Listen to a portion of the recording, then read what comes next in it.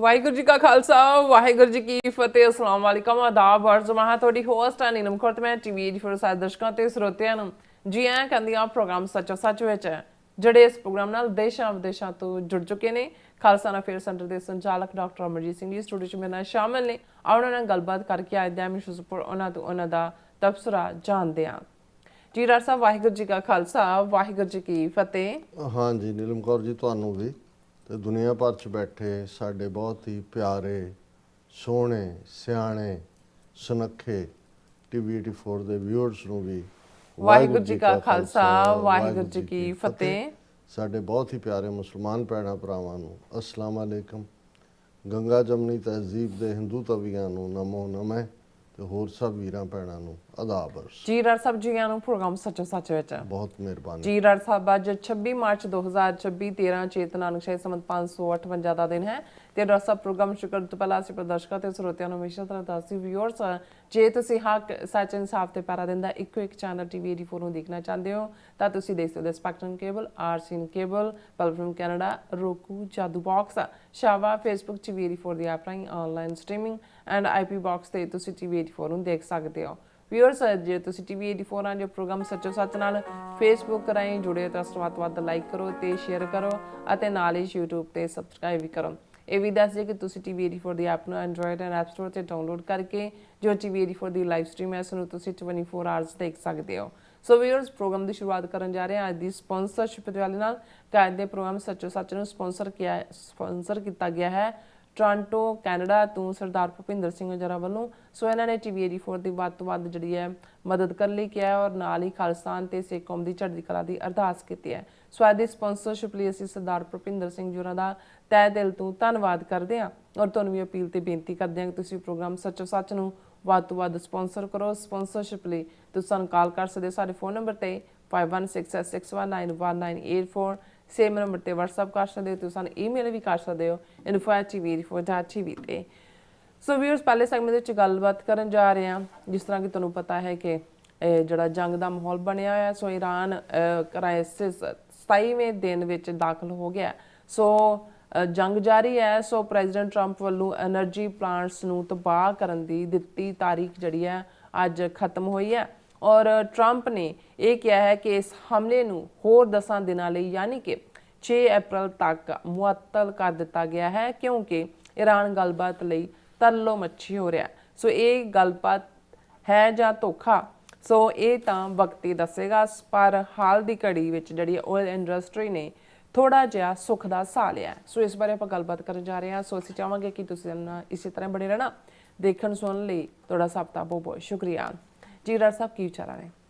ਸਭ ਤੋਂ ਪਹਿਲਾਂ ਤਾਂ ਅੱਜ ਦੇ ਪ੍ਰੋਗਰਾਮ ਨੂੰ ਸਪਾਂਸਰ ਕਰਨ ਲਈ ਅਸੀਂ ਵੀਰ ਭੁਪਿੰਦਰ ਸਿੰਘ ਔਰ ਉਹਨਾਂ ਦੇ ਸਮੁੱਚੇ ਪਰਿਵਾਰ ਦਾ ਸ਼ੁਕਰੀਆ ਅਦਾ ਕਰਦੇ ਹਾਂ। ਟੋਰਾਂਟੋ ਨਿਵਾਸੀ ਨੇ, ਲਗਾਤਾਰ ਟੀਵੀ 84 ਨਾਲ ਜੁੜੇ ਹੋਏ ਨੇ ਜੀ। ਹਮੇਸ਼ਾ ਹੀ ਜਿਹੜਾ ਉਹ ਪਿਛਲੇ ਵਰ੍ਹਿਆਂ ਤੋਂ ਹੀ ਲਗਾਤਾਰਤਾ ਨਾਲ ਉਹ ਕੰਟਰੀਬਿਊਟ ਕਰਦੇ ਨੇ। ਸੋ ਅੱਜ ਦਾ ਪ੍ਰੋਗਰਾਮ ਉਹਨਾਂ ਵੱਲੋਂ ਸਪਾਂਸਰ ਹੈ। ਅਸੀਂ ਉਹਨਾਂ ਦਾ ਸ਼ੁਕਰੀਆ ਅਦਾ ਕਰਦੇ ਹਾਂ। ਜੀ ਦੇਖੋ ਕਈ ਵਾਰ ਸਾਡੇ ਵਿਊਅਰਸ ਦਾ ਇਹ ਜਾਣਨ ਦੀ ਇੱਛਾ ਵੀ ਹੁੰਦੀ ਹੈ ਕਿ ਜੋ ਚੱਲ ਰਿਹਾ ਹੁੰਦਾ ਹੈ ਉਸ ਨੂੰ ਜਿਹੜਾ ਹੈ ਉਸ ਦੇ ਉੱਤੇ ਸਾਡੀਆਂ ਟਿੱਪਣੀਆਂ ਜਾਂ ਉਸ ਨੂੰ ਲੈ ਕੇ ਕੀਤੀ ਗਈ ਰਿਸਰਚ ਜਾਂ ਉਸ ਦੇ ਉੱਤੇ ਸਾਡਾ ਨਜ਼ਰੀਆ ਅਸੀਂ ਕਿਵੇਂ ਬਿਲਡ ਕਰਦੇ ਹਾਂ। ਦੇਖੋ ਜੋ ਆਲੇ ਦੁਆਲੇ 'ਚ ਚੱਲ ਰਿਹਾ ਹੁੰਦਾ ਜੇ ਤਾਂ ਤੁਸੀਂ ਬਿਲਕੁਲ ਬਾਕੀ ਦੁਨੀਆ ਨਾਲੋਂ ਕੱਟ ਆਫ ਹੋ, ਤੁਹਾਡੀ ਦੁਨੀਆ ਸਿਰਫ ਆਪਣੇ ਤੱਕ ਮਹਿਦੂਦ ਹੈ, ਫਿਰ ਤਾਂ ਤੁਹਾਡੇ 'ਤੇ ਕੋਈ ਅਸਰ ਨਹੀਂ ਹੁੰਦਾ ਕਿ ਤੁਹਾਡੇ ਗੁਆਂਢ 'ਚ ਵੀ ਕੀ ਹੋ ਰਿਹਾ।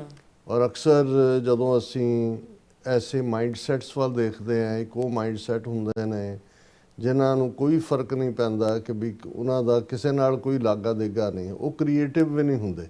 ਬਹੁਤ ਵਾਰ ਜਿਹੜੇ ਸੈਂਸਿਟਿਵ ਸੰਵੇਦਨਸ਼ੀਲ ਜਿਨ੍ਹਾਂ ਨੇ ਦੁਨੀਆ ਨੂੰ ਕੁਛ ਦੇਣਾ ਹੁੰਦਾ ਹੈ, ਕ੍ਰੀਏਸ਼ਨ ਕਰਨ ਵਾਲੇ ਸੈਂਸਿਟਿਵ ਮਾਈਂਡਡ ਹੁੰਦੇ ਨੇ, ਇਸ ਲਈ ਉਹ ਹਰ ਚੀਜ਼ ਦਾ ਅਸਰ ਵੀ ਬਹੁਤ ਜ਼ਿਆਦਾ ਕਬੂਲਦੇ ਨੇ। ਇਹੀ ਕਾਰਨ ਹੈ ਕਿ ਬਹੁਤ ਵਾਰ ਅਸੀਂ ਉਹਨਾਂ ਬੱਚਿਆਂ ਨੂੰ ਜਿਹੜੇ ਜਿਨ੍ਹਾਂ ਨੂੰ ਅਸੀਂ ਗਰੋ ਹੁੰਦਿਆਂ ਦੇਖਦੇ ਹਾਂ ਕਿ ਸੈਂਸਿਟਿਵ ਮਾਈਂਡ ਦੇ ਨਾਲ ਉਹ ਚੀਜ਼ਾਂ ਨੂੰ ਲੈਂਦੇ ਨੇ, ਉਹਨਾਂ ਦੇ ਲਈ ਜ਼ਿੰਦਗੀ ਫਿਰ ਸੌਖੀ ਨਹੀਂ ਹੁੰਦੀ। ਇੱਕ ਉਹ ਨੇ ਵੀ ਜੋ ਹੈ ਸੋ ਹੋ ਰਿਹਾ, ਬਸ ਠੀਕ ਹੈ, ਉਹਨਾਂ ਨੂੰ ਕੋਈ ਲਾਗਾ ਦੇਗਾ ਨਹੀਂ ਹੈ, ਉਹ ਉਸ ਪ੍ਰਭਾਵ ਤੋਂ ਮੁਕਤ ਹੁੰਦੇ ਨੇ।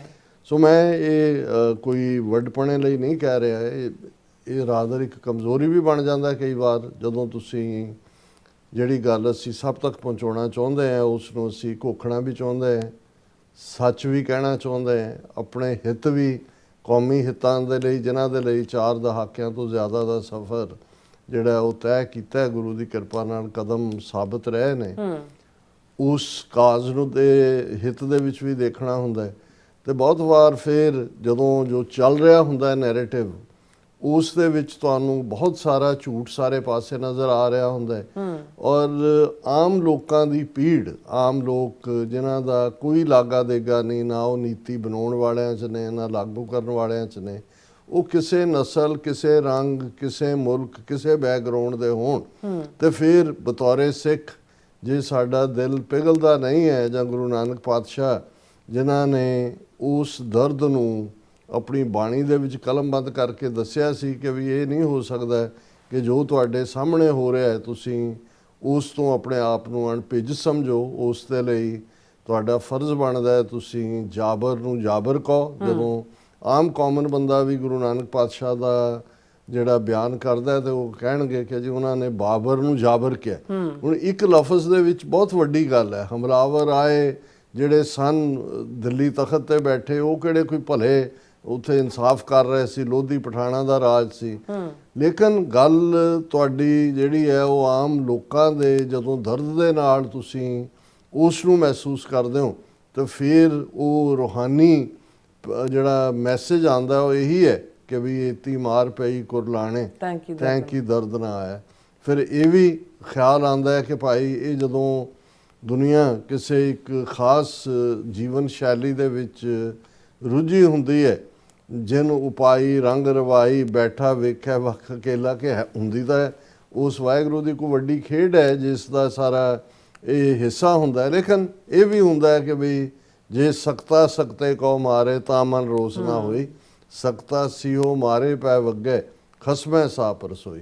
ਹੁਣ ਅੱਜ ਜਦੋਂ ਅਸੀਂ 27ਵੇਂ ਦਿਨ ਦੀ ਗੱਲ ਕਰਦੇ ਹਾਂ ਈਰਾਨ ਕ੍ਰਾਈਸਿਸ ਨੂੰ ਜਾਂ ਈਰਾਨ ਦੇ ਖਿਲਾਫ ਜੰਗ ਨੂੰ, ਹਿਊਮਨ ਲਾਈਫ ਦਾ ਜਾਣਾ ਇੱਕ ਅੰਕੜਾ ਬਣ ਕੇ ਰਹਿ ਗਿਆ, ਡਾਟਾ ਬਣ ਗਿਆ, ਕਿੰਨੇ ਹਜ਼ਾਰ ਮਰੇ, ਕਿੰਨੇ ਜ਼ਖਮੀ ਨੇ, ਜਿਵੇਂ ਉਹਨਾਂ ਦਾ ਕੋਈ ਵਜੂਦ ਨਹੀਂ ਹੁੰਦਾ। ਟਨਾਂ ਦੇ ਟਨ ਬੰਬ ਮਿਜ਼ਾਈਲਾਂ ਦੋਵੇਂ ਪਾਸੇ ਜਿਹੜੀਆਂ ਨੇ ਉਹਨਾਂ ਦੇ ਵਿੱਚ ਜਿਹੜੀ ਕੈਜੂਅਲਟੀ ਹੈ ਉਹ ਕਾਮਨ ਬੰਦਾ ਬਣ ਰਿਹਾ ਹੈ। ਹਾਲਾਂ ਜਦੋਂ ਅਸੀਂ ਓਵਰਆਲ ਇਹ ਸਾਰੇ ਕ੍ਰਾਈਸਿਸ ਨੂੰ ਦੇਖਦੇ ਹਾਂ, ਇਹ ਠੀਕ ਹੈ ਕਿ ਦੁਨੀਆ ਦੇ ਵਿੱਚ ਜਦੋਂ ਨਵੇਂ ਵਰਲਡ ਆਰਡਰ ਦੀ ਗੱਲ ਕਰਦੇ ਹਾਂ, ਅਕਸਰ ਅਸੀਂ ਆਪਣੇ ਕੌਮੀ ਕਾਜ਼ ਜਾਂ ਕੌਮੀ ਨਿਸ਼ਾਨੇ ਦੀ ਪ੍ਰਾਪਤੀ ਦੀ ਕਾਮਨਾ ਕਰਦੇ ਹਾਂ ਕਿ ਉਹ ਸਾਰੇ 'ਚੋਂ ਸਾਡਾ ਕਿੱਥੇ ਜਿਹੜਾ ਹੈ ਉਹ ਦਾ ਲੱਗ ਸਕਦਾ ਹੈ, ਜਾਂ ਸਾਡੀ ਕਿੱਥੇ ਸਾਡੀ ਹੋਂਦ ਨੂੰ ਤਸੱਵਰ ਜਾਂ ਉਸ ਨੂੰ ਮਾਨਤਾ ਮਿਲ ਸਕਦੀ ਹੈ। ਪਰ ਕੁੱਲ ਮਿਲਾ ਕੇ ਜੇ ਸਾਰੇ ਦੀ ਜਸਟੀਫਿਕੇਸ਼ਨ ਦੇਖੀਏ ਜੰਗ ਦੇ ਐਂਗਲ ਤੋਂ, ਜਾਂ ਜਿਹਨੂੰ ਰੈਜ਼ਨ ਡੈਟਰ ਇਹ ਕਹਿੰਦੇ ਨੇ ਫ੍ਰੈਂਚ ਦੇ ਵਿੱਚ, ਕਿ ਸੱਚਮੁੱਚ ਦਾ ਕੋਈ ਕਾਰਨ ਰੈਲੇਵੈਂਟ ਹੈ ਜਾਂ ਕੋਈ ਵੈਲਿਡ ਰੀਜ਼ਨ ਹੈ, ਤਾਂ ਫਿਰ ਲੱਗੇਗਾ ਕਿ ਨਹੀਂ, ਬਹੁਤ ਸਾਰਾ ਕੁੱਕਡ ਅਪ ਹੈ। ਇਸੇ ਤਰ੍ਹਾਂ ਜਿਹੜਾ ਨੈਰੇਟਿਵ ਵੀ ਆ ਰਿਹਾ ਹੈ ਉਹ ਵੀ ਬਹੁਤ ਸਾਰਾ ਕੁਦਰਤੀ ਨਹੀਂ ਹੈ ਜਾਂ ਟਰੂਥਫੁਲ ਨਹੀਂ ਹੈ, ਉਹ ਵੀ ਬਹੁਤ ਸਾਰਾ ਕੁੱਕਡ ਅਪ ਹੈ। ਤੁਸੀਂ 4 ਚੁਫੇਰੇ ਉਸ ਸਾਰੇ ਨੂੰ ਦੇਖਦੇ ਹੋ, ਫਿਰ ਤੁਹਾਨੂੰ ਲੱਗਦਾ ਹੈ। ਸੋ ਇਹ ਸਾਰੀਆਂ ਚੀਜ਼ਾਂ ਵੀ ਪ੍ਰਭਾਵ ਪਾਉਂਦੀਆਂ ਨੇ ਡੇ ਟੂ ਡੇ ਜ਼ਿੰਦਗੀ ਦੀ ਸ਼ੈਲੀ 'ਚ ਵੀ, ਔਰ ਬਹੁਤ ਵਾਰ ਤੁਹਾਡਾ ਇਸ ਦੇ ਉੱਤੇ ਬਹੁਤੀ ਟਿੱਪਣੀ ਕਰਨ ਨੂੰ ਵੀ ਜੀਅ ਨਹੀਂ ਕਰਦਾ। ਲੱਗਦਾ ਇਹ ਹੁੰਦਾ ਹੈ ਕਿ ਵੀ ਉਹੀ ਕਹਾਣੀ ਨੂੰ ਅਸੀਂ ਜਿਹੜਾ ਉਹ ਅੱਗੇ ਤੋਰ ਰਹੇ ਹਾਂ, ਕਿਉਂਕਿ ਗੱਲ ਕਿਸੇ ਕੰਢੇ ਤਾਂ ਲੱਗਦੀ ਨਜ਼ਰ ਨਹੀਂ ਆਉਂਦੀ, ਔਰ ਉਸ ਦੇ ਵਿੱਚ ਕਿੰਨੇ ਪਲੇਅਰ, ਕਿੰਨਾ, ਜਦੋਂ ਤੁਸੀਂ ਕਿਸੇ ਵੀ ਤੱਥ ਦੀ, ਖਾਸ ਤੌਰ 'ਤੇ ਜੰਗ ਦੇ ਹਾਲਾਤ ਦੇ ਵਿੱਚ ਮੁਨਾਫਾਖੋਰ ਕੌਣ ਨੇ, ਕਿਵੇਂ ਵੱਡੇ ਵੱਡੇ ਜਿਹੜੇ ਓਲੀਗਾਰਕ ਨੇ, ਵੱਡੇ ਵੱਡੇ ਬਿਜ਼ਨਸਮੈਨ ਨੇ, ਵੱਡੇ ਵੱਡੇ ਕੈਪੀਟਲਿਸਟ ਨੇ, ਉਹ ਮਨੀ ਬਣਾ ਰਹੇ ਨੇ। ਜਦੋਂ ਤੁਸੀਂ ਉਹਨਾਂ ਦੇ ਪਿੱਛੇ ਫਿਰ ਹੋਰ ਕੰਸਪੀਰੇਸੀ ਦੇਖਦੇ ਹੋ ਵੀ ਕਿਵੇਂ ਉਹਨਾਂ ਨੂੰ ਜਿਹੜਾ ਕੋਈ ਵੀ ਐਕਸ਼ਨ ਤੋਂ 2-4 ਦਿਨ ਪਹਿਲਾਂ ਪਤਾ ਲੱਗ ਜਾਂਦਾ ਜਾਂ ਦੱਸ ਦਿੱਤਾ ਜਾਂਦਾ, ਜਿਨ੍ਹਾਂ ਦੇ ਹਿੱਤ ਜੁੜੇ ਹੁੰਦੇ ਨੇ, ਉਹ ਫਿਰ ਸ਼ੇਅਰ ਕਿਵੇਂ ਬਾਏ ਕਰਦੇ ਨੇ, ਫਿਰ ਸੋਨਾ ਕਿਵੇਂ ਅੱਪ ਗਿਆ, ਡਾਊਨ ਗਿਆ, ਤੇਲ ਕਿਵੇਂ ਅਪ ਗਿਆ, ਡਾਊਨ ਗਿਆ, ਬਾਕੀ ਸ਼ੇਅਰ ਕਿਵੇਂ ਹੋਏ। ਤਾਂ ਫਿਰ ਇਹ ਲੱਗ ਰਿਹਾ ਹੁੰਦਾ ਹੈ ਕਿ ਵੀ ਇਹਨਾਂ ਸਾਰਿਆਂ ਦੇ ਲਈ ਅਸੀਂ ਰੂਹਾਨੀ ਦੁਨੀਆ 'ਚ ਯਕੀਨ ਰੱਖਣ ਵਾਲੇ, ਰੂਹਾਨੀਅਤ, ਅਸੀਂ ਵਾਹਿਗੁਰੂ ਦੀ ਵੱਡੀ ਖੇਡ ਨੂੰ ਦੇਖਦੇ ਹਾਂ ਇਸ ਸਾਰੇ ਦੇ ਵਿੱਚ। ਬਿਲਕੁਲ। ਪਰ ਕਿਵੇਂ ਕੁਝ ਲੋਕ ਜਾਂ ਚੰਦ ਕਰੈਕਟਰ ਉਹ ਉਸ ਮੁਫਾਦ ਦੇ ਲਈ ਇਨਸਾਨੀ ਲਹੂ ਨੂੰ ਵਹਾ ਰਹੇ ਹੁੰਦੇ ਨੇ। ਜੇ ਤਾਂ ਸੱਚਮੁੱਚ ਮੰਤਵ ਜਸਟਿਸ ਬੇਸਡ ਸਮਾਜ ਸਿਰਜਣ ਦਾ ਹੋਏ ਕਿ ਵੀ ਤੁਸੀਂ ਇੱਕ ਐਸਾ ਸਮਾਜ ਸਿਰਜਣਾ ਹੈ ਜਿਸ ਦੇ ਵਿੱਚ ਸੱਚ ਹੈ, ਹੱਕ ਹੈ, ਇਨਸਾਫ ਹੈ, ਸਾਰਿਆਂ ਦੇ ਹਿੱਤ ਜਿਹੜੇ ਨੇ ਬਿਨਾਂ ਰੰਗ, ਨਸਲ, ਧਰਮ, ਜੈਂਡਰ, ਬੈਕਗਰਾਉਂਡ ਦੇ ਵਿਤਕਰੇ ਦੇ ਸਭ ਦੇ ਹੱਕ ਸੁਰੱਖਿਅਤ ਨੇ, ਤੇ ਉਸ ਜੰਗ ਨੂੰ ਭਾਵੇਂ ਉਹ ਸਾਲਾਂ ਬੱਧੀ ਕੀ ਉਹ ਤਾਂ ਲਗਾਤਾਰਤਾ ਦੇ ਨਾਲ ਚੱਲਦੀ ਵੀ ਹੋਏ, ਤੁਹਾਨੂੰ ਲੱਗਦਾ ਵੀ ਉਹਦੀ ਜਸਟੀਫਿਕੇਸ਼ਨ ਹੈ। ਲੇਕਿਨ ਜਦੋਂ ਕੁਝ ਉਹਨਾਂ ਡ੍ਰੀਮਸ ਦੇ ਵਿੱਚ ਜਾਂ ਉਹਨਾਂ ਹਿੱਤਾਂ ਦੇ ਨਾਲ ਜੁੜੇ ਹੋਏ, ਜੇ ਹੁਣ ਉਹ ਸਾਰੇ ਨੂੰ, ਕਿਉਂਕਿ ਜਦੋਂ ਅਸੀਂ ਇਸ ਕ੍ਰਾਈਸਿਸ ਦਾ ਮੁੱਢ ਦੇਖਦੇ ਹਾਂ, ਕਿਉਂਕਿ ਬਹੁਤ ਵਕਤ ਹੁਣ ਅੱਡ-ਅੱਡ ਲੋਕਾਂ ਦੀਆਂ ਕਮੈਂਟਰੀਜ਼ ਸੁਣਨ ਦੇ ਉੱਤੇ, ਜਾਂ ਜਿਹੜੇ ਐਕਸਪਰਟ ਨੇ, ਜਾਂ ਜਿਹੜੇ ਈਵਨ ਰਿਲੀਜੀਅਸਲੀ ਇਹਨੂੰ ਰਿਲੀਜਨ ਦੇ ਐਂਗਲ ਤੋਂ ਜਾਂ ਪ੍ਰੋਫੈਸੀਜ਼ ਦੇ ਐਂਗਲ ਤੋਂ ਇੰਟਰਪ੍ਰੀਟ ਕਰਦੇ ਨੇ, ਤੇ ਮੈਂ ਦੇਖਦਾ ਵੀ ਇਸ ਸਾਰੇ ਦੇ ਵਿੱਚ ਜਿਹੜੀ ਕੈਜੂਅਲਟੀ ਹੈ ਉਹ ਤੁਸੀਂ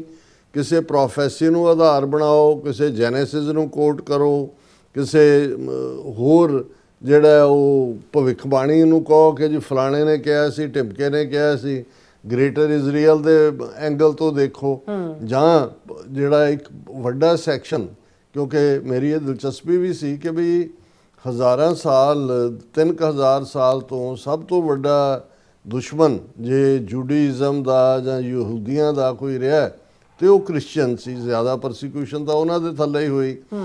ਲੇਕਿਨ ਇਹਦੇ ਬਾਵਜੂਦ ਐਸਾ ਕੀ ਪਾਰਟ ਹੈ ਵੀ ਇਕੱਲਾ ਇਹ ਹਿੱਤ ਤਾਂ ਹੈ ਨਹੀਂ ਕਿ ਵੀ ਸਿਰਫ ਇੱਕ ਆਇਲ ਤੱਕ ਹੀ ਗੱਲ ਮਹਿਦੂਦ ਹੈ। ਔਰ ਜੇ ਆਬਾਦੀ ਦੇ ਲਿਹਾਜ਼ ਨਾਲ ਵੀ ਦੇਖਣਾ ਹੋਏ, ਅਮਰੀਕਾ ਦੇ ਵਿੱਚ 6 ਤੋਂ 7 ਮਿਲੀਅਨ ਯਹੂਦੀ ਨੇ, ਔਰ ਉਹਨਾਂ ਦੀ ਆਬਾਦੀ 1.5%, 1.5 ਤੋਂ 2% ਟੋਟਲ ਅਮਰੀਕਾ ਦੀ ਆਬਾਦੀ ਦਾ ਬਣਦਾ ਹੈ।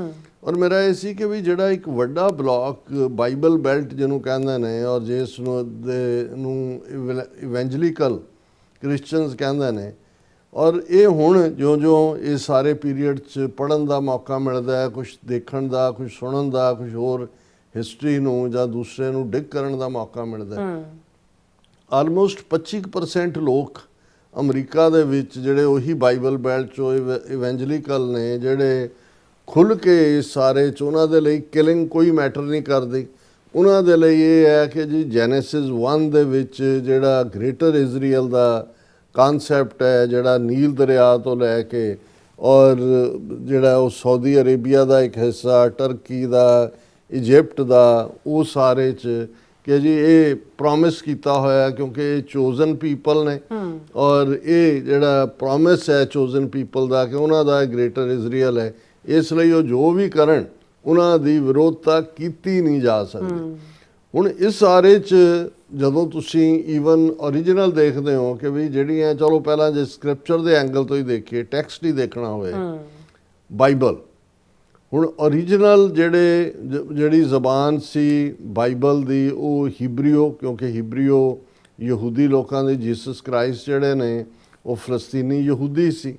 ਹੀਬਰੀਓ, ਫਿਰ ਅਰਮੈਨਿਕ ਇੱਕ ਜ਼ਬਾਨ ਨਿਕਲੀ, ਉਹਦੇ 'ਚੋਂ ਗ੍ਰੀਕ ਦੇ ਵਿੱਚ ਗਿਆ ਪਾਰਟ ਟਰਾਂਸਲੇਸ਼ਨ, ਫਿਰ ਅਰੈਬਿਕ ਦੇ ਵਿੱਚ ਜਿਹੜਾ ਹੈ ਉਹ ਆਉਂਦਾ ਹੈ, ਫਿਰ ਇੰਗਲਿਸ਼ ਸੇਂਟ ਪੌਲ ਦੇ ਵੇਲੇ ਜਿਹੜੀਆਂ ਨੇ ਬਹੁਤ ਸਾਰੀਆਂ ਵਰਸ਼ਨਸ ਬਾਈਬਲ ਦੀਆਂ ਆਈਆਂ। ਹੁਣ ਵੀ ਇੰਨੀਆਂ ਇੰਟਰਪ੍ਰੀਟੇਸ਼ਨਸ ਨੇ ਬਾਈਬਲ ਦੀਆਂ, ਕਿਉਂਕਿ ਇਨ ਓਰੀਜਨਲ ਜੇ ਅਸੀਂ ਕੁਰਾਨ ਮਜੀਦ ਦੇ ਹਵਾਲੇ ਨਾਲ ਕਹੀਏ ਉਹ ਅਰਬੀ 'ਚ ਹੈ, ਔਰ ਜ਼ਾਹਰ ਹੈ ਭਾਵੇਂ ਨਬੀ ਮੁਹੰਮਦ ਜਿਹੜੇ ਨੇ ਉਹਨਾਂ ਨੇ ਖੁਦ ਨਹੀਂ ਲਿਖਿਆ, ਲੇਕਿਨ ਉਹਨਾਂ ਓਰਲ ਟ੍ਰੈਡੀਸ਼ਨ ਸੀ, ਉਸ ਦੇ ਵਿੱਚ ਬਹੁਤ ਸਾਰਾ ਪਾਰਟ ਜਿਹੜਾ ਹੈ ਉਹਨਾਂ ਦੀ ਆਥੈਂਟਿਸਿਟੀ ਦੇ ਨਾਲ ਜੁੜ ਜਾਂਦਾ ਹੈ। ਔਰ ਪੋਇਟਰੀ ਹੈ ਉਹ ਅੱਗੋਂ ਵੀ ਚੱਲਦੀ ਰਹੀ।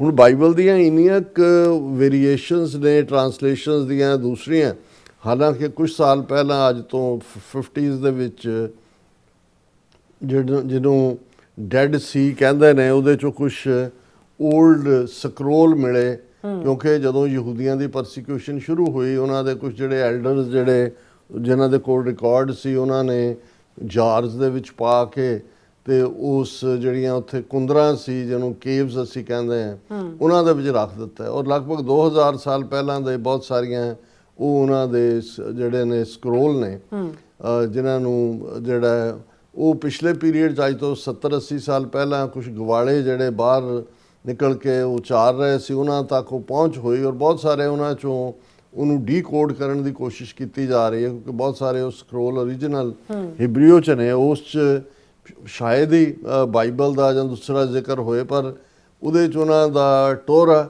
ਜਿਹੜੀ ਪੁਰਾਣੀ ਜਿਹਨਾਂ 'ਚ ਯਹੂਦੀਆਂ ਦੇ ਲਈ ਜਿਹੜੀ ਸਭ ਤੋਂ ਮੁਕੱਦਸ ਹੈ ਔਰ ਫਿਰ ਉਸ ਦਾ ਦੀ ਜਿਹੜੀ ਉਹਨਾਂ ਦੀ ਯਹੂਦੀਆਂ ਦੇ ਰਹਿਣ ਸਹਿਣ ਨਾਲ ਸੰਬੰਧਿਤ ਟੈਲਮੰਡ ਉਸ ਦੇ ਵੇਰਵੇ ਨੇ।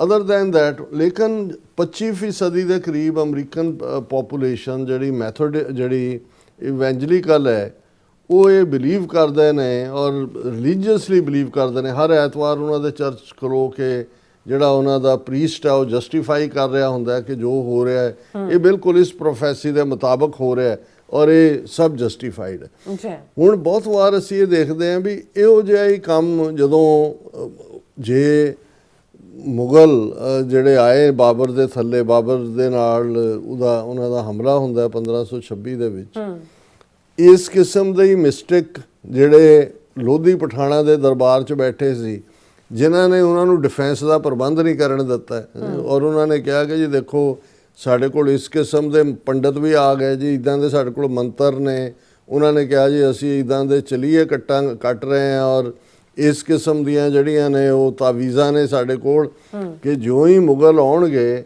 ਉਹ ਅੰਨੇ ਹੋ ਜਾਣਗੇ। ਔਰ ਇਹ ਕੋਈ ਟੈਸਟੀਮਨੀ ਕਿਸੇ ਹੋਰ ਪਾਸੋਂ ਨਹੀਂ ਗੁਰੂ ਨਾਨਕ ਪਾਤਸ਼ਾਹ ਦੀ ਬਾਣੀ 'ਚੋਂ ਹੀ ਅਸੀਂ ਦੇਖਦੇ ਹਾਂ ਜਦੋਂ ਕਹਿੰਦਾ ਕਿ ਕੋਟੀ ਹੂੰ ਪੀਰ ਵਰਜ ਰਹਾਏ ਜਾਂ ਮੀਰ ਸੁਣਿਆ ਧਾਇਆ ਕਿ ਕੋਟੀ ਹੂੰ ਪੀਰ ਇੰਨੀ ਵੱਡੀ ਗਿਣਤੀ ਦੇ ਵਿੱਚ ਪੀਰਾਂ ਨੇ ਮਨਾ ਕਰਤਾ ਵੀ ਤੁਹਾਨੂੰ ਕੋਈ ਪ੍ਰਬੰਧ ਕਰਨ ਦੀ ਲੋੜ ਨਹੀਂ ਹੈ ਕਿ ਜਦੋਂ ਮੀਰ ਆਇਆ ਤੇ ਆਂਦਿਆਂ ਹੀ ਜੋ ਹੀ ਉਹ ਇੱਥੇ ਆਣਗੇ ਅਸੀਂ ਐਸਾ ਕਰ ਰਹੇ ਹਾਂ ਕਿ ਉਹ ਅੰਨੇ ਹੋ ਜਾਣਗੇ ਸਾਰੇ। ਤੇ ਗੁਰੂ ਸਾਹਿਬ ਨੇ ਕਿਹਾ ਕਉ ਮੁਗਲ ਨਾ ਹੋਆ ਅੰਨਾ ਕਿਹਨਾਂ ਨਾ ਪਰਚਾ ਪਾਇਆ ਉਹਨਾਂ ਨੇ ਆ ਕੇ ਇਹਨਾਂ ਦੇ ਉਹ ਕੁੱਟ ਚਾੜੀ। ਸੋ ਕਹਿਣ ਦਾ ਮਤਲਬ ਇਹ ਹੈ ਕਿ ਵੀ ਹਰ ਪੀਰੀਅਡ ਦੇ ਵਿੱਚ ਇਸ ਕਿਸਮ ਦਾ ਜਿਹੜਾ ਜਿਹਦੇ 'ਚ ਫਿਰ ਫੇਥ ਜੁੜ ਜਾਂਦਾ ਹੈ ਮਜ਼ਹਬ ਜੁੜ ਜਾਂਦਾ ਹੈ ਉਸ ਨੂੰ ਕੋਈ ਚੈਲੰਜ ਵੀ ਨਹੀਂ ਕਰ ਸਕਦਾ। ਸੋ ਇਸ ਕਿਸਮ ਦਾ ਹੀ ਪਾਰਟ ਈਵਨ ਦੂਸਰੇ ਇਸਲਾਮਿਕ ਪੱਖ ਤੋਂ ਵੀ ਨਜ਼ਰ ਆਉਂਦਾ ਹੈ ਜਿਹੜੇ ਕਿਆਮਤ ਦੇ ਨਾਲ ਜੋੜ ਕੇ ਹਜ਼ਰਤ ਮਹਿੰਦੀ ਦੀ ਆਮਦ ਨਾਲ ਜੋੜ ਕੇ ਜਾਂ ਦੂਸਰੇ ਉਸ ਸਾਰਿਆਂ ਨੂੰ ਉਹ ਜਿਹੜੀਆਂ ਇਜ਼ਰਾਈਲ ਦੀਆਂ ਵਿਕਟਰੀਜ਼ ਉਹਨਾਂ ਨੂੰ ਕਹਿੰਦੇ ਇਹ ਤਾਂ ਹੋਣੀਆਂ ਹੀ ਨੇ ਇਹ ਤਾਂ ਗ੍ਰੇਟਰ ਇਜ਼ਰਾਈਲ ਹੋਣਾ ਹੀ। ਸੋ ਕਹਿਣ ਦਾ ਮਤਲਬ ਇਹ ਹੈ ਕਿ ਵੀ ਜਿਹੜਾ ਪ੍ਰੈਜ਼ੈਂਟ ਸਾਡੇ ਕੋਲ ਹੈ ਉਸ ਦੇ ਵਿੱਚ ਅਸੀਂ ਕੀ ਕਰਨਾ ਹੈ ਸਾਡਾ ਜੇ ਰੱਬ ਦੇ ਬੰਦਿਆਂ ਦੇ ਨਾਲ ਮੁਹੱਬਤ ਨਹੀਂ ਹੈ ਜਾਂ ਰੱਬ ਦੀ ਖੁਦਾ ਦੀ ਜਿਹੜੀ ਸਭ ਤੋਂ ਵੱਡੀ ਕ੍ਰੀਏਸ਼ਨ ਇਸ ਪਲੈਨਟ ਦੇ ਉੱਤੇ ਉਸ ਦੇ ਵਿੱਚ ਇਨਸਾਨ ਹੈ ਜੇ ਇਨਸਾਨ ਨੂੰ ਮਾਰਨ ਦੇ ਲਈ ਨਫ਼ਰਤ ਨਾਲ ਭਰਿਆ ਹੋਇਆ ਉਹ ਸਾਰੇ ਪ੍ਰਬੰਧ ਜੌਹਰੀ ਹਥਿਆਰਾਂ ਤੱਕ ਕੀਤੇ ਹੋਏ ਨੇ ਤਾਂ ਫਿਰ ਕਿਹੜੇ ਰੱਬ ਦਾ ਨੂੰ ਅਸੀਂ ਖੁਸ਼ ਕਰ ਰਹੇ ਹਾਂ ਤੇ ਕਿਹੜਾ ਰੱਬ ਸਾਡੇ ਤੇ ਖੁਸ਼ ਹੋਏਗਾ। ਸੋ ਮੈਂ ਕਿਉਂਕਿ ਓਵਰਆਲ ਇਸ ਸਪੀਡ ਨੂੰ ਮਹਿਸੂਸ ਕਰਦਾ ਤਾਂ ਮੈਨੂੰ ਇਹ ਹਰ ਰੋਜ਼ ਇਹ ਗੱਲ ਜਿਹੜੀ ਹੈ ਇਹ ਚੁੱਭਦੀ ਵੀ ਹੈ ਉਹ ਤੁਸੀਂ ਉਸ ਦੀ ਚੁਭਨ ਵੀ ਮਹਿਸੂਸ ਕਰਦੇ ਹੋ ਲੇਕਿਨ ਜਿਉਂ-ਜਿਉਂ ਕੁਛ ਨਾ ਕੁਛ ਰਿਲੀਫ ਨਜ਼ਰ ਆਉਂਦਾ ਹੈ ਫਿਰ ਹੋਪ ਵੀ ਨਜ਼ਰ ਆਉਂਦੀ। ਇਸ ਲਈ ਅਸੀਂ ਭਾਵੇਂ ਇਹਨਾਂ ਸਾਰੇ ਪੀਰੀਅਡ ਦੇ ਵਿੱਚ ਜਿੰਨੇ ਪ੍ਰੋਗਰਾਮ ਵੀ ਜਦੋਂ ਤੋਂ ਇਹ ਕ੍ਰਾਈਸਿਸ ਸ਼ੁਰੂ ਹੋਇਆ ਅਸੀਂ ਹੋਪ ਦੇ ਨਾਲ ਹੀ ਐਂਡ ਕਰਦੇ ਹਾਂ ਵੀ ਕੋਈ ਮਿਡਲ ਵੇ ਨਿਕਲ ਆਏ। ਪਰ ਜੇ ਗੱਲਬਾਤ ਵੀ ਇੱਕ ਡਿਸੈਪਸ਼ਨ ਹੋਏ ਕਿ ਵੀ ਗੱਲਬਾਤ ਦਾ ਤੁਸੀਂ ਜਿਹੜਾ ਉਹ ਜਿਵੇਂ ਪਿਛਲੇ ਪੀਰੀਅਡ 'ਚ ਹੋਇਆ ਜੂਨ 8 ਮਹੀਨੇ ਪਹਿਲਾਂ ਇਜ਼ਰਾਈਲ ਨੇ ਕਿਵੇਂ ਜਿਹੜੇ ਗੱਲਬਾਤ ਲਈ ਆਏ ਹਮਾਸ ਦੇ ਲੋਕ ਉਹਨਾਂ ਦੇ ਔਰ ਜਿਹੜਾ ਮੁਲਕ ਤੁਹਾਡੇ ਕਹਿਣ ਤੇ ਗੱਲਬਾਤ ਕਰ ਰਿਹਾ ਕਤਰ ਦਾ ਔਰ ਦੋਹਾ ਦਾ ਦੇ ਉਹਨਾਂ ਦੇ ਉੱਤੇ ਤੁਸੀਂ ਅਟੈਕ ਕਰ ਦਿੰਦੇ ਫਿਰ ਇਤਬਾਰ ਖਤਮ ਹੋਣਾ ਸ਼ੁਰੂ ਹੋ ਜਾਂਦਾ ਕਿ ਭਾਈ ਕੀ ਹੈ ਹੁਣ ਕਿਹਦੇ ਭੱਥੇ 'ਚ ਕਿਸ ਕਿਸਮ ਦੇ ਜ਼ਹਿਰੀਲੇ ਤੀਰ ਨੇ ਸਾਨੂੰ ਨਹੀਂ ਪਤਾ। ਹੁਣ ਜਦੋਂ ਕੋਈ ਤੀਰ ਕੱਢਦਾ ਹੈ ਕੁਛ ਵੱਜਦਾ ਫਿਰ ਇਹ ਹੁੰਦਾ ਕਿ ਜੀ ਵਾਹ ਇਹ ਤਾਂ ਪਤਾ ਹੀ ਨਹੀਂ ਸੀ ਵੀ ਇਵੇਂ ਵੀ ਹੋ ਰਿਹਾ।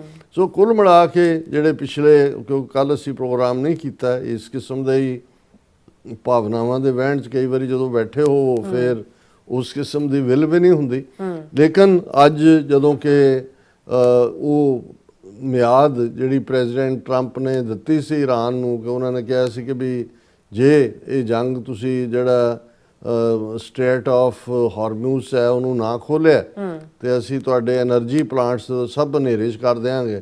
ਉਹਨਾਂ ਵੀ ਜਵਾਬੀ ਧਮਕੀ ਦਿੱਤੀ ਹੋਈ ਹੈ ਈਰਾਨ ਨੇ ਕਿ ਵੀ ਜੇ ਇਵੇਂ ਹੋਇਆ ਤੇ ਅਸੀਂ ਸਾਰੇ ਹੀ ਜਿਹੜੇ ਬਾਕੀ ਖਾੜੀ ਦੇ ਦੇਸ਼ ਨੇ ਜਾਂ ਜਿੱਥੇ ਤੁਹਾਡੇ ਅੱਡੇ ਗੱਡੇ ਨੇ ਜਿਹੜੇ ਨੇ ਉਹ ਪ੍ਰੋਟੇਜੇ ਨੇ ਜਿਹੜੇ ਖੜੇ ਕੀਤੇ ਹੋਏ ਉਹ ਅਸੀਂ ਉਹਨਾਂ ਦਾ ਸਭ ਕੁਝ ਉਡਾ ਦਿਆਂਗੇ, ਉਹਨਾਂ ਦੀਆਂ એનર્ਜੀ ਵਾਲੇ ਵੀ ਪਲਾਂਟ ਵੀ ਔਰ ਡੀਸੈਲੀਨੇਸ਼ਨ ਪਲਾਂਟ ਵੀ ਔਰ ਦੂਜੇ ਵੀ।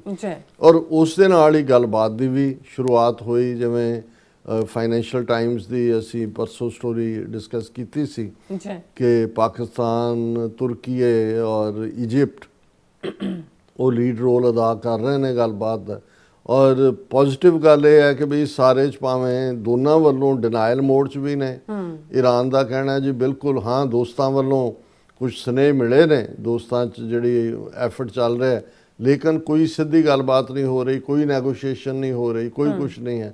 ਇਧਰ ਪ੍ਰੈਜ਼ੀਡੈਂਟ ਟਰੰਪ ਜਿਹੜੇ ਨੇ ਉਹ ਰਿਪੀਟਡਲੀ ਕਹਿੰਦੇ ਨੇ ਕਿ ਜੀ ਈਰਾਨ ਤਾਂ ਤਰਲੋ ਮੱਛੀ ਹੋ ਰਿਹਾ, ਅਸੀਂ ਉਹਨਾਂ ਦਾ ਇਹ ਵੀ ਉਡਾਤਾ ਉਹ ਵੀ ਉਡਾਤਾ। ਔਰ ਅੱਜ ਈਵਨ ਇਹਨੇ ਕਲੇਮ ਕੀਤਾ ਹੈ ਇਜ਼ਰਾਈਲ ਨੇ ਕਿ Israel says it has killed Iran's navy chief overseeing strait of Hormuz blockade, ਕਿ ਜਿਹੜਾ ਉਹਨਾਂ ਦਾ ਨੇਵੀ ਚੀਫ ਜਿਸ ਨੇ ਸਟ੍ਰੇਟ ਆਫ ਹਾਰਮੂਜ਼ ਜਿਹੜੀ ਉਹ ਪੱਟੀ ਹੈ ਦੋਨੋਂ ਗਲਫ ਦੇ ਵਿਚਾਲੇ ਜਿਸ ਨੂੰ ਉਹਨਾਂ ਨੇ ਕੰਟਰੋਲ ਕੀਤਾ ਹੋਇਆ ਇਹ ਅਸੀਂ ਉਸ ਨੂੰ ਮਾਰ ਮੁਕਾਇਆ। ਹਾਲਾਂ ਜਿਹੜੀਆਂ ਅਦਰਵਾਈਜ਼ ਨੇ ਪਿਛਲੇ 24 ਘੰਟੇ 'ਚ ਵੀ ਤਹਿਰਾਨ ਦੇ ਉੱਤੇ ਵੀ ਜਿਹੜੇ ਨੇ ਉਹ ਬੰਬਾਰਡਮੈਂਟ ਹੋਈ ਹੈ ਔਰ ਈਰਾਨ ਦੀਆਂ ਮਿਜ਼ਾਈਲਾਂ ਨੇ ਜਿਹੜੇ ਇਜ਼ਰਾਈਲੀ ਸ਼ਹਿਰਾਂ ਨੂੰ ਵੀ ਜਿਹੜਾ ਉਹ ਨਿਸ਼ਾਨੇ ਤੇ ਲਿਆ। ਪਰ ਜਿਹੜੀ ਗੱਲ ਪੋਜ਼ਿਟਿਵ ਹੈ ਉਹ ਇਹ ਹੈ ਕਿ ਵੀ ਪ੍ਰੈਜ਼ੀਡੈਂਟ ਟਰੰਪ ਨੇ ਇਹ ਕਿਹਾ ਕਿ ਇਸ ਸਾਰੇ ਨੂੰ ਜਿਹੜਾ ਈਰਾਨ ਦੇ એનર્ਜੀ ਪਲਾਂਟਸ ਤੇ ਧਾਵਾ ਬੋਲਣਾ ਮੈਂ 10 ਦਿਨਾਂ ਦੇ ਲਈ ਇਸ ਨੂੰ ਹੋਰ ਅੱਗੇ ਪਾ ਰਿਹਾ, ਕਿਉਂਕਿ ਈਰਾਨ ਜਿਹੜਾ ਹੈ ਉਸ ਨਾਲ ਗੱਲਬਾਤ ਚੱਲ ਰਹੀ ਹੈ, ਉਹ ਤਰਲੋ ਮੱਛੀ ਹੋ ਰਿਹਾ ਗੱਲਬਾਤ ਦੇ ਲਈ। ਔਰ ਉਸ ਨੇ ਇਹ ਪ੍ਰੈਜ਼ੈਂਟ ਵੀ ਦਿੱਤੀ ਹੈ ਕਿ ਜਿਹੜੇ ਕੁਝ ਸਾਡੇ ਮਿੱਤਰ ਨੇ ਉਹਨਾਂ ਦੇ ਲਈ ਜਿਹੜਾ ਉਹ ਸਟ੍ਰੇਟ ਆਫ ਹਾਰਮੂਜ਼ ਖੋਲ੍ਹੀ ਹੈ। ਹਾਲਾਂ ਇਹ ਗੱਲ ਈਰਾਨ ਨੇ ਬਹੁਤ ਪਹਿਲਾਂ ਕਹੀ ਸੀ, 4-5 ਦਿਨ ਪਹਿਲਾਂ ਉਹਨਾਂ ਨੇ ਕਹੀ ਸੀ ਕਿ ਅਸੀਂ ਸਟ੍ਰੇਟ ਆਫ ਹਾਰਮੂਜ਼ ਕੋਈ ਬੰਦ ਨਹੀਂ ਕੀਤੀ ਹੋਈ, ਸਿਰਫ ਅਸੀਂ ਜਿਹੜੇ ਸਾਡੇ ਦੁਸ਼ਮਣ ਨੇ ਉਹਨਾਂ ਦੇ ਲਈ ਬੰਦ ਹੈ, ਦੋਸਤਾਂ ਦੇ ਲਈ ਜਾਂ ਜਿਹੜੇ ਨਿਊਟਰਲ ਨੇ ਉਹਨਾਂ ਦੇ ਲਈ ਜਿਹੜਾ ਉਹ ਕੋਈ ਬੰਦ ਨਹੀਂ ਹੈ। ਔਰ ਇਹ ਜਿਹੜਾ ਅੱਜ ਇੱਕ ਖਬਰ ਪੋਜ਼ਿਟਿਵ ਹੈ ਕਿ ਭਾਰਤ, ਚੀਨ, ਰੂਸ, ਇਰਾਕ ਤੇ ਪਾਕਿਸਤਾਨ ਉਹਨਾਂ ਦੇ ਜਿਹੜੇ ਜਹਾਜ਼ ਨੇ ਉਹ ਗੁਜ਼ਰੇ ਨੇ ਉੱਥੋਂ। ਔਰ ਉਹਨਾਂ ਨੇ ਜਿਹੜਾ ਈਰਾਨ ਨੇ ਕਿਹਾ ਕਿ ਵੀ ਅਸੀਂ ਜਿਹੜਾ ਫਰੈਂਡਲੀ ਨੇਸ਼ਨਸ ਨੇ ਉਹਨਾਂ ਨੂੰ ਉਹ ਉੱਥੋਂ ਸਟ੍ਰੇਟ ਆਫ ਹਾਰਮੂਜ਼ 'ਚੋਂ ਆਪਣੀ ਸ਼ਿਪਿੰਗ ਕਰ ਸਕਦੇ ਨੇ। ਉਹਨਾਂ ਦੇ ਫੋਰਨ ਮਿਨਿਸਟਰ ਅਬਾਸ ਅਗਰਾਚੀ ਨੇ ਕਿਹਾ ਕਿ ਵੀ ਅਸੀਂ ਸਾਬਤ ਕਰ ਦਿੱਤਾ ਹੈ ਕਿ ਇਸ ਦੇ ਉੱਤੇ ਸਟ੍ਰੇਟ ਆਫ ਹਾਰਮੂਜ਼ ਤੇ ਸਾਡੀ ਸੋਵਰਨਿਟੀ ਹੈ, ਵਾਟਰਵੇ ਦੇ ਉੱਤੇ ਜਿਹੜੇ ਪਰਸ਼ੀਅਨ ਗਲਫ ਤੇ ਗਲਫ ਆਫ ਓਮਾਨ ਨੂੰ ਜੋੜਦੇ ਨੇ।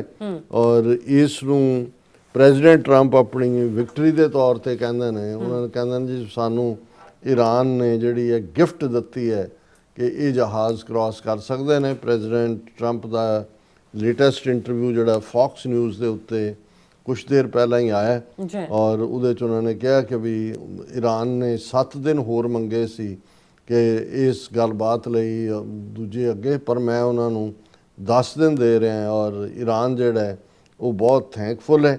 ਔਰ ਉਹਦੇ 'ਚ ਉਹਨਾਂ ਨੇ ਜਿਹੜਾ ਹੁਣ ਫੌਕਸ ਨਿਊਜ਼ ਦੇ ਉੱਤੇ ਉਹਨਾਂ ਦਾ ਇੰਟਰਵਿਊ ਹੈ।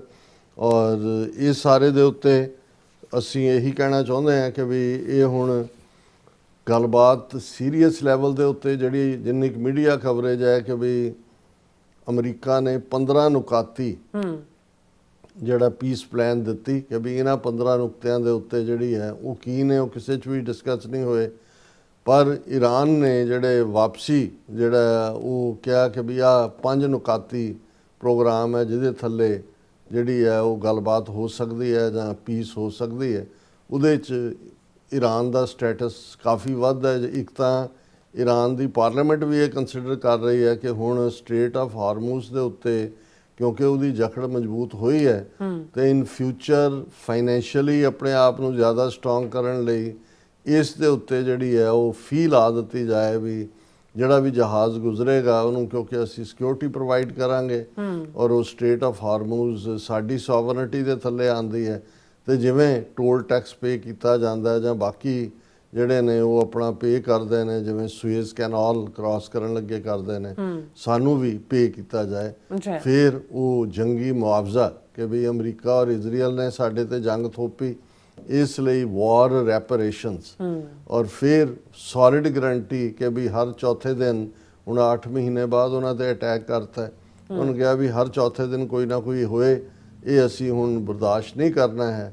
ਪੱਕੇ ਤੌਰ ਦੇ ਉੱਤੇ ਜਿਹੜਾ ਹੈ ਇਹ ਕੋਈ ਗਾਰੰਟੀ ਦੇ, ਜ਼ਾਹਰ ਹੈ ਕਿ ਉਹ ਚਾਹੁੰਦੇ ਨੇ ਕਿ ਵੀ ਰਸ਼ੀਆ ਚਾਈਨਾ ਇਸ ਲੈਵਲ ਦੇ ਉੱਤੇ ਜਿਹੜਾ ਹੈ ਕੋਈ ਗਾਰੰਟੀ ਹੋਏ ਕਿ ਦੁਬਾਰਾ ਈਰਾਨ ਦੇ ਉੱਤੇ ਹਮਲਾ ਨਹੀਂ ਹੋਏਗਾ। ਔਰ ਇਸ ਤੋਂ ਇਲਾਵਾ ਵੀ ਉਹਨਾਂ ਦਾ ਜਿਹੜਾ ਕੰਸਰਨ ਹੈ ਉਹਦੇ 'ਚ ਹੁਣ ਉਹਨਾਂ ਨੇ ਇੱਕ ਸਟੇਜ ਸੀ ਜਦੋਂ ਕਿ ਉਹ ਯੂਨਾਈਟਿਡ ਨੇਸ਼ਨਸ ਦੀ ਐਟੋਮਿਕ ਐਨਰਜੀ ਏਜੰਸੀ ਉਸ ਦੀ ਦੇਖ ਰੇਖ ਹੇਠ ਆਪਣਾ ਯੂਰੇਨੀਅਮ ਵੀ ਕਿਤੇ ਹੋਰ ਰੱਖਣ ਤੱਕ ਜਿਹੜੇ ਨੇ ਐਨਰਿਚ ਯੂਰੇਨੀਅਮ ਉਸ ਦੀ ਥੋੜੀ ਬਹੁਤ ਇੰਡੀਕੇਸ਼ਨ ਦੇ ਰਹੇ ਸੀ। ਪਰ ਹੁਣ ਰਾਦਰ ਜਿਹੜਾ ਖਮੀਨਾਈ 86 ਸਾਲਾ ਬਾਬਾ ਮਾਰਿਆ, ਉਹ ਤਾਂ ਧਾਰਮਿਕ ਤੌਰ ਤੇ ਇਸ ਨੂੰ ਹਰਾਮ ਕਹਿੰਦਾ ਸੀ, ਜੌਹਰੀ ਹਥਿਆਰਾਂ ਨੂੰ, ਔਰ ਉਹਨੇ ਜਿੰਨੀ ਦੇਰ ਰਿਹਾ ਉਹਨੇ ਬਣ ਨਹੀਂ ਦਿੱਤੇ ਹੈ।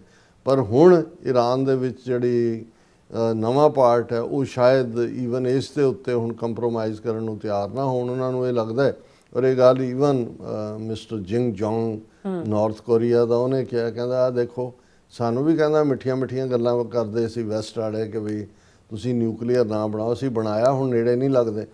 ਸੋ ਯਾਨੀ ਈਰਾਨ ਨੂੰ ਜਾਂ ਆਮ ਨੂੰ ਇਹ ਸਾਹਮਣੇ ਆ ਗਿਆ ਕਿ ਭਾਈ ਜਿਹੜੀ ਜਿਨ੍ਹਾਂ ਤੋਂ ਖਤਰਾ ਹੋ ਸਕਦਾ, ਹੁਣ ਇਜ਼ਰਾਈਲ 1960 ਤੋਂ ਉਹਦੇ ਕੋਲ ਨਿਊਕਲੀਅਰ ਵੈਪਨ ਨੇ, ਲੇਕਿਨ ਜਦੋਂ ਈਰਾਨ ਜਿਹੜਾ ਇਜ਼ਰਾਈਲ ਕਹਿੰਦਾ ਜੀ ਕਿ ਮੈਨੂੰ ਐਗਜ਼ਿਸਟੈਂਸ਼ਨਲ ਥ੍ਰੈਟ ਹੈ ਕਿ ਸਰਵਾਈਵਲ ਦੀ, ਵੀ ਬਚਣਾ ਕਿ ਨਹੀਂ ਬਚਣਾ, ਵੀ ਤੁਹਾਡੇ ਕੋਲ ਤਾਂ ਫਾਈਨਲ ਪਾਰਟ ਹੈ, ਉਹੀ ਤੁਹਾਡੀ ਗਾਰੰਟੀ ਹੈ ਤੁਹਾਡੀ ਸੇਫਟੀ ਦੀ, ਤੇ ਜੇ ਤੁਸੀਂ ਰੱਖ ਸਕਦੇ ਹੋ ਤੇ ਦੂਸਰੇ ਨੂੰ ਕਿਉਂ ਨਹੀਂ ਹੈ ਰੱਖਣ ਦਾ ਹੱਕ। ਇਹਦੇ ਬਾਵਜੂਦ ਕਿ ਇਜ਼ਰਾਈਲ ਨੇ ਨਾ ਸੀਟੀਬੀਟੀ ਦੇ ਦਸਤਖਤ ਕੀਤੇ ਨੇ, ਨਾ ਐਨਪੀਟੀ ਤੇ ਕੀਤੇ ਨੇ, ਪਰ ਅਲਟੀਮੇਟਲੀ ਤਾਂ ਇਹੀ ਹੁੰਦਾ ਨਾ ਵੀ ਜ਼ੋਰਾਵਰਾਂ ਦਾ 37-20 ਹੈ। ਸੋ ਈਰਾਨ ਦੇ ਵਿੱਚ ਜਿਹੜਾ ਇੱਕ ਸੈਂਟੀਮੈਂਟ ਪਹਿਲਾਂ ਨਾ ਬਣਾਉਣ ਦਾ ਸੀ ਰਾਦਰ, ਉਹ ਹੁਣ ਇਹ ਹੈ ਕਿ ਵੀ ਸਾਡੀ ਸੇਫਟੀ ਇਸ ਵਿੱਚ ਹੈ ਵੀ ਅਸੀਂ ਨਿਊਕਲੀਅਰ ਹਥਿਆਰ ਬਣਾਈਏ। ਪਰ ਹੋ ਸਕਦਾ ਫਾਈਨਲ ਜੇ ਕੋਈ ਸੀਰੀਅਸ ਨੈਗੋਸ਼ੀਏਸ਼ਨ ਹੋਏ ਤੇ ਉਸ ਦੇ ਵਿੱਚ ਪ੍ਰੋਪਰ ਗਾਰੰਟੀ ਚਾਈਨਾ ਰਸ਼ੀਆ ਦੀ ਈਰਾਨ ਨੂੰ ਮਿਲਦੀ ਹੋਏ। ਔਰ ਇਹਦੇ 'ਚ ਕੋਈ ਸ਼ੱਕ ਨਹੀਂ ਹੈ ਕਿ ਆਫਟਰ ਦਾ ਵਾਰ ਇਹ ਲੰਬੀ ਚੱਲਦੀ ਹੈ। ਵੈਦਰ ਇਹ ਗੱਲਬਾਤ ਡਿਸੈਪਸ਼ਨ ਹੈ, ਕਿਉਂਕਿ ਦੂਸਰੇ ਪਾਸੇ ਜਿਹੜੇ ਅਮਰੀਕਨ ਮੈਰੀਨ ਨੇ ਫੌਜੀ, ਉਹ ਆਲਰੇਡੀ ਉਤਰ ਰਹੇ ਨੇ ਉੱਥੇ, 2000 ਦੇ ਕਰੀਬ ਉੱਥੇ ਪਹੁੰਚ ਚੁੱਕੇ ਨੇ। ਸੋ ਇੱਕ ਪਾਸੇ ਇਹ ਵੀ ਕਿਹਾ ਜਾ ਰਿਹਾ ਹੈ ਕਿ ਭਾਈ ਇਹ ਟਾਈਮ ਬਾਏ ਕੀਤਾ ਜਾ ਰਿਹਾ ਹੈ ਤਾਂ ਕਿ ਗਰਾਊਂਡ ਤੇ, ਜੇ ਗਰਾਊਂਡ ਟਰੂਪਸ ਉੱਥੇ ਐਂਟਰ ਕਰਦੇ ਨੇ, ਉਹਨਾਂ ਦੇ ਆਈਲੈਂਡ ਤੇ ਜਾਂਦੇ ਨੇ ਜਾਂ ਕਿਤੇ, ਉਹਨੂੰ ਫਿਰ ਜਿਹੜੇ ਅਮਰੀਕਾ ਦੇ ਵੱਡੇ ਵੱਡੇ ਰਿਟਾਇਰਡ ਆਰਮੀ ਜਨਰਲ ਨੇ, ਇਹਨਾਂ ਦੇ ਐਕਸਪਰਟ ਨੇ, ਜੋ ਉਹਨਾਂ ਦਾ ਕਹਿਣਾ ਹੈ ਉਹ ਕਾਫੀ ਹੱਦ ਤੱਕ ਠੀਕ ਹੈ। ਉਹਨਾਂ ਦਾ ਇਹ ਵੀ ਕਹਿਣਾ ਕਿ ਵੀ ਫਿਰ ਜਿਵੇਂ ਚਰਚਲ ਨੇ ਇਹ ਫੈਸਲਾ ਕੀਤਾ ਸੀ, ਜਿਹੜੀ ਗੈਲੀਪੋਲੀ ਵਾਰ ਫਸਟ ਵਰਲਡ ਵਾਰ ਦੀ ਅਗੇਂਸਟ ਆਟੋਮਨ ਐਮਪਾਇਰ ਸੀ, ਉਹਦੇ 'ਚ ਇੱਕ ਅੰਦਾਜ਼ੇ ਮੁਤਾਬਕ 30,000 ਤੋਂ ਜ਼ਿਆਦਾ ਜਿਹੜੇ ਫੌਜੀ ਨੇ ਉਹ ਮਾਰੇ ਗਏ ਸੀ ਬ੍ਰਿਟਿਸ਼ਰ। ਉਹਦੇ 'ਚ ਸਿੱਖ ਵੀ ਮਰਨ ਵਾਲੇ ਸੀ ਕਿਉਂਕਿ ਇੰਡੀਆ ਬ੍ਰਿਟਿਸ਼ ਕਾਲੋਨੀ ਸੀ, ਔਰ ਬਹੁਤ ਸਾਰੇ ਵਾਰ ਆਫ ਗੈਲੀਪੋਲੀ, ਔਰ ਉੱਥੋਂ ਫਾਈਨਲੀ ਉਹਨਾਂ ਨੂੰ ਵਿਦਡਰਾ ਕਰਨਾ ਪਿਆ ਸੀ, ਡਿਫੀਟ ਹੋਈ ਸੀ। ਉਹਨਾਂ ਨੇ ਕਿਹਾ ਵੀ ਇਹ ਜਿਹੜਾ ਜੇ ਈਰਾਨ ਮੇਨਲੈਂਡ ਦੇ ਉੱਤੇ ਅਮਰੀਕਨ ਫੌਜ ਉਤਰਦੀ ਹੈ ਤੇ ਜਿਸ ਲੈਵਲ ਦੀ ਉਹਨਾਂ ਦੀ ਤਿਆਰੀ ਹੈ, ਜਿਸ ਕਿਸਮ ਦਾ ਉਹਨਾਂ ਦਾ ਜੋਗਰਾਫੀ ਹੈ, ਜਿਸ ਕਿਸਮ ਦੀ ਸਾਡੇ ਸੋਲਜਰਸ ਦੀ ਵਲਨਰੇਬਿਲਟੀ ਹੋਏਗੀ, ਉਹ ਉਹਨਾਂ ਦਾ ਕਹਿਣਾ ਐਕਸਪਰਟਸ ਦਾ। ਉਹਦੇ 'ਚ ਮੈਂ ਇਹਨਾਂ ਦੋਨਾਂ ਵਾਰਸ ਨੂੰ ਅਗੇਨ ਸਟੱਡੀ ਕਰ ਰਿਹਾ, ਮੈਂ ਇਹਦੇ ਤੇ ਫਿਰ ਕੰਪੈਰੀਜ਼ਨ ਵੀ ਕਰਾਂਗਾ ਵੀ ਹੈ ਕੀ ਸੀ ਵਾਰ ਆਫ ਗੈਲੀਪੋਲੀ, ਜਿਹਦਾ ਬਹੁਤ ਜ਼ਿਕਰ ਹੁੰਦਾ ਹੈ, ਔਰ ਉਹਦੇ 'ਚ ਬਹੁਤ ਸਾਰੇ ਸਿੱਖ ਫੌਜੀ ਵੀ ਮਾਰੇ ਗਏ ਸੀ, ਲੇਕਿਨ ਵਿਦਡਰਾ ਕਰਨਾ ਪਿਆ ਸੀ ਚਰਚਲ ਨੂੰ। ਸੋ ਉਹਨਾਂ ਉਹ ਕੰਪੈਰੀਜ਼ਨ ਇਹ ਕਰ ਰਹੇ ਨੇ ਕਿ ਵੀ ਇਹ ਫਿਰ ਅਮਰੀਕਾ ਦੇ ਲਈ ਕੋਈ ਵਿਤਨਾਮ ਵਾਲੀ ਸਿਚੁਏਸ਼ਨ ਨਹੀਂ ਹੋਏਗੀ ਕਿ ਬਈ ਕਿਵੇਂ ਨਿਕਲਣਾ ਜਾਂ ਕੀ ਹੈ, ਉਹ ਗੈਲੀਪੋਲੀ ਵਾਲੀ ਸਿਚੁਏਸ਼ਨ ਬਣੇਗੀ। ਸੋ ਅਸੀਂ ਇਸ ਘੜੀ ਸਾਡੀਆਂ ਹਮਦਰਦੀਆਂ, ਜਿਹੜੇ ਹੁਣ ਅੱਜ ਹੀ ਮੇਰੀ ਕਿਸੇ ਨਾਲ ਗੱਲ ਹੋ ਰਹੀ ਸੀ, ਮੈਂ ਕਿਹਾ ਵੀ ਹਾਈਸ ਬਹੁਤ ਸਾਰੇ ਜਿਹੜੇ ਫੌਜੀ ਜਵਾਨ ਜਾਂ ਦੂਜੇ ਨੇ 18-19 ਸਾਲ ਦੇ, 18 ਸਾਲ ਤੋਂ ਬਾਅਦ ਹਾਈ ਸਕੂਲ ਚੋਂ ਨਿਕਲਦੇ ਨੇ ਔਰ ਕਿਸ ਕਿਸਮ ਦੀ ਟ੍ਰੇਨਿੰਗ ਦੂਜੇ ਤੇ ਉਹਨਾਂ ਦੇ ਉਹ ਮੁਲਕ ਲਈ ਮਰ ਰਹੇ ਹੁੰਦੇ ਨੇ ਉਹਨਾਂ ਦੇ ਲਈ। ਔਰ ਜਦੋਂ ਤੁਹਾਡੇ ਮੁਲਕ ਦਾ, ਜੇ ਅਮਰੀਕਾ ਸਾਡਾ ਮੁਲਕ ਹੈ ਔਰ ਇਸ ਦਾ ਫੌਜੀ ਜਾਂ ਇੱਕ ਵੀ ਬਾਡੀ ਬੈਗ ਆਉਂਦਾ, ਅਸੀਂ ਵੀ ਉਸ ਸਾਰੇ ਦੇ ਜਿਹੜਾ ਉਹਨਾਂ ਦੇ ਇਕੱਲਾ ਇਹ ਨਹੀਂ ਕਿ ਇਮੋਸ਼ਨਲੀ ਤੁਸੀਂ ਦੁੱਖ 'ਚ ਸ਼ਰੀਕ ਹੁੰਦੇ ਹੋ, ਤੁਹਾਨੂੰ ਸਾਰਾ ਪਰਿਵਾਰ, ਉਹ ਵੀ ਕਿਸੇ ਦਾ ਬੱਚਾ ਹੈ, ਕਿਸੇ ਦਾ ਹਸਬੈਂਡ ਹੈ, ਕਿਸੇ ਦਾ ਪੁੱਤਰ ਹੈ, ਕਿਸੇ ਦਾ ਭਰਾ ਹੈ। ਔਰ ਇਹੀ ਨਹੀਂ ਜਿਹੜੇ ਫਿਰ ਜੰਗਾਂ 'ਚੋਂ ਮੁੜ ਕੇ ਆਉਂਦੇ ਨੇ, ਜਿਹੜੇ ਸਰਵਾਈਵ ਵੀ ਜ਼ਖਮੀ, ਹਰ ਇੱਕ ਮਰਨ ਵਾਲੇ ਦੇ ਨਾਲ ਜਿਹੜੇ ਨੇ 3 ਜ਼ਖਮੀ ਹੁੰਦੇ ਨੇ ਐਵਰੇਜ। ਤੇ ਜਿਹੜੇ ਹੁਣ ਅਫਗਾਨਿਸਤਾਨ 'ਚ ਭਾਵੇਂ ਅਮਰੀਕਾ ਦੀਆਂ ਕੈਜੂਅਲਟੀਜ਼ ਘੱਟ ਸੀ, ਮੇਰੇ ਖਿਆਲ ਹੈ 4-5 ਹਜ਼ਾਰ ਦੇ ਕਰੀਬ ਸੀ, ਲੇਕਿਨ ਜਿਹੜੇ ਮੈਂਟਲੀ ਡਿਸਟਰਬ ਹੋਏ, ਜਿਹੜੇ ਅਦਰਵਾਈਜ਼ ਅਨਨੋਨ, ਉਹ ਉਹਦੇ 20,000 ਤੋਂ ਵੀ ਉੱਪਰ ਹੋਏਗਾ ਉਹਨਾਂ ਦਾ ਨੰਬਰ। ਔਰ ਉਹਨਾਂ 'ਚੋਂ ਹੀ ਜਿਹੜੇ ਮੈਂਟਲੀ ਤੁਸੀਂ ਜੰਗ ਦੇ ਵਿੱਚ 8-8 10-10 ਸਾਲ ਰਹਿੰਦੇ ਹੋ, ਉਹਨਾਂ 'ਚੋਂ ਕਿੰਨਿਆਂ ਨੇ ਆ ਕੇ ਸੁਸਾਈਡ ਕੀਤਾ, ਕਿੰਨਿਆਂ ਨੇ ਹੋਮੀਸਾਈਡ ਕੀਤਾ, ਕਈ ਜਿਹੜੇ ਕਿਲਰ ਨੇ ਮਾਰਕੀਟਸ ਦੂਜੇ ਉਹ ਨੇ। ਸੋ ਇਹ ਜਿਹੜੀ ਜੰਗ ਹੈ, ਇਨ ਦਾ ਐਂਡ ਆਫ ਦਾ ਡੇ, ਪਤਾ ਨਹੀਂ, ਮੈਂ ਕੋਈ ਇਹ ਵੀ ਨਹੀਂ ਹੈ ਕਿ ਬਈ ਪੈਸੀਫਿਜ਼ਮ ਨੂੰ ਪ੍ਰੀਚ ਕਰ ਰਿਹਾ, ਪਰ ਮੈਨੂੰ ਇਹ ਲੱਗਦਾ ਹੈ ਵੀ ਜਦੋਂ ਤੱਕ ਸੱਚਮੁੱਚ ਨੈਸੈਸਰੀ ਨਾ ਹੋਏ, ਔਰ ਇਹੀ ਸਾਡੇ ਗੁਰੂ ਸਾਹਿਬਾਨ ਦਾ ਕ੍ਰਾਈਟੇਰੀਆ ਵੀ ਹੈ ਕਿ ਵੀ ਚੁੰਕਾਰ ਅਜ਼ ਹਮਾ ਹੀਲ ਤੇ ਦਰਗੁਜ਼ਸਤ ਹਲਾਲ ਅਸਤ ਬੁਰਦਨ ਬਾ ਸ਼ਮਸ਼ੀਰ ਦਸਤ, ਉਹਨਾਂ ਹਾਲਾਤਾਂ 'ਚ। ਤੇ ਜੇ ਤੁਹਾਡਾ ਨਿਸ਼ਾਨਾ ਮਨੀ ਰਿਸੋਰਸ ਕਾਬੂ ਕਰਨਾ, ਦੂਸਰਿਆਂ ਨੂੰ ਜਿਹੜਾ ਉਹ ਬੀਟ ਕਰਨਾ ਜਾਂ ਹਿਊਮਿਲੇਟ ਕਰਨਾ ਹੋਏ, ਤੇ ਉਹਦੀ ਜਸਟੀਫਿਕੇਸ਼ਨ ਨਹੀਂ ਹੈ, ਕਿਉਂਕਿ ਅਲਟੀਮੇਟਲੀ ਜਦੋਂ ਤੱਕ ਸੱਚ ਹੱਕ ਇਨਸਾਫ ਦੇ ਲਈ ਜੰਗ ਉਹ ਜਾਇਜ਼ ਹੈ, ਉਹ ਸਾਡਾ ਬੇਸਿਕ ਮੀਰੀ ਪੀਰੀ ਦਾ ਕਨਸੈਪਟ ਹੀ ਇਸ ਦੇ ਉੱਤੇ ਖੜਾ ਹੈ। ਪਰ ਇਹ ਜਿਹੜੀਆਂ ਵਾਧੂ ਜਿਹੜੀਆਂ ਜੰਗਾਂ ਨੇ, ਜਿਹੜੀਆਂ ਕਿ ਜਿਨ੍ਹਾਂ ਦੇ ਮਕਸਦ ਹੋਰ ਨੇ, ਮਫਾਦ ਕੋ ਹੋਰ ਇਸ 'ਚੋਂ ਕੱਢਦਾ ਹੈ, ਤੇ ਕਾਮਨ ਬੰਦਾ ਸਫਰ ਕਰ ਰਿਹਾ ਹੁੰਦਾ ਹੈ, ਇਸ ਤੋਂ ਤਾਂ ਫਿਰ ਅਸੀਂ ਜਗਤ ਜਲੰਦਾ ਰੱਖ ਲੈ ਦੀ ਅਰਦਾਸ ਹੀ ਕਰਦੇ ਹਾਂ। ਇਸ ਤੋਂ ਬਿਨਾਂ ਸਾਡੇ ਕੋਲ ਹੋਰ ਕੁਝ ਨਹੀਂ ਹੈ ਕਹਿਣ ਜੀ। ਰਾਸਾ ਤੁਹਾਡਾ ਬਹੁਤ ਬਹੁਤ ਸ਼ੁਕਰੀਆ। ਸੋ ਥਲੈਨ ਬ੍ਰੇਕ ਤੇ ਜਾਣ ਤੋਂ ਪਹਿਲਾਂ ਅਸੀਂ ਦਰਸ਼ਕਾਂ ਦੇ ਸਰੋਤਿਆਂ ਨੂੰ ਫੀਲ ਤੇ ਬੇਨਤੀ ਕਰਦੀ ਵਿਊਅਰਸ, ਜਿਸ ਤਰ੍ਹਾਂ ਤੁਸੀਂ ਜਾਣਦੇ ਹੋ ਕਿ ਟੀਵੀ 84 ਇੱਕ ਪੰਥਕ ਚੈਨਲ ਹੈ। ਟੀਵੀ 84 ਦੀ ਚੜ੍ਹਦੀ ਕਲਾ ਲਈ ਵੱਧ ਤੋਂ ਵੱਧ ਡੋਨੇਟ ਕਰੋ। ਡੋਨੇਟ ਕਰਨ ਲਈ ਸਾਡੀ ਵੈਬਸਾਈਟ tv84.tv ਤੇ ਜਾ ਕੇ ਪੇਪਲ ਦੀ ਵਰਤੋਂ ਕਰਕੇ 1 ਟਾਈਮ ਡੋਨੇਟ ਕਰ ਸਕਦੇ ਹੋ, ਮੰਥਲੀ ਡੋਨੇਟ ਵੀ ਕਰ ਸਕਦੇ ਹੋ। ਤੁਸੀਂ ਟੀਵੀ 84 ਦੇ ਨਾਮ ਤੇ ਚੈੱਕ ਬਣਾ ਕੇ ਸਾਨੂੰ ਮੇਲ ਵੀ ਕਰ ਸਕਦੇ ਹੋ ਸਾਡੇ ਇਸ ਪਤੇ ਤੇ 36-01 37th Avenue, Long Island City, New York 11101 USA, ਜਾਂ ਫਿਰ ਤੁਸੀਂ ਸਾਨੂੰ ਫੋਨ ਰਾਹੀਂ ਵੀ ਸੰਪਰਕ ਕਰ ਸਕਦੇ ਹੋ 5166191984। ਤੁਸੀਂ ਸਾਨੂੰ ਈਮੇਲ ਵੀ ਕਰ ਸਕਦੇ ਹੋ info@tv84.tv ਤੇ। ਅਸੀਂ ਤੁਹਾਡੇ ਤਹਿ ਦਿਲ ਤੋਂ ਸ਼ੁਕਰਗੁਜ਼ਾਰ ਹੋਵਾਂਗੇ। ਸੋ ਇੱਥੇ ਲੈਣੇ ਬ੍ਰੇਕ ਵਿਊਅਰਸ, ਤੁਸੀਂ ਇਸੇ ਤਰ੍ਹਾਂ ਬਣੇ ਰਹਿਣਾ। ਮਿਲਦੇ ਹਾਂ after this short break.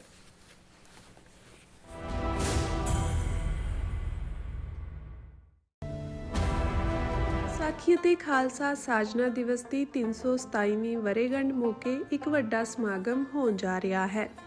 Vaisakhi ਜੋ ਸਿਰਫ ਤਿਉਹਾਰ ਨਹੀਂ, ਸਗੋਂ ਖਾਲਸੇ ਦੀ ਪਹਿਚਾਣ ਅਤੇ ਆਜ਼ਾਦੀ ਦੇ ਐਲਾਨ ਦਾ ਪ੍ਰਤੀਕ ਹੈ।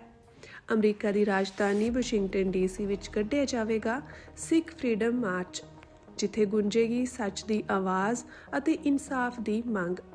ਇਸ ਮੌਕੇ ਵਿਸਾਖੀ ਨੂੰ ਨੈਸ਼ਨਲ ਸਿੱਖ ਡੇ USA ਵਜੋਂ ਮਨਾਇਆ ਜਾਵੇਗਾ। ਤਾਂ ਇਸ ਫਰੀडम ਮਾਰਚ ਦਾ ਹਿੱਸਾ ਬਣਨ ਲਈ ਜ਼ਰੂਰ ਪਹੁੰਚੋ ਜੀ। ਸ਼ਨੀਚਰਵਾਰ 4 ਅਪ੍ਰੈਲ 2026 ਨੂੰ ਵਾਸ਼ਿੰਗਟਨ DC ਵਿਖੇ। ਤੁਸੀਂ ਵੇਖ ਰਹੇ ਹੋ TV 84, ਇੱਕ ਅਜਿਹਾ ਚੈਨਲ ਜੋ ਪਾਬੰਦੀਆਂ ਦੇ ਬਾਵਜੂਦ ਵੀ ਸੱਚ ਨੂੰ ਆਧਾਰ ਬਣਾ ਕੇ ਸਿੱਖ ਸੰਘਰਸ਼, ਸਿੱਖ ਨਜ਼ਰੀਏ ਅਤੇ ਕੌਮੀ ਮੁੱਦਿਆਂ ਨੂੰ ਨਿਡਰਤਾ ਨਾਲ ਸਾਹਮਣੇ ਰੱਖਦਾ ਆ ਰਿਹਾ। ਹੁਣ ਇੱਕ ਵਾਰ ਫਿਰ ਭਾਰਤ ਵਿੱਚ TV 84 ਨੂੰ ਰਿਸਟ੍ਰਿਕਟ ਕਰ ਦਿੱਤਾ ਗਿਆ।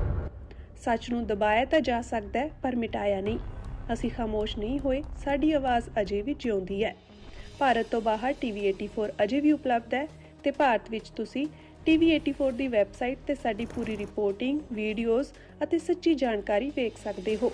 ਤਾਂ ਅੱਜ ਹੀ ਜੁੜੋ TV 84 ਦੀ ਵੈਬਸਾਈਟ ਦੇ ਨਾਲ, ਸਾਨੂੰ ਸਹਿਯੋਗ ਦਿਓ ਅਤੇ ਸੱਚ ਨਾਲ ਜੁੜੇ ਰਹੋ। TV 84, ਸੱਚ ਦੀ ਆਵਾਜ਼। ਸਿਗਨੇਚਰ ਟਰੱਕ ਸਰਵਿਸ ਰਾਊਟ 81 ਉੱਤੇ ਐਗਜ਼ਿਟ 235 ਤੇ ਟਰੱਕਰ ਵੀਰਾਂ ਲਈ 24 ਘੰਟੇ ਰੋਡ ਸਰਵਿਸ ਦੀ ਸੁਵਿਧਾ ਮੌਜੂਦ। Heavy duty repair, oil change, ਪੁਰਾਣੇ ਅਤੇ ਨਵੇਂ tyre, computer diagnostic, DPF cleaning, brake service ਜਾਂ ਰਸਤੇ ਵਿੱਚ ਆਈ ਹਰ ਤਰ੍ਹਾਂ ਦੀ ਰਿਪੇਅਰ ਪ੍ਰੋਫੈਸ਼ਨਲ ਟੀਮ ਵੱਲੋਂ ਕੀਤੀ ਜਾਂਦੀ ਹੈ। ਬ੍ਰੇਕਫਾਸਟ, ਲੰਚ ਅਤੇ ਡਿਨਰ ਲਈ ਪੰਜਾਬੀ ਢਾਬੇ ਦਾ ਆਨੰਦ ਵੀ ਮਾਣੋ। ਡਰਾਈਵਰ ਅਤੇ ਟਰੱਕ ਆਪਰੇਟਰ ਵੀਰ ਡਿਸਪੈਚ ਦੀ ਸਰਵਿਸ ਲਈ ਸਾਡੇ ਨਾਲ ਸੰਪਰਕ ਕਰਨ। Signature truck service 58 triangle drive, Weyers Cave, Virginia. 24486। ਕੀ ਤੁਸੀਂ ਆਪਣੇ ਟੈਕਸਿਸ ਨੂੰ ਲੈ ਕੇ ਚਿੰਤਤ ਹੋ? ਤੁਸੀਂ ਆਪਣੀ ਕਮਾਈ ਲਈ ਮਿਹਨਤ ਕਰਦੇ ਹੋ, ਭਾਵੇਂ ਤੁਸੀਂ ਨੌਕਰੀ ਵਿੱਚ ਹੋਵੋ ਜਾਂ ਆਪਣਾ ਬਿਜ਼ਨਸ ਚਲਾਉਂਦੇ ਹੋ। ਜਦੋਂ ਟੈਕਸ ਭਰਨ ਦਾ ਸਮਾਂ ਆਉਂਦਾ ਹੈ ਤਾਂ ਤੁਹਾਨੂੰ ਇੱਕ ਭਰੋਸੇਯੋਗ ਟੈਕਸ ਅਕਾਊਂਟੈਂਟ ਦੀ ਲੋੜ ਹੈ ਜੋ ਟੈਕਸ ਬੈਲੈਂਸ ਦਾ ਤੁਹਾਡੇ ਪੱਖ ਵਿੱਚ ਜਾਣਾ ਯਕੀਨੀ ਬਣਾਵੇ। ਸਿਆਟਲ ਦੀ ਜਾਣੀ ਪਛਾਣੀ company accurate accountants and taxes ਤੁਹਾਡੀ ਸੇਵਾ ਵਿੱਚ ਹਾਜ਼ਰ ਹੈ। ਅਸੀਂ ਹਰ ਤਰ੍ਹਾਂ ਦੇ ਟੈਕਸ ਭਰਨ ਵਿੱਚ ਤੁਹਾਡੀ ਮਦਦ ਕਰਾਂਗੇ। ਟੈਕਸ ਸੰਬੰਧੀ ਕਿਸੇ ਵੀ ਤਰ੍ਹਾਂ ਦੇ ਸਵਾਲ ਲਈ ਅੱਜ ਹੀ ਸਾਡੇ ਤੱਕ ਪਹੁੰਚ ਕਰੋ। Accurate accountants and Texas.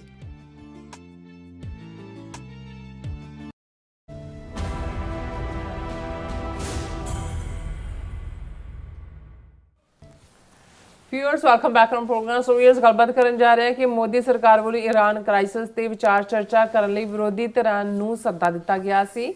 ਇਸ ਵਿੱਚ ਜਦੋਂ ਪਾਕਿਸਤਾਨ ਵੱਲੋਂ ਈਰਾਨ ਤੇ ਅਮਰੀਕਾ ਵਿੱਚ ਕਰਵਾਈ ਜਾ ਰਹੀ ਜੰਗਬੰਦੀ ਲਈ ਵਿਚੋਲਗੀ ਦਾ ਜ਼ਿਕਰ ਆਇਆ ਤਾਂ ਵਿਦੇਸ਼ ਮੰਤਰੀ ਐਸ ਜੈਸ਼ੰਕਰ ਨੇ ਬੜੇ ਨਫ਼ਰਤ ਭਰੇ ਅੰਦਾਜ਼ ਵਿੱਚ ਕਿਹਾ ਕਿ ਪਾਕਿਸਤਾਨ ਦਲਾਲ ਹੈ, ਅਸੀਂ ਦਲਾਲ ਨਹੀਂ ਬਣ ਸਕਦੇ। ਇਹ ਟਿੱਪਣੀ ਭਾਰਤ ਦੀ ਭਰਪੂਰ ਨਿਰਾਸ਼ਤਾ ਤੇ ਨਾਕਾਮਯਾਬੀ ਦੀ ਜਿਹੜੀ ਪ੍ਰਤੀਕ ਹੈ। ਸੋ ਇਸ ਬਾਰੇ ਆਪਾਂ ਗੱਲਬਾਤ ਕਰਨ ਜਾ ਰਹੇ ਹਾਂ। ਸੋ ਅਸੀਂ ਚਾਹਾਂਗੇ ਕਿ ਤੁਸੀਂ ਇਸੇ ਤਰ੍ਹਾਂ ਬਣੇ ਰਹਿਣਾ। ਦੇਖਣ ਸੁਣਨ ਲਈ ਲਿਖਣ ਲਈ ਤੁਹਾਡਾ ਸਭ ਦਾ ਬਹੁਤ ਬਹੁਤ ਧੰਨਵਾਦ ਜੀ। ਡਾਕਟਰ ਸਾਹਿਬ ਕੀ ਵਿਚਾਰਾਂ ਨੇ? ਦੇਖੋ, ਹਾਲਾਂ ਪਰਸੋਂ ਦੇ ਪ੍ਰੋਗਰਾਮ 'ਚ ਅਸੀਂ ਉਦੋਂ ਅਜੇ ਨਵੀਂ ਖਬਰ ਹੀ ਆਈ ਸੀ, ਫਾਈਨੈਂਸ਼ੀਅਲ ਟਾਈਮਸ ਦੇ ਹਵਾਲੇ ਨਾਲ ਅਸੀਂ ਜ਼ਿਕਰ ਕੀਤਾ ਸੀ ਕਿ ਕਿਵੇਂ ਪਾਕਿਸਤਾਨ, ਤੁਰਕੀਏ ਔਰ ਇਜਿਪਟ ਜਿਹੜਾ ਹੈ ਉਹ ਵਿਚੋਲਗੀ ਕਰ ਰਿਹਾ ਹੈ। ਹਾਲਾਂਕਿ ਈਰਾਨ ਨੇ ਪਹਿਲਾਂ ਤਾਂ ਡਿਨਾਈ ਕੀਤਾ ਸੀ ਡਾਇਰੈਕਟ ਗੱਲਬਾਤ ਤੋਂ, ਪਰ ਬਾਅਦ 'ਚ ਵੀ ਇਹ ਸਾਹਮਣੇ ਆਇਆ ਵੀ ਇਨਡਾਇਰੈਕਟ ਮੈਸੇਜਿਸ ਹੀ ਨੇ, ਕਿਉਂਕਿ ਪ੍ਰੈਜ਼ੀਡੈਂਟ ਟਰੰਪ ਨੇ ਜਿਹੜੀ ਪ੍ਰੈਜੈਂਟੇਸ਼ਨ ਦਿੱਤੀ ਸੀ ਉਹਦੇ ਤਾਂ ਇਵੇਂ ਸੀ ਕਿ ਬਹੁਤ ਇੰਪੋਰਟੈਂਟ ਬੰਦੇ ਨਾਲ ਉਹਨਾਂ ਦੇ ਗੱਲਬਾਤ ਹੋ ਰਹੀ ਹੈ, ਕਿਉਂਕਿ 2 ਟਾਇਰ ਲੀਡਰਸ਼ਿਪ ਉਹਨਾਂ ਦੀ ਈਰਾਨ ਦੀ ख़त्म ਕਰ ਦਿੱਤੀ ਗਈ ਹੈ, ਤੀਸਰਾ ਬਹੁਤ ਜ਼ਿੰਮੇਵਾਰ ਬੰਦਾ ਗੱਲਬਾਤ ਕਰ ਰਿਹਾ। ਲੇਕਿਨ ਬਾਅਦ ਦੇ ਵਿੱਚ ਇਹ ਸਾਹਮਣੇ ਆਇਆ ਕਿ ਵੀ ਇਨਫੈਕਟ ਜਿਹੜਾ ਗੱਲਬਾਤ ਦਾ ਇਨੀਸ਼ੀਏਟਿਵ ਹੈ ਉਹ ਪਾਕਿਸਤਾਨ ਦੇ ਫੀਲਡ ਮਾਰਸ਼ਲ ਆਸਮ ਮੁਨੀਰ ਰਾਹੀਂ, ਜਿਹੜਾ ਮੋਸਟ ਫੇਵਰਡ ਫੀਲਡ ਮਾਰਸ਼ਲ ਜਿਵੇਂ ਪ੍ਰੈਜ਼ੀਡੈਂਟ ਟਰੰਪ ਨੇ ਕਿਹਾ ਸੀ, ਉਹਨਾਂ ਦੇ ਰਾਹੀਂ ਹੀ ਗੱਲਬਾਤ ਚੱਲ ਰਹੀ ਹੈ। ਫਿਰ ਇਹ ਵੀ ਸਾਹਮਣੇ ਆਇਆ ਵੀ ਕੋਈ ਈਰਾਨ ਨੇ ਇਸ ਦੇ ਉੱਤੇ ਜੇ 15 ਪੁਆਇੰਟ ਪ੍ਰੋਗਰਾਮ ਅਮਰੀਕਾ ਦਾ ਜੋ ਉਸ ਦੇ ਉੱਤੇ ਜਿਹੜਾ ਜੰਗ ਨੂੰ ख़त्म ਕਰਨ ਦਾ ਇਕੱਲਾ, ਕਿਉਂਕਿ ਪ੍ਰੈਜ਼ੀਡੈਂਟ ਟਰੰਪ ਨੇ ਕਿਹਾ ਸੀ ਵੀ ਅਸੀਂ ਸਿਰਫ ਜੰਗਬੰਦੀ ਨਹੀਂ ਚਾਹੁੰਦੇ, ਅਸੀਂ ਮਿਡਲ ਈਸਟ ਔਰ ਇਸ ਸਾਰੀ ਪ੍ਰੋਬਲਮ ਨੂੰ ਫੋਰਐਵਰ ख़त्म ਕਰਨਾ ਚਾਹੁੰਦੇ ਹਾਂ। ਹਾਲਾਂ ਮੈਂ ਇਸ ਦੇ ਉੱਤੇ ਜਿਹੜੀ ਹੈ ਪਿਛਲੇ ਕੱਲ੍ਹ ਜਦੋਂ ਰੇਡੀਓ ਪ੍ਰੋਗਰਾਮ ਸੀ ਮੇਰਾ ਅੱਜ ਦੀ ਆਵਾਜ਼ ਪ੍ਰੋਗਰਾਮ 'ਚ, ਤਾਂ ਮੈਂ ਇਹ ਕਿਹਾ ਸੀ ਕਿ ਵੀ ਦੇਖੋ ਗੱਲ ਜੇ ਤੁਸੀਂ ਸਾਰੇ ਮਸਲੇ ਦੀ ਜੜ ਵੱਲ ਦੇਖਣਾ ਹੋਏਗਾ ਤਾਂ ਫਿਰ ਇਜ਼ਰਾਈਲ ਦੇ ਨਾਲ ਤਾਂ ਈਰਾਨ ਦਾ ਬਾਰਡਰ ਨਹੀਂ ਲੱਗਦਾ, ਕੋਈ ਰੌਲਾ ਨਹੀਂ ਹੈ। ਔਰ ਈਰਾਨ ਦਾ ਇਹਦੇ ਬਾਵਜੂਦ ਕਿ ਉਸ ਨੂੰ ਉਹ ਇੱਕ ਓਨਲੀ ਸ਼ੀਆ ਮੁਲਕ ਦੇ ਤੌਰ ਤੇ ਜਾਣਿਆ ਜਾਂਦਾ ਹੈ, ਲੇਕਿਨ ਜਿਹੜਾ ਫਲਸਤੀਨ ਦਾ ਇਸ਼ੂ ਹੈ ਜਾਂ ਜਿਸ ਚੋਂ ਹੀ ਮੁੜ ਕੇ ਗਜ਼ਾ ਜਾਂ ਵੈਸਟ ਬੈਂਕ ਜਾਂ ਜੋ ਲਬਨਾਨ ਦੇ ਵਿੱਚ ਇਜ਼ਰਾਈਲ ਕਰ ਰਿਹਾ ਹੈ, ਇਹ ਜੋ ਨਿਕਲਿਆ ਹੋਇਆ, ਇਹ ਸਭ ਦੀ ਜੜ ਤਾਂ ਫਲਸਤੀਨ ਦਾ ਇਸ਼ੂ ਹੈ। ਹੁਣ ਈਰਾਨ ਨੇ ਪਹਿਲੇ ਦਿਨ ਤੋਂ ਫਲਸਤੀਨੀਆਂ, ਹੋਰ ਈਰਾਨ ਦਾ ਕੀ ਰੌਲਾ ਹੈ, ਜਾਂ ਤਾਂ ਤੁਹਾਡਾ ਬਾਰਡਰ ਲੱਗਦਾ, ਹੁਣ ਜਿਵੇਂ ਓਮਾਨ ਵਰਗਾ ਮੁਲਕ ਹੈ, ਜੇ ਸਟੇਟ ਆਫ ਹਾਰਮੂਜ਼ ਹੈ, ਇੱਕ ਸਿਰੇ ਦੇ ਉੱਤੇ ਈਰਾਨ ਹੈ, ਦੂਸਰੇ ਸਿਰੇ ਦੇ ਉੱਤੇ ਜਿਹੜਾ ਓਮਾਨ ਹੈ। ਔਰ ਜਦੋਂ ਅਸੀਂ ਗਲਫ ਸਟੇਟਸ ਦੀ ਗੱਲ ਕਰਦੇ ਹਾਂ ਤੇ ਉਹ ਉਹੀ ਨੇ ਜਿਨ੍ਹਾਂ ਨਾਲ ਗਲਫ ਦਾ ਬਾਰਡਰ ਲੱਗਦਾ ਹੈ, ਉਹਦੇ 'ਚ ਸਾਊਦੀ ਅਰੇਬੀਆ ਵੀ ਆ ਜਾਂਦਾ ਹੈ, ਉਸ ਦੇ ਵਿੱਚ ਦੂਸਰੇ ਮੁਲਕ ਵੀ ਜਿਹੜੇ ਨੇ UAE ਔਰ ਕੁਵੈਤ, ਆਬੂ ਧਾਬੀ, ਇਹ ਸਾਰੇ ਉਸ ਦਾ ਹਿੱਸਾ ਬਣ ਜਾਂਦੇ ਨੇ। ਲੇਕਿਨ ਇਜ਼ਰਾਈਲ ਤਾਂ ਉਸ ਦੇ ਨਾਲ ਵੀ ਉਸ ਦਾ ਲਾਈਨ ਵੀ ਨਹੀਂ। ਸੋ ਮੇਨ ਜਿਹੜਾ ਇਸ਼ੂ ਜਿਸ ਦੇ ਉੱਤੇ ਈਰਾਨ ਨੇ, ਔਰ ਇਹ ਵੀ ਕਿਉਂਕਿ ਜਿਉਂ-ਜਿਉਂ ਵਕਤ ਬੀਤਦਾ ਤੁਸੀਂ ਕਿਸੇ ਬਾਰੇ ਹੋਰ ਜਾਣਨਾ ਚਾਹੁੰਦੇ ਹੋ, ਈਰਾਨ ਸਾਊਥ ਅਫਰੀਕਾ ਦੇ ਵਿੱਚ ਜਿਹੜਾ ਅਪਾਰਥਾਈਡ ਦਾ ਮੁੱਦਾ ਸੀ ਉਹਦੇ 'ਚ ਵੀ ਉਹ ਡਟ ਕੇ ਕਾਲਿਆਂ ਦੇ ਹੱਕ 'ਚ ਖਲੋਤਾ ਸੀ ਕਿ ਭਾਈ ਇਹ ਜਿਹੜੀ ਹੈ ਡਿਸਕ੍ਰਿਮੀਨੇਸ਼ਨ ਰੇਸ ਬੇਸਡ ਨਹੀਂ ਹੋਣੀ ਚਾਹੀਦੀ। ਔਰ ਇਹੀ ਕਾਰਨ ਸੀ ਕਿ ਨੈਲਸਨ ਮੰਡੇਲਾ ਜਦੋਂ 27 ਸਾਲ ਦੀ ਕੈਦ ਤੋਂ ਬਾਅਦ ਆਇਆ, ਪਹਿਲੀਆਂ ਵਿਜ਼ਿਟ 'ਚੋਂ ਈਰਾਨ ਗਿਆ ਸੀ ਤਹਿਰਾਨ, ਔਰ ਉਹਨੇ ਖਮੀਨਾਈ ਨੂੰ ਐਡਰੈਸ ਕਰਕੇ ਕਿਹਾ ਸੀ ਕਿ ਹੀ ਇਜ਼ ਮਾਈ ਲੀਡਰ। ਇਸੇ ਤਰ੍ਹਾਂ ਹੋਰ ਮੁੱਦਿਆਂ ਦੇ ਉੱਤੇ ਵੀ ਜਿਹੜਾ ਮੈਂ ਇਹ ਵੀ ਬੈਕਗਰਾਊਂਡ ਦੇਖ ਰਿਹਾ ਸੀ ਕਿ ਵੀ ਆਇਰਲੈਂਡ ਦੇ ਲੋਕ ਕਿਉਂ ਫਲਸਤੀਨ ਦੇ ਹੱਕ 'ਚ ਨੇ ਜਾਂ ਉਹਨਾਂ ਦਾ ਦੂਸਰਾ, ਕਿਉਂਕਿ ਉਹਨਾਂ ਨੂੰ ਆਇਰਲੈਂਡ ਦੇ ਲੋਕਾਂ ਨੂੰ ਬਿਲਕੁਲ ਇਹ ਲੱਗਦਾ ਹੈ ਵੀ ਜਿਵੇਂ ਸਾਨੂੰ ਕੋਲੋਨਾਈਜ਼ ਬ੍ਰਿਟਿਸ਼ਰਸ ਨੇ ਕੀਤਾ ਹੈ, ਜਿਹੜੀ ਸਿਚੁਏਸ਼ਨ ਸਾਡੇ ਨਾਲ ਹੋਈ ਉਹੀ ਅਲਟੀਮੇਟਲੀ ਫਲਸਤੀਨ ਦੇ ਵਿੱਚ ਉਹੀ ਸਟੈਪ ਲਏ ਗਏ। ਹੁਣ ਬੋਸਨੀਆ ਬਹੁਤ ਘੱਟ ਨੂੰ ਪਤਾ ਹੈ, ਕਿਉਂਕਿ ਮੈਨੂੰ ਤਾਂ ਯਾਦ ਹੈ ਵੀ ਜਦੋਂ ਇਹ 90s ਦੇ ਵਿੱਚ ਸਰਬੀਆ ਨੇ ਜਦੋਂ ਯੂਗੋਸਲਾਵੀਆ ਟੁੱਟਿਆ, ਉਹਦੇ 'ਚ ਸਰਬੀਆ, ਕਰੋਸ਼ੀਆ, ਬੋਸਨੀਆ ਹਰਜ਼ੇਗੋਵੀਨਾ, ਮੈਸੇਡੋਨੀਆ, ਕੋਸੋਵੋ, ਲੇਕਿਨ ਸਰਬੀਆ ਦੇ ਲੋਕ ਜ਼ਿਆਦਾ ਫੌਜੀ ਉਹਨਾਂ ਦੇ ਸਨ। ਉਹਨਾਂ ਨੇ ਬੋਸਨੀਆ ਹਰਜ਼ੇਗੋਵੀਨਾ ਦੇ ਵਿੱਚ ਬਹੁਤ ਜ਼ੁਲਮ ਕੀਤਾ, ਨਸਲਕੁਸ਼ੀ ਕੀਤੀ। ਇਹੀ ਕਾਰਨ ਸੀ ਕਿ ਬਾਅਦ 'ਚ ਸਰਬੀਆ ਦੇ ਜਿਹੜਾ ਹੈੱਡ ਸੀ ਮਿਲੋਸੋਵਿਚ, ਉਸ ਦੇ ਉੱਤੇ ਵਾਰ ਕ੍ਰਾਈਮ ਚੱਲਿਆ, ਜੇਲ੍ਹ 'ਚ ਉਹਦੀ ਮੌਤ ਹੋ ਗਈ ਸੀ। ਹੁਣ ਉਸ ਪੀਰੀਅਡ 'ਚ ਵੀ ਜਦੋਂ ਕਿ ਬੋਸਨੀਆ ਛੋਟੇ ਜਿਹੇ ਮੁਸਲਮਾਨ ਪਾਪੂਲੇਸ਼ਨ, ਉੱਥੇ ਦੂਸਰੇ ਵੀ ਨੇ, ਈਸਾਈ ਵੀ ਨੇ। ਹੁਣ ਉਸ ਪੀਰੀਅਡ 'ਚ ਵੀ ਹਾਲਾਂਕਿ ਈਰਾਨ ਖੁਦ ਸੈਂਕਸ਼ਨਸ ਦਾ ਸ਼ਿਕਾਰ ਸੀ, ਆਰਥਿਕ ਪਾਬੰਦੀਆਂ ਦਾ, ਪਰ ਜੇ ਉਹਨਾਂ ਦੇ ਲਈ ਜਾ ਕੇ ਕਿਸੇ ਨੇ ਹਾਂ ਦਾ ਨਾਅਰਾ ਮਾਰਿਆ, ਬੋਸਨੀਆ ਹਰਜ਼ੇਗੋਵੀਨਾ ਦੇ ਵਿੱਚ ਈਰਾਨ ਦਾ ਫੋਰਨ ਮਿਨਿਸਟਰ ਉੱਥੇ ਗਿਆ, ਉਹਨਾਂ ਨੂੰ ਹਥਿਆਰ ਵੀ ਦਿੱਤੇ, ਟ੍ਰੇਨਿੰਗ ਵੀ ਦਿੱਤੀ। ਔਰ ਉਹ ਬੋਸਨੀਆ ਦੇ ਲੋਕ ਕਹਿੰਦੇ ਨੇ ਕਿ ਜੇ ਉਸ ਸਟੇਜ 'ਤੇ ਸਾਨੂੰ ਮਦਦ ਨਾ ਮਿਲਦੀ ਈਰਾਨ ਦੀ ਤੇ ਸਾਨੂੰ ਤਾਂ ਸਰਬੀਆ ਵਾਲਿਆਂ ਨੇ ਮੁਕਾ ਦੇਣਾ ਸੀ ਜੀ। ਹੁਣ ਕਹਿਣ ਦਾ ਮਤਲਬ ਇਹ ਹੈ ਕਿ ਵੀ ਉਸ ਦਾ ਆਪਣੇ ਨੇਬਰਹੁੱਡ ਦੇ ਵਿੱਚ ਇਹਦੇ ਬਾਵਜੂਦ ਹੁਣ ਜੇ ਇਹ ਆਂਦਾ ਹੈ ਕਿ ਜੀ ਇਹ ਜਿਹੜੀਆਂ ਸਟੇਟਾਂ ਨੇ, ਲੜਾਈ ਤਾਂ ਅਮਰੀਕਾ ਨਾਲ ਸੀ, ਚਲੋ ਅੱਡੇ ਵੀ ਉਹਨਾਂ ਨੇ ਦੇ ਦਿੱਤੇ, ਪਰ ਈਰਾਨ ਨੇ ਉਹਨਾਂ 'ਤੇ ਹਮਲਾ ਕਿਉਂ ਕੀਤਾ? ਹੁਣ ਜਦੋਂ ਤੁਸੀਂ ਬੈਕਗਰਾਊਂਡ 'ਚ ਜਾ ਕੇ ਦੇਖੋਗੇ ਕਿ ਜਿਉਂ ਹੀ 1980 ਦੇ ਵਿੱਚ ਇਰਾਕ ਨੇ ਹਮਲਾ ਕੀਤਾ ਸਦਾਮ ਹੁਸੈਨ ਦੇ ਥੱਲੇ, ਜਿਹੜਾ ਅਗੇਨ ਉਹੀ ਖੇਡ ਰਹੇ ਸੀ ਜਿਹੜੇ ਅੱਜ ਇਹ ਖੇਡ ਰਹੇ ਨੇ, ਤੇ 8 ਸਾਲ 9 ਸਾਲ ਉਹ ਜੰਗ ਚੱਲੀ, ਲੱਖਾਂ ਇਰਾਨੀ ਵੀ ਮਾਰੇ ਗਏ, ਇਰਾਕੀ ਵੀ ਮਾਰੇ, ਇਰਾਕ ਨੇ ਕੈਮੀਕਲ ਵੈਪਨ ਵੀ ਯੂਜ਼ ਕੀਤੇ। ਤੇ ਇਹ ਜਿਹੜੇ ਸਾਰੇ ਗਲਫ ਕੰਟਰੀਜ਼ ਨੇ, ਇਹਨਾਂ ਸਾਰਿਆਂ ਨੇ ਸਦਾਮ ਹੁਸੈਨ ਦੀ ਮਦਦ ਕੀਤੀ ਸੀ ਈਰਾਨ ਦੇ ਖਿਲਾਫ। ਸੋ ਮਤਲਬ ਇਹ ਹੈ ਵੀ ਹੁਣ ਗੱਲ ਜੇ ਫਲਸਤੀਨੀਆਂ ਦੀ ਕਰੀਏ, ਕਿਉਂਕਿ ਈਰਾਨ ਕੱਲਾ ਆਪਣੇ ਬਾਰਡਰ ਦੇ ਏਰੀਆ ਦੇ ਵਿੱਚ ਹੀ ਨਹੀਂ ਲੜ ਰਿਹਾ ਜਾਂ ਆਪਣੇ ਆਪ ਨੂੰ ਡਿਫੈਂਡ ਕਰਨ ਦੇ ਲਈ ਨਹੀਂ ਹੈ ਇਜ਼ਰਾਈਲ ਦੇ ਖਿਲਾਫ। 3 ਜਿਹੜੀਆਂ ਪ੍ਰੋਕਸੀਜ਼ ਮੇਨ ਤੌਰ ਦੇ ਉੱਤੇ ਈਰਾਨ ਦੀਆਂ ਪ੍ਰੋਕਸੀਜ਼ ਨੇ, ਉਹਨਾਂ ਦੇ ਵਿੱਚ ਹਮਾਸ ਹੈ ਗਜ਼ਾ ਦੇ ਵਿੱਚ, ਉਸ ਦੇ ਵਿੱਚ ਉਹਨਾਂ ਦਾ ਜਿਹੜਾ ਇੱਕ ਪਾਰਟ ਜਿਹੜਾ ਉਹ ਲੜ ਰਹੇ ਨੇ ਵਿਦਨ ਯਮਨ, ਹੂਤੀ ਜਿਹੜੇ ਨੇ, ਉਹ ਯਮਨ ਦਾ ਬਾਰਡਰ ਸਾਊਦੀ ਅਰੇਬੀਆ ਨਾਲ ਲੱਗਦਾ। ਹੂਤੀ ਜਿਹੜੇ ਨੇ ਉਹਨਾਂ ਨੇ ਹੁਣ ਧਮਕੀ ਵੀ ਦਿੱਤੀ ਹੈ ਵੀ ਅਸੀਂ ਵੀ ਰੈੱਡ ਸੀ ਨੂੰ ਜਿਹੜਾ ਉਹ ਰੋਕ ਲਾਂਗੇ। ਔਰ ਇਸ ਸਾਰੇ ਦੇ ਨਾਲ ਜਿਹੜਾ ਜੁੜਿਆ ਹੋਇਆ ਪਾਰਟ ਹੈ, ਹੁਣ ਹਮਾਸ ਵਾਲੇ ਭਾਵੇਂ ਸਾਰੇ ਸੁੰਨੀ ਨੇ, ਉਹਨਾਂ ਸ਼ੀਆ ਨਹੀਂ ਨੇ, ਪਰ ਈਰਾਨ ਨੂੰ ਇਹ ਲੱਗਦਾ ਹੈ ਕਿ ਵੀ ਇਜ਼ਰਾਈਲ ਨੇ ਜਦੋਂ ਤੱਕ ਫਲਸਤੀਨ ਨੂੰ ਆਪਣੇ 'ਚ ਬਿਲਕੁਲ ਸਮੇਟ ਲੈਣਾ ਜੇ ਉਹਨਾਂ ਨੂੰ ਆਰਮਡ ਰੈਜ਼ਿਸਟੈਂਸ ਨਾ ਦਿੱਤੀ। ਔਰ ਉਸ ਦੇ ਨਾਲ ਫਿਰ ਅਸੀਂ ਜੁੜਿਆ ਹੋਇਆ ਪਾਰਟ ਉਹਨਾਂ ਦਾ ਦੇਖਦੇ ਹਾਂ ਕਿ ਹਿਜ਼ਬੁੱਲਾ, ਬਿਲਕੁਲ ਜਿਸ ਇਹ ਵੀ ਈਰਾਨ ਦੀ ਪ੍ਰੋਕਸੀ ਹੈ। ਹੁਣ ਇਸ ਸਾਰੇ ਦੇ ਚੱਲਦੇ ਆ ਜੇ ਇਹ ਸੈਟਲਮੈਂਟ ਹੋਏਗੀ ਪਰਮਾਨੈਂਟ ਉਦੋਂ ਹੀ ਹੋਏਗੀ ਜਿਹੜਾ UN ਨੇ ਜਿਹੜਾ ਔਸਲੋ ਅਕੋਰਡ ਯਾਸਰ ਅਰਾਫਾਤ ਔਰ ਪ੍ਰਾਈਮ ਮਿਨਿਸਟਰ ਏਰੀਅਨ ਦੇ ਵਿਚਾਲੇ ਹੋਇਆ ਸੀ, 2 ਸਟੇਟ। ਔਰ ਜਦੋਂ ਤੱਕ ਜੇ ਸੱਚਮੁੱਚ ਵੱਡੀਆਂ ਤਾਕਤਾਂ West in general, America in particular ਉਸ ਖਿੱਤੇ ਦੇ ਵਿੱਚ ਅਮਨ ਅਮਾਨ ਚਾਹੁੰਦਾ ਤੇ ਫਿਰ ਇਹ ਜਿਹੜਾ ਇਹਨਾਂ ਦਾ ਇੱਕ ਬਿਬਲੀਕਲ ਸੂਡੋ ਬਿਲੀਫ ਦੇ ਉੱਤੇ ਗ੍ਰੇਟਰ ਇਜ਼ਰਾਈਲ ਦੇ ਡ੍ਰੀਮ ਥੱਲੇ ਤੁਸੀਂ ਖੁੱਲੀ ਛੁੱਟੀ ਦਿੱਤੀ ਹੈ ਵੀ ਉੱਥੇ ਉਹ ਸਾਰੇ ਮੁਲਕਾਂ ਨੂੰ ਦੱਬ ਲੈ, ਇਵੇਂ ਨਹੀਂ ਹੋਣਾ। ਫਿਰ ਜੈਨੂਅਨਲੀ, ਔਰ ਯਹੂਦੀਆਂ ਦਾ ਹੱਕ ਹੈ ਉਹਨਾਂ ਦਾ ਹੋਮਲੈਂਡ, ਭਾਵੇਂ 3000 ਸਾਲ ਪਹਿਲਾਂ ਸੀ, ਹੁਣ 80 ਸਾਲਾਂ 'ਚ ਉਹਨਾਂ ਨੇ ਆਪਣੀ ਹੋਂਦ ਬਣਾਈ ਹੈ।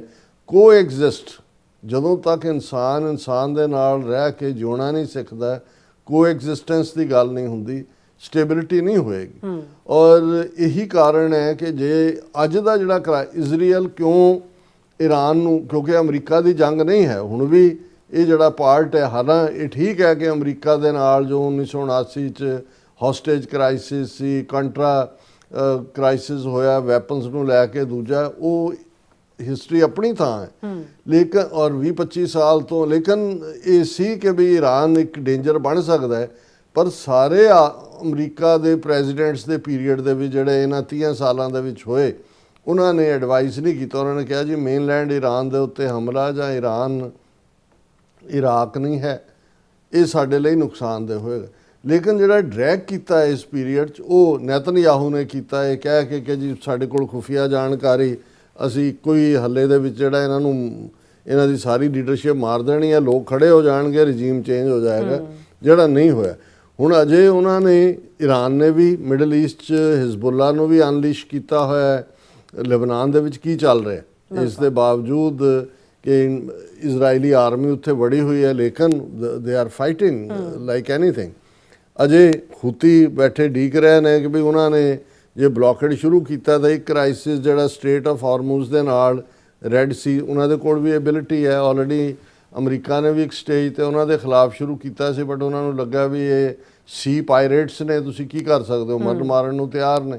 ਔਰ ਹਿਜ਼ਬੁੱਲਾ ਉਹ ਆਪਣੇ ਕੰਮ ਦੇ ਉੱਤੇ ਲੱਗਾ ਹੋਇਆ, ਕਿਉਂਕਿ ਜਿਹੜੇ ਹੁਣ ਸੈਟਲਮੈਂਟਸ ਦੇ ਵਿੱਚ ਬੈਠੇ ਹੋਏ ਯਹੂਦੀ ਨੇ ਉਹ ਫਲਸਤੀਨੀਆਂ ਦੇ ਉੱਤੇ ਹਮਲੇ ਕਰ ਰਹੇ ਨੇ। ਹੁਣ ਇਸ ਸਾਰੇ ਪਿਛੋਕੜ ਦੇ ਵਿੱਚ ਮੈਂ ਸਮਝਦਾ ਹਾਂ ਕਿ ਜੇ ਵਿਚੋਲਗੀ ਦੀ ਗੱਲ ਪਾਕਿਸਤਾਨ ਨੇ ਇਨੀਸ਼ੀਏਟ ਕੀਤੀ, ਤੁਰਕੀਏ ਨੇ ਕੀਤੀ, ਜਾਂ ਜਿਵੇਂ ਵੀ ਹੋਇਆ, ਇਹ ਇੱਕ ਬੜੀ ਪੋਜ਼ਿਟਿਵ ਗੱਲ ਹੈ ਕਿ ਵੀ ਜਦੋਂ ਹਰ ਇੱਕ ਨੂੰ ਨਜ਼ਰ ਆ ਰਿਹਾ ਕਿ ਵੀ ਗੱਲ ਕੱਲੀ ਇਹ ਮਾਰੀਆਂ ਮਰਾਇਆ ਦਾ ਨਹੀਂ ਹੈ। ਇਕੋਨਮੀ ਆਇਲ 20% ਉੱਥੋਂ ਨਿਕਲਦਾ ਹੈ, ਬਾਕੀ ਸਾਰਾ ਕੁਝ ਹੀ ਜਾਂਦਾ ਲੱਗਦਾ। ਹੁਣ ਬਜਾਏ ਇਸ ਦੇ ਕਿ ਇਹਨੂੰ ਐਪਰੀਸ਼ੀਏਟ ਕੀਤਾ ਜਾਂਦਾ, ਔਰ ਇਹ ਪਾਕਿਸਤਾਨ ਦੇ ਕ੍ਰੈਡਿਟ 'ਚ ਜਾਂਦਾ ਹੈ ਕਿ ਜਦੋਂ ਅਸੀਂ ਗੱਲ ਕਰਦੇ ਹਾਂ ਵੀ ਅੱਜ ਬੇਸ਼ੱਕ ਹੁਣ ਅਮਰੀਕਾ ਚੀਨ ਦਾ ਬਿਟਰਨੈਸ ਹੈ, ਲੇਕਿਨ ਲੋਕ ਭੁੱਲ ਜਾਂਦੇ ਨੇ ਕਿ ਵੀ ਅਮਰੀਕਾ ਔਰ ਚਾਈਨਾ ਜਿਹੜੀ ਕੋਰੀਆ ਵਾਰ ਸੀ ਉਹ ਪ੍ਰੋਕਸੀ ਵਾਰ ਸੀ, ਆਲਮੋਸਟ ਚਾਈਨਾ ਦੇ ਖਿਲਾਫ ਹੀ ਸੀ। ਅਮਰੀਕਾ ਦੇ 60,000 ਦੇ ਕਰੀਬ ਸੋਲਜਰ ਉਹਦੇ 'ਚ ਮਾਰੇ ਗਏ। ਵਿਤਨਾਮ ਵਾਲੇ ਦੇ ਵਿੱਚ ਸੋਵੀਅਤ ਯੂਨੀਅਨ ਦੇ ਨਾਲ ਪ੍ਰੋਕਸੀ ਵਾਰ ਸੀ। ਸੋ ਚਾਈਨਾ ਔਰ ਅਮਰੀਕਾ, ਚਾਈਨਾ ਬਿਲਕੁਲ ਕਲੋਜ਼ ਸੀ ਬਾਕੀ ਦੁਨੀਆ ਨਾਲੋਂ, ਅਮਰੀਕਾ ਦੇ ਪ੍ਰਤੀ ਪੂਰੀ ਹੌਸਟਿਲਿਟੀ ਸੀ। ਅਮਰੀਕਾ ਵੀ ਚਿਆਂਗ ਕਾਈ ਸ਼ੇਕ ਵਾਲਿਆਂ ਨੂੰ ਰੈਕਗਨਾਈਜ਼ ਕਰਦਾ ਸੀ, ਪਰ ਇਹ ਪਾਕਿਸਤਾਨ ਦੇ ਹੀ ਹਿੱਸੇ ਆਇਆ, ਕਿਉਂਕਿ ਇਹ ਮੈਂ ਇਸ ਲਈ ਕਹਿ ਰਿਹਾ ਕਿ ਜਿਹੜੀ ਆਪੋਜੀਸ਼ਨ ਧਿਰਾਂ ਦੀ ਮੀਟਿੰਗ ਸੱਦੀ ਗਈ ਮੋਦੀ ਸਰਕਾਰ, ਹਾਲਾਂਕਿ ਮੋਦੀ ਵੀ ਉਹਦੇ 'ਚੋਂ ਗਾਇਬ ਰਿਹਾ, ਔਰ Rahul Gandhi leader of the opposition ਉਹ ਕੇਰਲਾ 'ਚ ਗਿਆ, ਉਹਨਾਂ ਦੀ ਮਾਂ ਵੀ ਉਹਦੀ ਬਿਮਾਰ ਹੈ, ਉਹਦੇ ਸਰ ਗੰਗਾ ਰਾਮ ਹਸਪੀਟਲ 'ਚ ਐਡਮਿਟ ਹੈ। ਉਹਦੇ 'ਚ ਉਹਨੂੰ ਚੇਅਰ ਕੀਤਾ ਰਾਜਨਾਥ ਸਿੰਘ ਨੇ। ਹੁਣ ਜਿਹੜਾ ਐਸ ਜੈ ਸ਼ੰਕਰ ਜਿਹਦੀ ਸ਼ਕਲ ਜਿਹੜੀ ਹੈ ਉਹ ਹਰਦੂ ਲਾਹਨਤ ਵਾਲਾ ਉਹਦਾ ਮੂੰਹ ਹੈ ਬਣਿਆ ਹੋਇਆ, ਉਹਦੇ ਜਦੋਂ ਆਪੋਜੀਸ਼ਨ ਨੇ ਕਿਹਾ ਜੀ ਇੰਡੀਆ ਇੰਨਾ ਵੱਡਾ ਮੁਲਕ, ਤੁਸੀਂ ਕਦੇ ਚੌਥੀ ਇਕੋਨਮੀ ਦੁਨੀਆ ਦੀ ਵੱਡੀ ਕਹਿੰਦੇ ਹੋ, ਕਦੇ ਤੀਜੀ ਬਣ ਜਾਂਦੇ ਹੋ, ਕਦੇ ਵਿਸ਼ਵ ਗੁਰੂ ਬਣ ਜਾਂਦੇ ਹੋ, ਵੀ ਤੁਹਾਨੂੰ ਤਾਂ ਬੇਰਾਂ ਦੇ ਵੱਟੇ ਕੋਈ ਨਹੀਂ ਪੁੱਛਦਾ। ਪਾਕਿਸਤਾਨ ਇੰਨਾ ਵੱਡਾ ਜਿਹੜਾ ਉਹ ਰੋਲ ਅਦਾ ਕਰ ਰਿਹਾ ਹੈ ਵਿਚੋਲਗੀ ਦਾ ਪੀਸ ਲਿਆਉਣ ਦੇ ਲਈ, ਤੇ ਇਸ ਸੜੇ ਬਲੇ ਜਿਹਨੂੰ ਅਸੀਂ ਵੈਸੇ ਕਿਹਾ ਸੀ ਵੀ ਸੜ ਕੇ ਕੋਲੇ ਹੋਇਆ, ਉਹ ਕਹਿੰਦਾ ਅਸੀਂ ਦਲਾਲ ਨਹੀਂ, ਪਾਕਿਸਤਾਨ ਦਲਾਲੀ ਕਰਦਾ। ਹੁਣ ਪਹਿਲੀ ਗੱਲ ਤਾਂ ਕਿਤੇ ਵੀ ਬਲੱਡ ਸ਼ੈਡ ਹੈ, ਕਿਤੇ ਵੀ ਕੋਈ ਸਟ੍ਰਾਈਫ ਹੈ, ਉਹਨੂੰ ਰੋਕਣ ਦੀ ਕੋਸ਼ਿਸ਼ ਕਰਨਾ, ਇਹ ਤਾਂ ਪੋਜ਼ਿਟਿਵ ਪਾਰਟ ਹੈ। ਫਿਰ ਪਾਕਿਸਤਾਨ ਦਾ ਇੰਨਾ ਵੱਡਾ ਰੋਲ ਰਿਹਾ ਹੈ ਕਿ ਅਮਰੀਕਾ ਔਰ ਚੀਨ ਦੇ ਸਬੰਧਾਂ ਨੂੰ ਜੋੜਨਾ।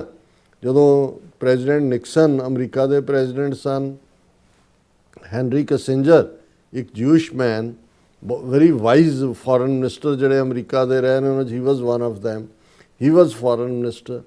Zulfikar Ali Bhutto was prime minister of Pakistan, ਔਰ ਕਿਉਂਕਿ Bhutto was very close to Mao Zedong and Chou En Lai China ਦੇ, ਉਹ ਵਿਚੋਲਗੀ ਵੀ ਅਮਰੀਕਾ ਤੇ ਚੀਨ ਨੂੰ ਆਪਸ 'ਚ ਨੇੜੇ ਲਿਆਉਣ ਦੀ ਜਿਹੜੀ ਵਿਚੋਲਗੀ ਕੀਤੀ ਉਹ ਪਾਕਿਸਤਾਨ ਨੇ ਕੀਤੀ। ਔਰ ਜਿਹੜਾ ਚਾਈਨਾ ਜਾਣਾ ਵੀ ਸੀ ਵਾਇਆ ਪਾਕਿਸਤਾਨ ਸੀ। ਹੈਨਰੀ ਕਿਸਿੰਜਰ ਔਰ ਹੈਨਰੀ ਕਿਸਿੰਜਰ ਦੀ ਜਦੋਂ ਗੱਲਬਾਤ ਚੱਲ ਰਹੀ ਸੀ ਚੀਨ ਨਾਲ ਕਿ ਨਿਕਸਨ ਨੇ ਜਾਣਾ ਹੈ, ਮਾਓ ਜ਼ੇਤੁੰਗ ਨੂੰ ਮਿਲਣਾ ਹੈ, ਕੀ ਹੋਏ ਵਾਇਆ ਪਾਕਿਸਤਾਨ ਹੀ ਚੱਲ ਰਹੀ ਸੀ। ਔਰ ਉਹੀ ਪਾਕਿਸਤਾਨ ਉਹਨੇ ਆਪਣੇ ਚਾਈਨਾ ਨਾਲ ਵੀ ਸੰਬੰਧ ਠੀਕ ਰੱਖੇ ਹੋਏ ਨੇ, ਅਮਰੀਕਾ ਨਾਲ ਵੀ ਰੱਖੇ ਹੋਏ ਨੇ। ਸੋ ਜੇ ਉਸ ਲੈਵਲ ਦੀ ਡਿਪਲੋਮੇਸੀ ਪਾਕਿਸਤਾਨ ਉਦੋਂ ਕਰ ਸਕਦਾ ਸੀ ਜਦੋਂ ਸੋਚਿਆ ਵੀ ਨਹੀਂ ਸੀ ਜਾ ਸਕਦਾ ਕਿ ਚੀਨ ਔਰ ਅਮਰੀਕਾ, ਕਿਉਂਕਿ ਅਮਰੀਕਾ ਨੇ ਤਾਂ ਦੂਸਰੇ ਚੀਨ ਨੂੰ ਰੈਕਗਨਾਈਜ਼ ਕੀਤਾ ਹੋਇਆ ਸੀ, ਜਿਹਨੂੰ ਅੱਜ ਜਿਹੜਾ ਤਾਈਵਾਨ ਬਣਾ ਕੇ ਜਿਹੜੇ ਬੈਠੇ ਨੇ। ਸੋ ਇਹੀ ਰੋਲ ਅੱਜ ਹੈ। ਲੇਕਿਨ ਤੁਸੀਂ ਘਟੀਆਪਨ ਦੇਖੋ, ਪਹਿਲਾਂ ਤਾਂ ਐਜ਼ ਏ ਫੋਰਨ ਮਿਨਿਸਟਰ ਜਦੋਂ ਅਸੀਂ ਡਿਪਲੋਮੇਸੀ ਦੀ ਗੱਲ ਕਰਦੇ ਹਾਂ, ਡਿਪਲੋਮੈਟ ਤਾਂ ਕਦੇ ਇਸ ਕਿਸਮ ਦੀ ਜ਼ਬਾਨ ਬੋਲਦਾ ਹੀ ਨਹੀਂ ਹੈ ਜੀ। ਡਿਪਲੋਮੈਟਸ ਬਾਰੇ ਤਾਂ ਅਕਸਰ ਜਦੋਂ ਮੈਂ ਕੋਟ ਕਰਦਾ, ਸ਼ਾਇਦ ਮੈਕੀਆਵੈਲੀ ਦਾ ਹੀ ਹੈ, if a diplomat says yes he means perhaps, if he says perhaps he means no, if he says no he is a no diplomat.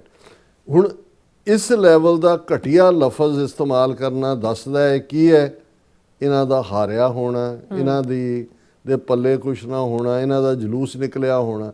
ਔਰ ਇਹ ਗੱਲ ਕਦੇ ਮੈਂ ਨਹੀਂ ਕਹਿ ਰਿਹਾ, ਬ੍ਰਹਮਾ ਚਲਾਨੀ ਜਿਹੜਾ ਬਹੁਤ ਵੱਡਾ ਇਸ ਵੇਲੇ ਹਿੰਦੂਤਵਾ ਥਿੰਕ ਟੈਂਕ ਰਨ ਕਰਦਾ, ਕਿਸੇ ਵੇਲੇ ਐਸੋਸੀਏਟਡ ਪ੍ਰੈਸ ਦਾ ਰਿਪੋਰਟਰ ਸੀ ਜੂਨ 84 ਦੇ ਵੇਲੇ, ਜਿਹਨੂੰ ਅਵਾਰਡ ਵੀ ਮਿਲਿਆ, ਇਹਦੇ ਤੇ ਟਾਡਾ ਵੀ ਲਾਇਆ ਸੀ, ਔਰ ਇਹ ਫਸਟ ਵਿਟਨੈਸ ਸੀ। ਹੁਣ ਮੈਂ ਕਿਉਂਕਿ ਹੈ ਤਾਂ ਕਾਂਗਰਸ ਨੇ ਕੀ ਕਿਹਾ ਜਾਂ ਦੂਜਿਆਂ ਨੇ ਕੀ ਕਿਹਾ, ਉਹਦੇ 'ਚ ਮੈਂ ਗਿਆ ਤਾਂ ਫਿਰ ਵਕਤ ਨਹੀਂ ਹੈ।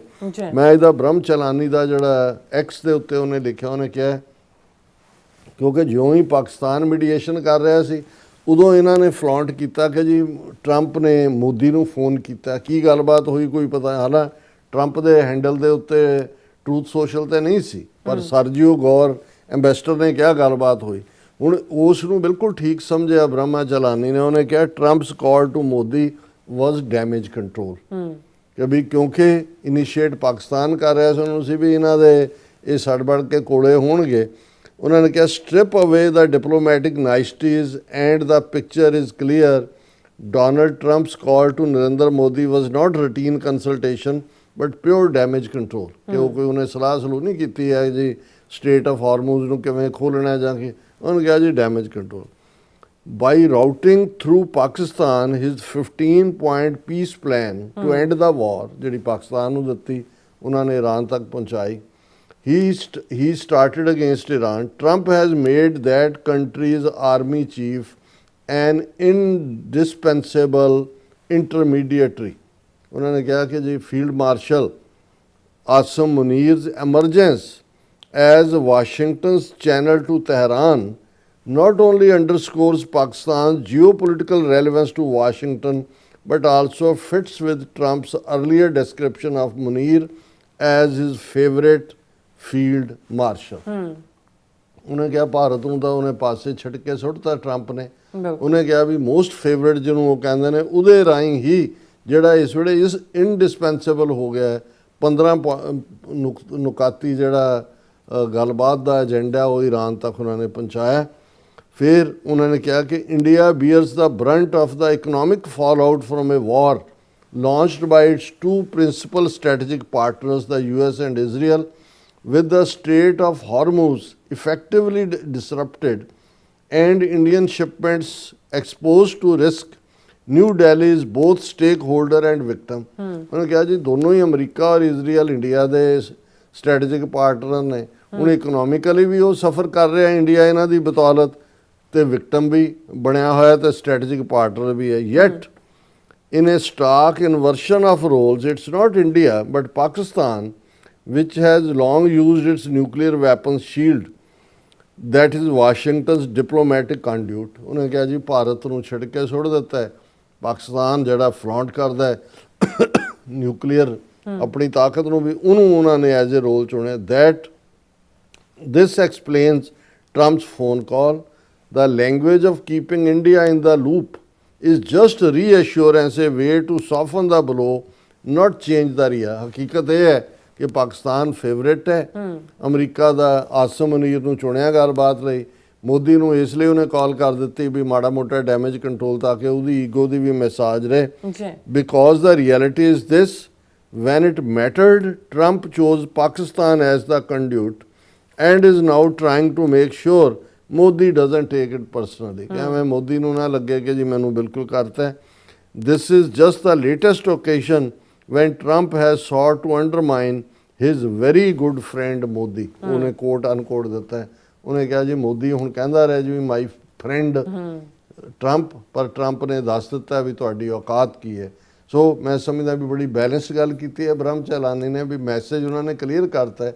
ਔਰ ਐਸ ਜੈ ਸ਼ੰਕਰ ਦਾ ਇਸ ਕਿਸਮ ਦਾ ਲਫ਼ਜ਼ ਇਸਤੇਮਾਲ ਕਰਨਾ ਇਹ ਸ਼ੋਅ ਕਰਦਾ ਹੈ ਕਿ ਵੀ ਕਿਸ ਹੱਦ ਤੱਕ ਇਹਨਾਂ ਦੇ ਅੰਦਰ ਮਾਯੂਸੀ ਹੈ, ਕਿਵੇਂ ਇੱਕ ਡਿਫੀਟਿਸਟ ਮਾਈਂਡ ਸੈਟ ਦੇ ਨਾਲ ਵੀ ਇਹ ਤਾਂ ਇਹੀ ਕਹਿੰਦੇ ਹੋਣੇ ਕਿ ਬਈ ਵਾਹ ਕਿਸਮਤ ਦੇ ਬਲੀਆ ਰਿੱਧੀ ਖੀਰ ਤੇ ਬਣ ਗਿਆ ਦਲੀਆ। ਬਿਲਕੁਲ ਡਾਕਟਰ ਸਾਹਿਬ ਤੁਹਾਡਾ ਬਹੁਤ ਬਹੁਤ ਸ਼ੁਕਰੀਆ। ਸੋ ਥਲੇ ਨੂੰ ਬ੍ਰੇਕ ਵਿਊਅਰਸ ਤੁਸੀਂ ਸਾਨੂੰ ਇਸ ਤਰ੍ਹਾਂ ਬੜੇ ਰਹਿਣਾ, ਮਿਲਦੇ ਹਾਂ after this short break.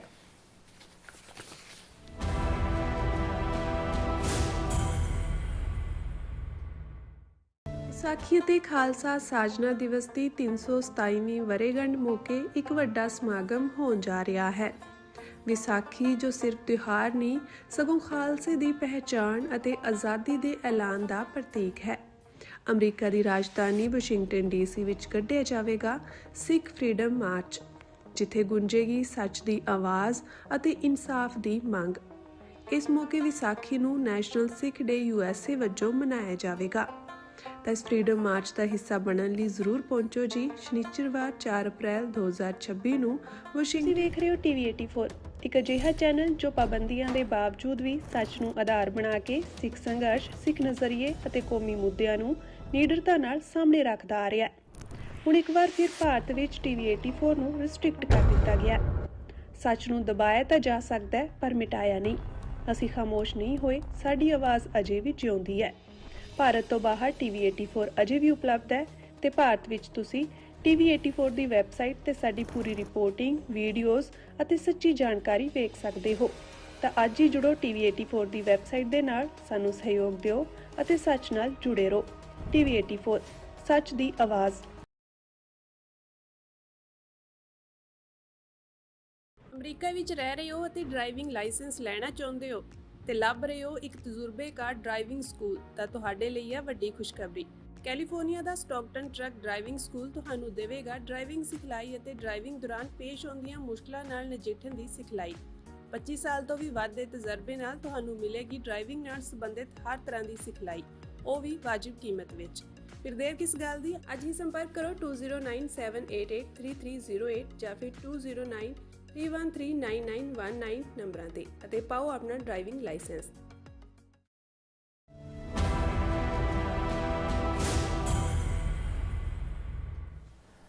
ਦਰਸ਼ਕੋ, break ਤੋਂ ਬਾਅਦ ਤੁਹਾਡਾ ਸਭ ਦਾ ਭਰਪੂਰ ਸਵਾਗਤ ਹੈ। ਸੋ ਵੀਰੋ, ਗੱਲਬਾਤ ਕਰਨ ਜਾ ਰਹੇ ਹਾਂ ਕਿ ਭਾਰਤ ਦੇ ਸਰਕਾਰੀ ਹਲਕਿਆਂ ਵੱਲੋਂ ਸੰਕੇਤ ਦਿੱਤੇ ਜਾ ਰਹੇ ਨੇ ਕਿ ਭਵਿੱਖ ਵਿੱਚ ਉਹ ਤੇਲ ਆਦਿ ਖਰੀਦਣ ਲਈ ਲੋਕਲ ਕਰੰਸੀ ਯਾਨੀ ਕਿ ਰੁਪਈਆ, ਦਿਨਾਰ ਜਾਂ ਯੂਆਨ ਦਾ ਇਸਤੇਮਾਲ ਕਰ ਸਕਦਾ ਹੈ, ਯਾਨੀ ਕਿ ਡਾਲਰ ਨੂੰ ਤਲਾਂਜਲੀ। ਸੋ ਜੇ ਇਵੇਂ ਹੁੰਦਾ ਹੈ ਤਾਂ ਪ੍ਰੈਜ਼ੀਡੈਂਟ ਟਰੰਪ ਦਾ ਕਹਿਣਾ ਹੈ ਕਿ 100% ਜਿਹੜੇ ਟੈਰਿਫ ਇੱਕ ਲੱਗੇਗਾ ਜੋ ਮੁਲਕ ਡਾਲਰ ਦਾ ਇਸਤੇਮਾਲ ਨਹੀਂ ਕਰਦੇ। ਸੋ ਇਸ ਬਾਰੇ ਆਪਾਂ ਗੱਲਬਾਤ ਕਰਨ ਜਾ ਰਹੇ ਹਾਂ। ਸੋ ਅਸੀਂ ਚਾਹਾਂਗੇ ਕਿ ਤੁਸੀਂ ਇਸੇ ਤਰ੍ਹਾਂ ਬਣੇ ਰਹਿਣਾ, ਦੇਖਣ ਸੁਣਨ ਲਈ ਜਾਂ ਲਿਖਣ ਲਈ। ਤੁਹਾਡਾ ਸਭ ਦਾ ਬਹੁਤ ਸ਼ੁਕਰੀਆ ਜੀ। ਡਾਕਟਰ ਸਾਹਿਬ, ਕੀ ਕਹਿਣਾ ਚਾਹੋਗੇ? ਦੇਖੋ, ਵੈਸੇ ਤਾਂ ਦੋ ਬੀੜੀਆਂ ਤੇ ਪੈਰ ਰੱਖਣ ਵਾਲਾ ਹੀ ਜਿਹੜਾ ਉਹ ਕਿਸੇ ਕੰਢੇ ਨਹੀਂ ਲੱਗਦਾ, ਡੁੱਬਦਾ। ਪਰ ਜੇ ਅੱਧੀ ਲੱਤ ਕਰਕੇ 3 ਬੀੜੀਆਂ ਤੇ ਰੱਖਿਆ ਹੋਏ ਫਿਰ ਤਾਂ ਉਹਦਾ ਕੀ ਹਾਲ ਹੋਏਗਾ, ਲੱਤ ਵੀ ਵਿੱਚੋਂ ਦੀ ਟੁੱਟੀ ਹੁੰਦੀ ਹੈ। ਭਾਰਤ ਨੇ ਇੱਕ ਪਾਸੇ ਤਾਂ ਜ਼ਾਹਰ ਹੈ ਕਿ ਜਿਹੜੀ ਉਹਨਾਂ ਦੀ ਇੱਕ ਨੀਤੀ ਪੋਸਟ 47 ਨੌਨ ਅਲਾਈਨਮੈਂਟ ਦੀ ਸੀ, ਉਹਦੇ ਤੋਂ ਕਿਨਾਰਾ ਕਰਕੇ ਪਹਿਲਾਂ ਤਾਂ ਬਿਲਕੁਲ ਇੰਦਰਾ ਗਾਂਧੀ ਸੋਵੀਅਤ ਯੂਨੀਅਨ ਦੇ ਬਲਾਕ ਵੱਲ ਕਾਫੀ ਝੁਕ ਗਈ ਜਦੋਂ 1971 ਦੇ ਵਿੱਚ ਜਿਹੜਾ ਉਹ ਸੋਵੀਅਤ ਯੂਨੀਅਨ ਦੇ ਨਾਲ ਡਿਫੈਂਸ ਡੀਲ ਕੀਤੀ। ਜਿਸ ਕਿਸਮ ਦੀ ਡੀਲ ਸੋਵੀਅਤ ਯੂਨੀਅਨ ਨੇ ਹੰਗਰੀ, ਪੋਲੈਂਡ, ਚੈਕੋਸਲੋਵਾਕੀਆ ਨਾਲ ਕੀਤੀ ਸੀ, ਅਫਗਾਨਿਸਤਾਨ ਨਾਲ ਵੀ, ਫਿਰ ਉਸੇ ਬਹਾਨੇ ਨਾਲ ਉਹਨਾਂ ਮੁਲਕਾਂ ਦੇ ਵਿੱਚ ਆਪਣੀ ਫੌਜ ਭੇਜ ਦਿੱਤੀ ਸੀ। ਲੇਕਿਨ ਨਰਿੰਦਰ ਮੋਦੀ ਨੇ ਤਾਂ ਬਿਲਕੁਲ ਹੀ ਜਿਹੜਾ ਪਾਰਟ ਹੈ, ਕਿਉਂਕਿ ਫਲਸਤੀਨ ਮੁੱਦੇ ਦੇ ਉੱਤੇ ਇੰਡੀਅਨ ਜਿਹੜੀ ਸਟੇਟ ਪਾਲਿਸੀ ਰਹੀ ਉਹ ਇੱਕ ਬੈਲੈਂਸ ਵਾਲੀ ਸੀ। ਉਹਨਾਂ ਨੇ ਬੇਸ਼ੱਕ ਇਜ਼ਰਾਈਲ ਨੂੰ 1950-51 'ਚ ਰੈਕਗਨਾਈਜ਼ ਕਰ ਲਿਆ ਸੀ, ਲੇਕਿਨ 1993 ਤੱਕ ਜਿਹੜੀ ਹੈ ਉਹਨਾਂ ਦੀ ਐਮਬੈਸੀ ਨਹੀਂ ਸੀ ਖੁੱਲ੍ਹੀ, ਚਾਰਜ ਡੀ ਅਫੇਅਰਸ ਹੀ ਸੀ, ਤੇ ਕੋਈ ਇੰਡੀਅਨ ਪ੍ਰਾਈਮ ਮਿਨਿਸਟਰ ਇਜ਼ਰਾਈਲ ਦੇ ਦੌਰੇ 'ਤੇ ਨਹੀਂ ਸੀ ਗਿਆ। ਔਰ ਫਲਸਤੀਨੀਆਂ ਦੇ ਆਪਣਾ ਇਜ਼ਰਾਈਲ ਨੂੰ ਮਾਨਤਾ ਦੇ ਦਿੱਤੀ ਸੀ, ਜਿਹੜੀ ਕਿ ਅਸੀਂ ਸਮਝਦੇ ਹਾਂ ਵੀ 2 ਸਟੇਟ ਸੋਲਿਊਸ਼ਨ ਹੀ ਅਲਟੀਮੇਟ ਪਰਮਾਨੈਂਟ ਸੋਲਿਊਸ਼ਨ ਹੈ, ਜਿਹੜਾ ਓਸਲੋ ਅਕੋਰਡ 'ਚੋਂ ਵੀ ਨਿਕਲਿਆ ਜੀ।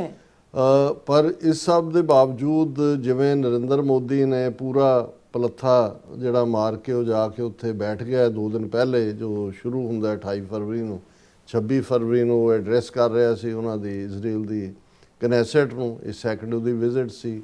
ਐਪਸਟੀਨ ਫਾਈਲਸ ਦੇ ਨਾਲ ਕੀ ਜੁੜਦਾ ਹੈ, ਇੱਕ ਵੱਖਰਾ ਚੈਪਟਰ ਹੈ, ਔਰ ਕਿਉਂਕਿ ਉਹਦੇ ਤੇ ਅਜੇ ਬਹੁਤ ਸਾਰਾ ਕੁਝ ਬਾਹਰ ਨਹੀਂ ਆਇਆ, ਸੋ ਉਹ ਬਾਅਦ 'ਚ ਹੀ ਸਾਹਮਣੇ ਆਏਗਾ। ਹਰਦੀਪ ਪੁਰੀ ਦਾ ਔਰ ਉਹ ਸਾਰਾ ਜਿਹੜਾ ਇਹਨਾਂ ਦੇ ਲਿੰਕ ਸੀ, ਅਨਿਲ ਅੰਬਾਨੀ ਔਰ ਦੂਜੇ, ਉਹ ਆਲਰੇਡੀ ਕੁਝ ਡਾਕੂਮੈਂਟ ਬਾਹਰ ਆਏ ਨੇ। ਅੱਛਾ। ਸੋ ਇਹਨਾਂ ਹਾਲਾਤਾਂ 'ਚ ਇੱਕ ਪਾਸੇ ਜਦੋਂ ਅਮਰੀਕਾ ਦੇ ਨਾਲ ਝੁਕਾਅ ਦੀ ਗੱਲ ਆਈ ਤੇ ਜਦੋਂ ਅਮਰੀਕਾ ਨੇ ਟੈਰਿਫ ਲਾਉਣ ਦੀ ਗੱਲ, ਸੈਕੰਡ ਟਰਮ ਟਰੰਪ ਦੀ ਪ੍ਰੋਬਲਮੈਟਿਕ ਸੀ, ਤੇ ਫਿਰ ਮੋਦੀ ਜੀ ਜਾ ਕੇ ਚਾਈਨਾ ਪਹੁੰਚ ਗਏ।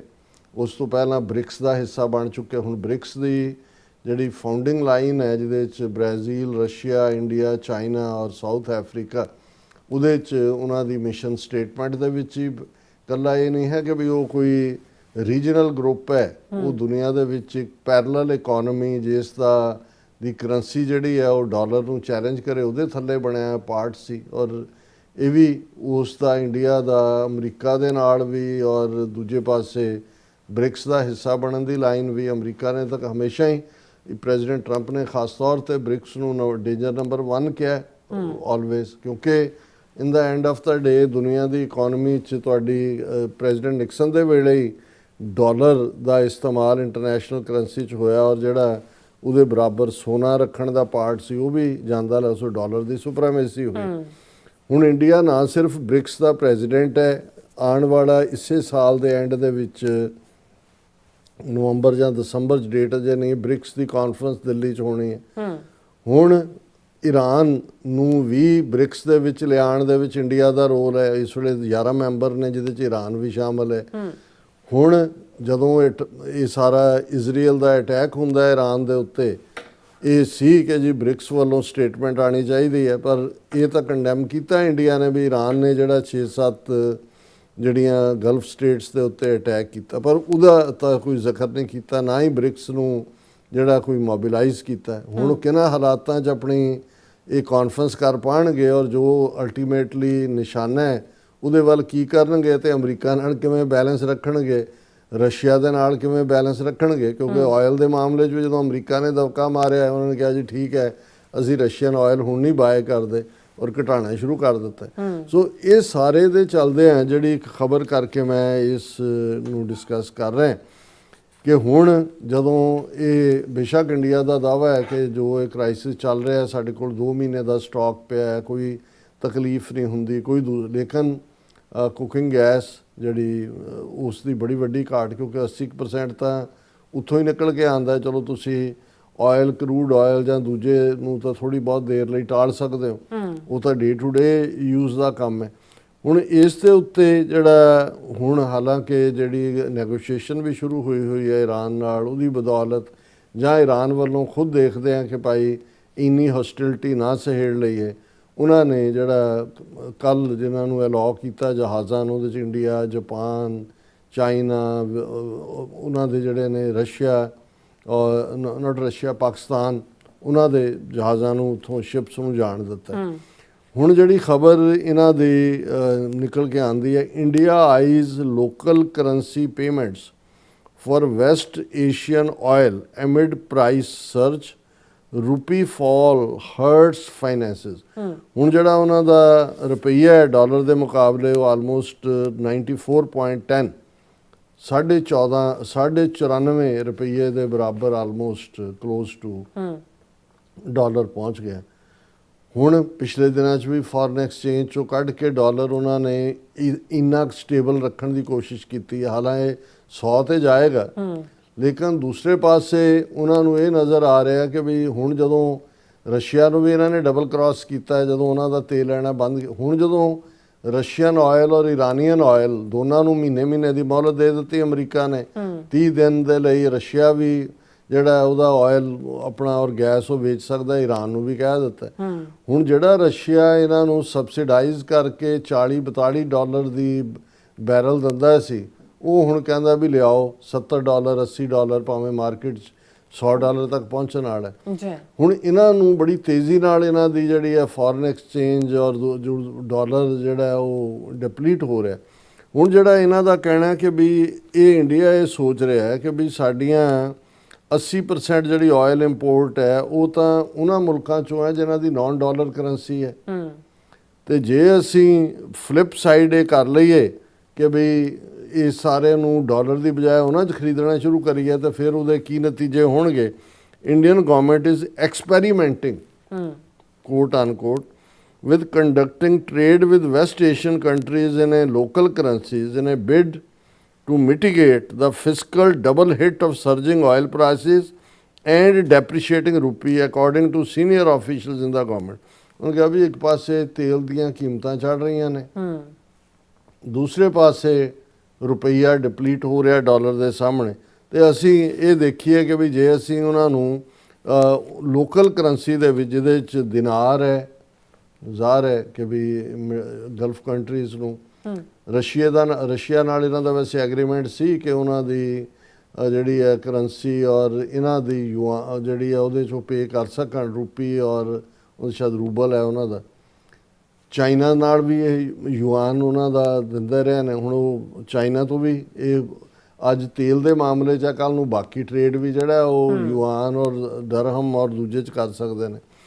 ਪ੍ਰਾਈਸ ਫਿਰ ਇਹਦੇ 'ਚ ਉਹਨਾਂ ਨੇ ਕਿਹਾ ਵੀ ਇੰਡੀਆ ਇਹ ਦੇਖ ਰਿਹਾ ਕਿ India is working out a mechanism to pay for imports from Gulf cooperation council, ਕਿਉਂਕਿ ਜਿਹੜੀਆਂ ਲੋਕਲ ਨੇ ਉਹਨਾਂ GCC ਹੈ, to local currencies. Senior government official told this triggers the trigger for the move, he explained, were the upward spiral oil prices and downward spiral of the rupee, कि वो spiral उत्ते ਨੂੰ ਜਾ ਰਿਹਾ ਹੈ oil prices ਦਾ, ਤੇ ਜਿਹੜਾ ਦੂਸਰਾ ਹੈ ਰੂਪੀ ਦਾ ਥੱਲੇ ਨੂੰ ਜਾ ਰਿਹਾ।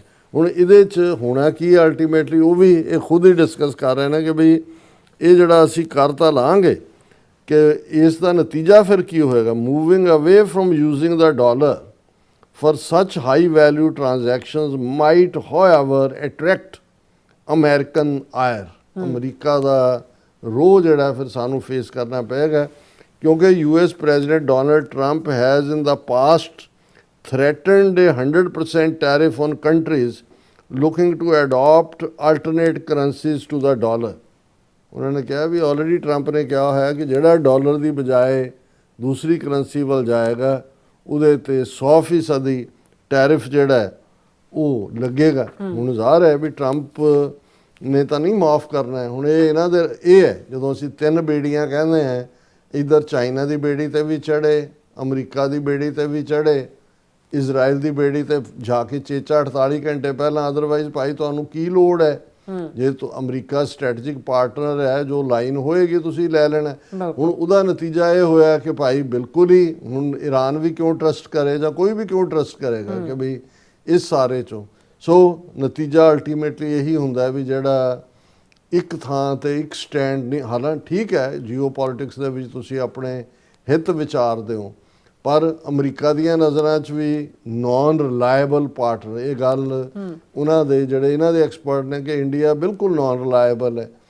ਜਿਹੜੇ ਸੋਵੀਅਤ ਯੂਨੀਅਨ ਤੋਂ ਹਥਿਆਰ ਲੈਂਦੇ ਨੇ, ਜਿਨ੍ਹਾਂ ਤੋਂ ਹੁਣ ਵੀ S-400 ਕੇ ਕੀ ਹੈ ਉਹ ਡਿਲੀਵਰ ਹੋਣੇ ਨੇ, ਇਹਨਾਂ ਨੂੰ ਜਿਹੜਾ ਡਿਫੈਂਸ ਮੈਕੈਨਿਜ਼ਮ ਹੈ, ਉਹਨਾਂ ਨੂੰ ਵੀ ਲੱਗਿਆ ਕਿ ਬਈ ਇਹਨਾਂ ਨੂੰ ਤਾਂ ਥੋੜ੍ਹਾ ਜਿਹਾ ਦਬਕਾ ਪਿਆ ਤੇ ਜਾ ਕੇ ਉੱਧਰ ਡਿੱਗ ਪਏ ਨੇ। ਔਰ ਈਰਾਨ ਨੂੰ ਲੱਗਿਆ ਕਿ ਵੀ ਅਸੀਂ ਤਾਂ ਈਵਨ ਪਾਕਿਸਤਾਨ ਦੇ ਖਿਲਾਫ ਵੀ ਇਹਨਾਂ ਦੇ ਨਾਲ ਸਾਂਝ ਪਾਉਂਦੇ ਰਹੇ, ਚਾਬਹਾਰ ਪੋਰਟ ਜਾਂ ਦੂਜੇ ਤੀਜੇ, ਇਹ ਜਾ ਕੇ ਇਜ਼ਰਾਈਲ ਦੀ ਗੋਦ 'ਚ ਬੈਠੇ ਨੇ। ਸੋ ਕੁੱਲ ਮਿਲਾ ਕੇ ਭਾਰਤ ਦੀ ਜਿਹੜੀ ਆਰਥਿਕ ਹਾਲਤ ਹੈ, ਜ਼ਬਾਨੀ ਕਲਾਮੀ ਜੋ ਮਰਜ਼ੀ ਕਹੀ ਜਾਣ, ਲੇਕਿਨ ਉਹ ਕਾਫੀ ਇਸ ਵੇਲੇ ਡਾਵਾਡੋਲ ਹੈ। ਜੀ ਰਾਸਾ, ਤੁਹਾਡਾ ਬਹੁਤ ਧੰਨਵਾਦ। ਸੌਥ ਲੈਣ ਬ੍ਰੇਕ ਵਿਊਅਰਸ, ਤੁਸੀਂ ਇਸ ਤਰ੍ਹਾਂ ਜੁੜੇ ਰਹਿਣਾ। ਮਿਲਦੇ ਹਾਂ ਛੋਟੇ ਜਿਹੇ ਬ੍ਰੇਕ ਤੋਂ ਬਾਅਦ।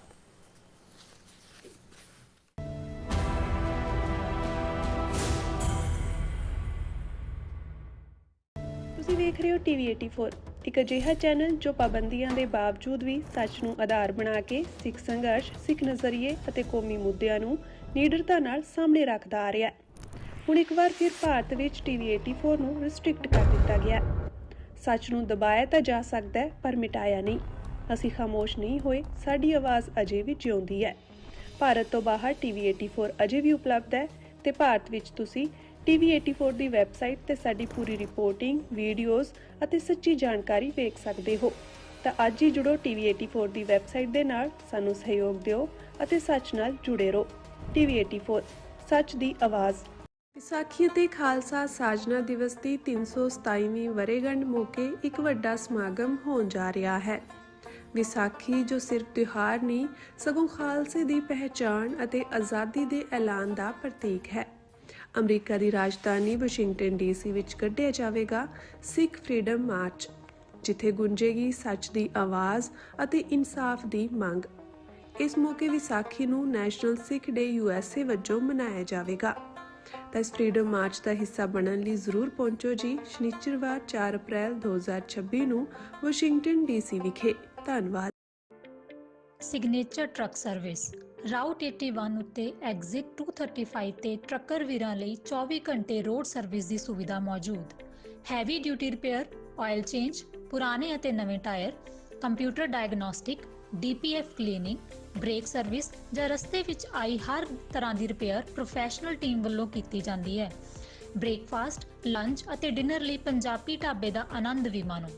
ਡਰਾਈਵਰ ਅਤੇ ਟਰੱਕ ਆਪਰੇਟਰ ਵੀਰ ਡਿਸਪੈਚ ਦੀ ਸਰਵਿਸ ਲਈ ਸਾਡੇ ਨਾਲ ਸੰਪਰਕ ਕਰਨ।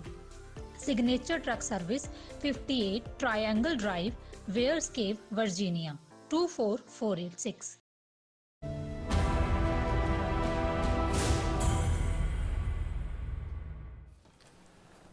Viewers welcome back to programme. So viewers ਗੱਲਬਾਤ ਕਰਨ ਜਾ ਰਹੇ ਹਾਂ ਕਿ ਅਮਰੀਕਾ ਵੱਲੋਂ ਹੁਣ ਫਿਲੀਪੀਨ ਵਿੱਚ ਜਿਹੜੇ ਜੰਗੀ ਹਥਿਆਰ ਬਣਾਉਣ ਦੀਆਂ ਫੈਕਟਰੀਆਂ ਲਾਉਣ ਦੀ ਜਿਹੜੀ ਤਜਵੀਜ਼ ਹੈ, ਉਹ ਇਸ ਤਜਵੀਜ਼ ਤੇ ਚੀਨ ਨੇ ਤਿੱਖਾ ਰਿਐਕਸ਼ਨ ਦਿੰਦਿਆਂ ਕਿਹਾ ਹੈ ਕਿ ਅਮਰੀਕਾ ਜੰਗ ਅਤੇ ਅਫਰਾ ਤਫਰੀ ਨੂੰ ਏਸ਼ੀਆ ਪੈਸੀਫਿਕ ਵਿੱਚ ਲਿਆ ਰਿਹਾ ਹੈ, ਜਿਸ ਦੇ ਸਿੱਟਿਆਂ ਲਈ ਉਹ ਖੁਦ ਜ਼ਿੰਮੇਵਾਰ ਹੈ। ਸੋ ਇਸ ਬਾਰੇ ਆਪਾਂ ਗੱਲਬਾਤ ਕਰਨ ਜਾ ਰਹੇ ਹਾਂ। ਸੋ ਅਸੀਂ ਚਾਹਾਂਗੇ ਕਿ ਤੁਸੀਂ ਇਸੇ ਤਰ੍ਹਾਂ ਬਣੇ ਰਹਿਣਾ।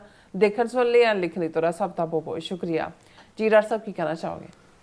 ਦੇਖੋ, ਪ੍ਰੈਜ਼ੀਡੈਂਟ ਟਰੰਪ ਦੀ ਅਪ੍ਰੈਲ ਦੇ ਅਖੀਰਲੇ ਦਿਨਾਂ ਦੇ ਵਿੱਚ ਜਿਹੜੀ ਹੈ ਚੀਨ ਯਾਤਰਾ ਆਲਮੋਸਟ ਸੀ। ਪਹਿਲਾਂ ਮਾਰਚ ਦਾ ਜ਼ਿਕਰ ਵੀ ਹੁੰਦਾ ਰਿਹਾ, ਲੇਕਿਨ ਜੋ ਕਰੰਟ ਕ੍ਰਾਈਸਿਸ ਹੈ, ਈਰਾਨ ਕ੍ਰਾਈਸਿਸ, ਉਸ ਨੂੰ ਲੈ ਕੇ ਉਸ ਨੂੰ ਪੋਸਟਪੋਨ ਕੀਤਾ ਗਿਆ। ਔਰ ਜਿਹੜੀਆਂ ਖਬਰਾਂ ਇੰਟਰਨੈਸ਼ਨਲ ਮੀਡੀਆ ਦੇ ਹਵਾਲੇ ਨਾਲ ਨੇ ਕਿ Trump to visit China in May after rescheduling trip due to Iran war.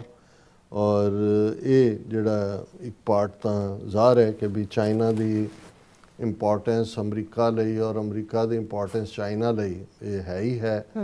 ਔਰ ਬੇਸ਼ੱਕ ਪ੍ਰੈਜ਼ੀਡੈਂਟ ਟਰੰਪ ਨੇ ਨੈਟੋ ਬਾਰੇ ਅੱਜ ਵੀ ਉਹਨਾਂ ਦੀ ਜਿਹੜੀ ਪ੍ਰੈਸ ਕਾਨਫਰੰਸ ਸੀ ਉਹਦੇ 'ਚ ਉਹਨਾਂ ਨੂੰ ਕੋਵਰਡ ਔਰ ਦੂਸਰਾ ਕਿਹਾ।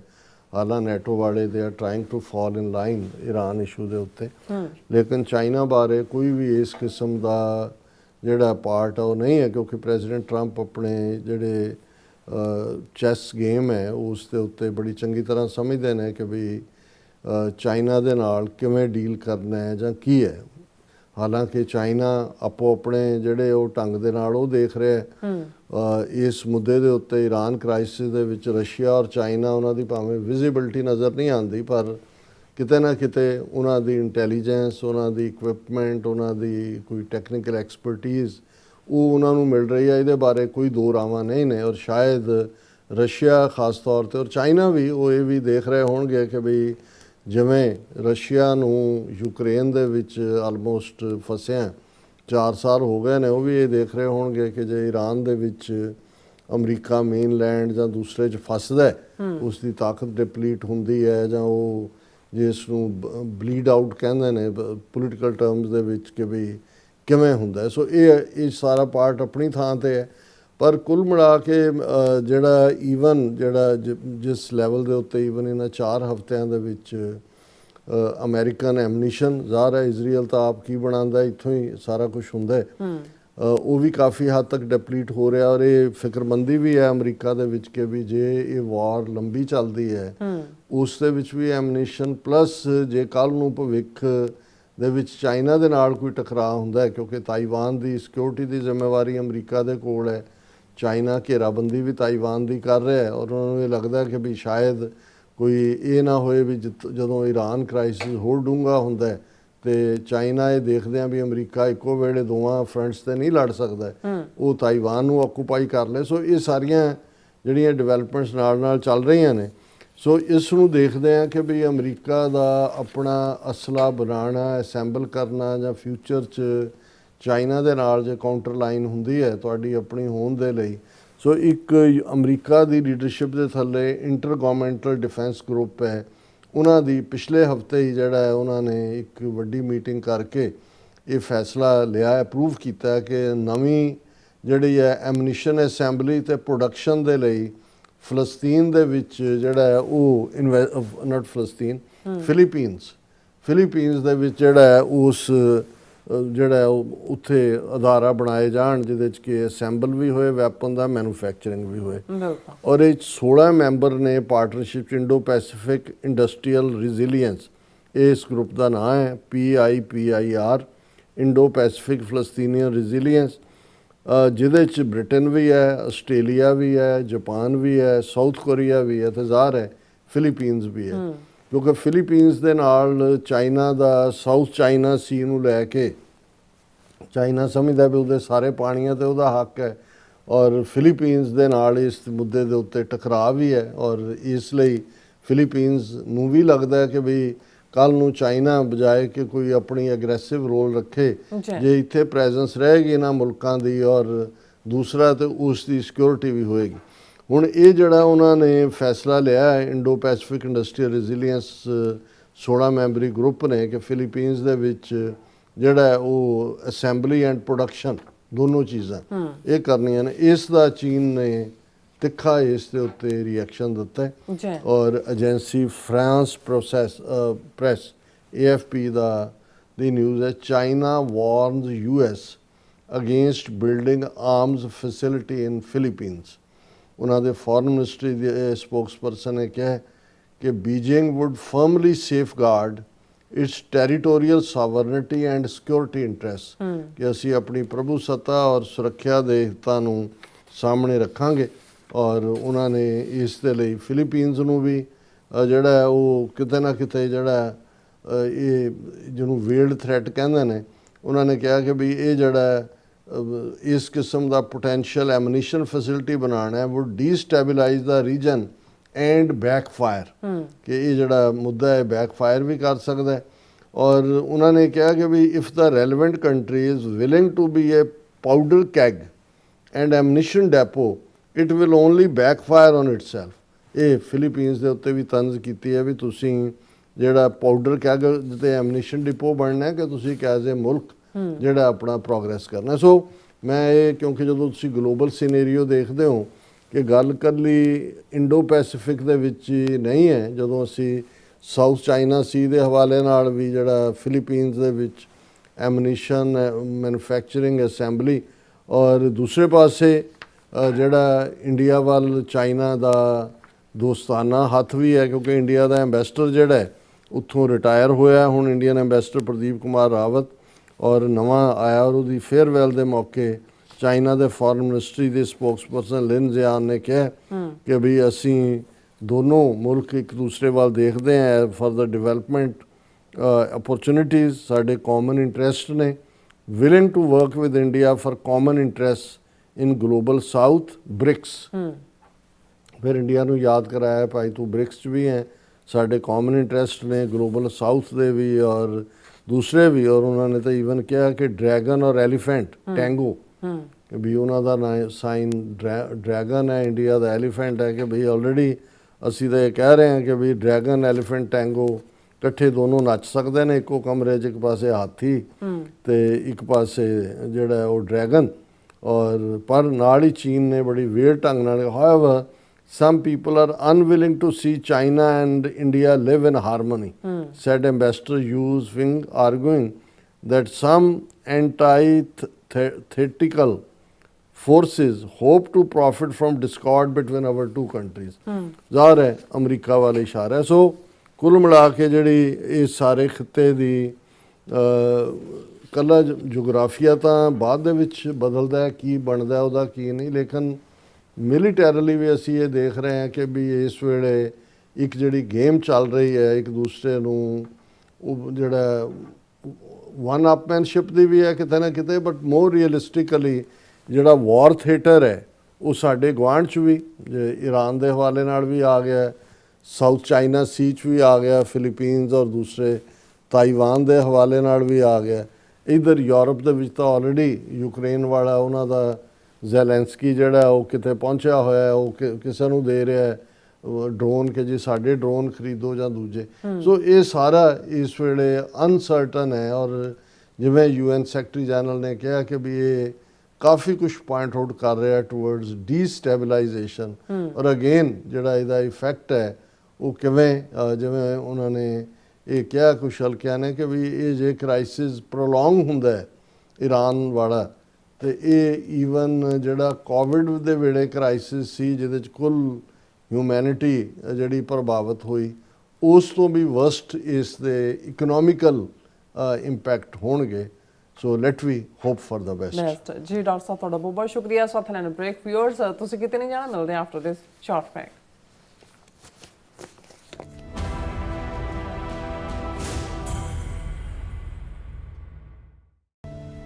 ਵਿਸਾਖੀ ਅਤੇ ਖਾਲਸਾ ਸਾਜਨਾ ਦਿਵਸ ਦੀ 327ਵੀਂ ਵਰ੍ਹੇਗੰਢ ਮੌਕੇ ਇੱਕ ਵੱਡਾ ਸਮਾਗਮ ਹੋਣ ਜਾ ਰਿਹਾ ਹੈ। ਵਿਸਾਖੀ ਜੋ ਸਿਰਫ ਤਿਉਹਾਰ ਨਹੀਂ ਸਗੋਂ ਖਾਲਸੇ ਦੀ ਪਹਿਚਾਣ ਅਤੇ ਆਜ਼ਾਦੀ ਦੇ ਐਲਾਨ ਦਾ ਪ੍ਰਤੀਕ ਹੈ। ਅਮਰੀਕਾ ਦੀ ਰਾਜਧਾਨੀ ਵਾਸ਼ਿੰਗਟਨ ਡੀਸੀ ਵਿੱਚ ਕੱਢਿਆ ਜਾਵੇਗਾ ਸਿੱਖ ਫਰੀडम ਮਾਰਚ, ਜਿੱਥੇ ਗੂੰਜੇਗੀ ਸੱਚ ਦੀ ਆਵਾਜ਼ ਅਤੇ ਇਨਸਾਫ ਦੀ ਮੰਗ। ਇਸ ਮੌਕੇ ਵਿਸਾਖੀ ਨੂੰ ਨੈਸ਼ਨਲ ਸਿੱਖ ਡੇ USA ਵਜੋਂ ਮਨਾਇਆ ਜਾਵੇਗਾ। ਤਾਂ ਇਸ ਫਰੀडम ਮਾਰਚ ਦਾ ਹਿੱਸਾ ਬਣਨ ਲਈ ਜ਼ਰੂਰ ਪਹੁੰਚੋ ਜੀ ਸ਼ਨੀਚਰਵਾਰ 4 ਅਪ੍ਰੈਲ 2026 ਨੂੰ ਵਾਸ਼ਿੰਗਟਨ ਡੀਸੀ ਵਿਖੇ। ਧੰਨਵਾਦ। ਤੁਸੀਂ ਵੇਖ ਰਹੇ ਹੋ TV 84, ਇੱਕ ਅਜਿਹਾ ਚੈਨਲ ਜੋ ਪਾਬੰਦੀਆਂ ਦੇ ਬਾਵਜੂਦ ਵੀ ਸੱਚ ਨੂੰ ਆਧਾਰ ਬਣਾ ਕੇ ਸਿੱਖ ਸੰਘਰਸ਼, ਸਿੱਖ ਨਜ਼ਰੀਏ ਅਤੇ ਕੌਮੀ ਮੁੱਦਿਆਂ ਨੂੰ ਨਿਡਰਤਾ ਨਾਲ ਸਾਹਮਣੇ ਰੱਖਦਾ ਆ ਰਿਹਾ ਹੈ। ਹੁਣ ਇੱਕ ਵਾਰ ਫਿਰ ਭਾਰਤ ਵਿੱਚ TV 84 ਨੂੰ ਰਿਸਟ੍ਰਿਕਟ ਕਰ ਦਿੱਤਾ ਗਿਆ। ਸੱਚ ਨੂੰ ਦਬਾਇਆ ਤਾਂ ਜਾ ਸਕਦਾ ਹੈ ਪਰ ਮਿਟਾਇਆ ਨਹੀਂ। ਅਸੀਂ ਖਾਮੋਸ਼ ਨਹੀਂ ਹੋਏ, ਸਾਡੀ ਆਵਾਜ਼ ਅਜੇ ਵੀ ਜਿਉਂਦੀ ਹੈ। ਭਾਰਤ ਤੋਂ ਬਾਹਰ TV 84 ਅਜੇ ਵੀ ਉਪਲਬਧ ਹੈ ਤੇ ਭਾਰਤ ਵਿੱਚ ਤੁਸੀਂ TV 84 ਦੀ ਵੈਬਸਾਈਟ ਤੇ ਸਾਡੀ ਪੂਰੀ ਰਿਪੋਰਟਿੰਗ, ਵੀਡੀਓਜ਼ ਅਤੇ ਸੱਚੀ ਜਾਣਕਾਰੀ ਵੇਖ ਸਕਦੇ ਹੋ। ਤਾਂ ਅੱਜ ਹੀ ਜੁੜੋ TV 84 ਦੀ ਵੈਬਸਾਈਟ ਦੇ ਨਾਲ, ਸਾਨੂੰ ਸਹਿਯੋਗ ਦਿਓ ਅਤੇ ਸੱਚ ਨਾਲ ਜੁੜੇ ਰਹੋ। TV 84 ਸੱਚ ਦੀ ਆਵਾਜ਼।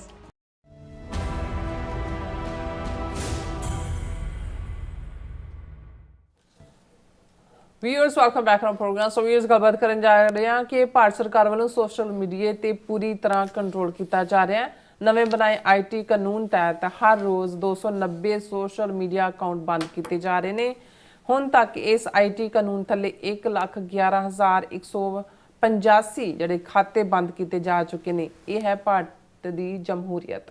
ਸੋ ਇਸ ਬਾਰੇ ਆਪਾਂ ਗੱਲਬਾਤ ਕਰਨ ਜਾ ਰਹੇ ਹਾਂ ਔਰ ਨਾਲ ਜਿਹੜੇ ਤੁਹਾਡੇ ਲਾਈਵ ਮੈਸੇਜ ਨੇ ਉਹ ਵੀ ਆਪਾਂ ਸ਼ੇਅਰ ਕਰਾਂਗੇ। ਸੋ ਅਸੀਂ ਚਾਹਾਂਗੇ ਕਿ ਤੁਸੀਂ ਇਸੇ ਤਰ੍ਹਾਂ ਬਣੇ ਰਹਿਣਾ। ਦੇਖਣ ਸੁਣਨ ਲਈ ਲਿਖਣ ਲਈ ਤੁਹਾਡਾ ਸਭ ਦਾ ਬਹੁਤ ਬਹੁਤ ਸ਼ੁਕਰੀਆ ਜੀ। ਰਾਜ ਸਾਹਿਬ ਕੀ ਕਹਿਣਾ ਚਾਹੋਗੇ?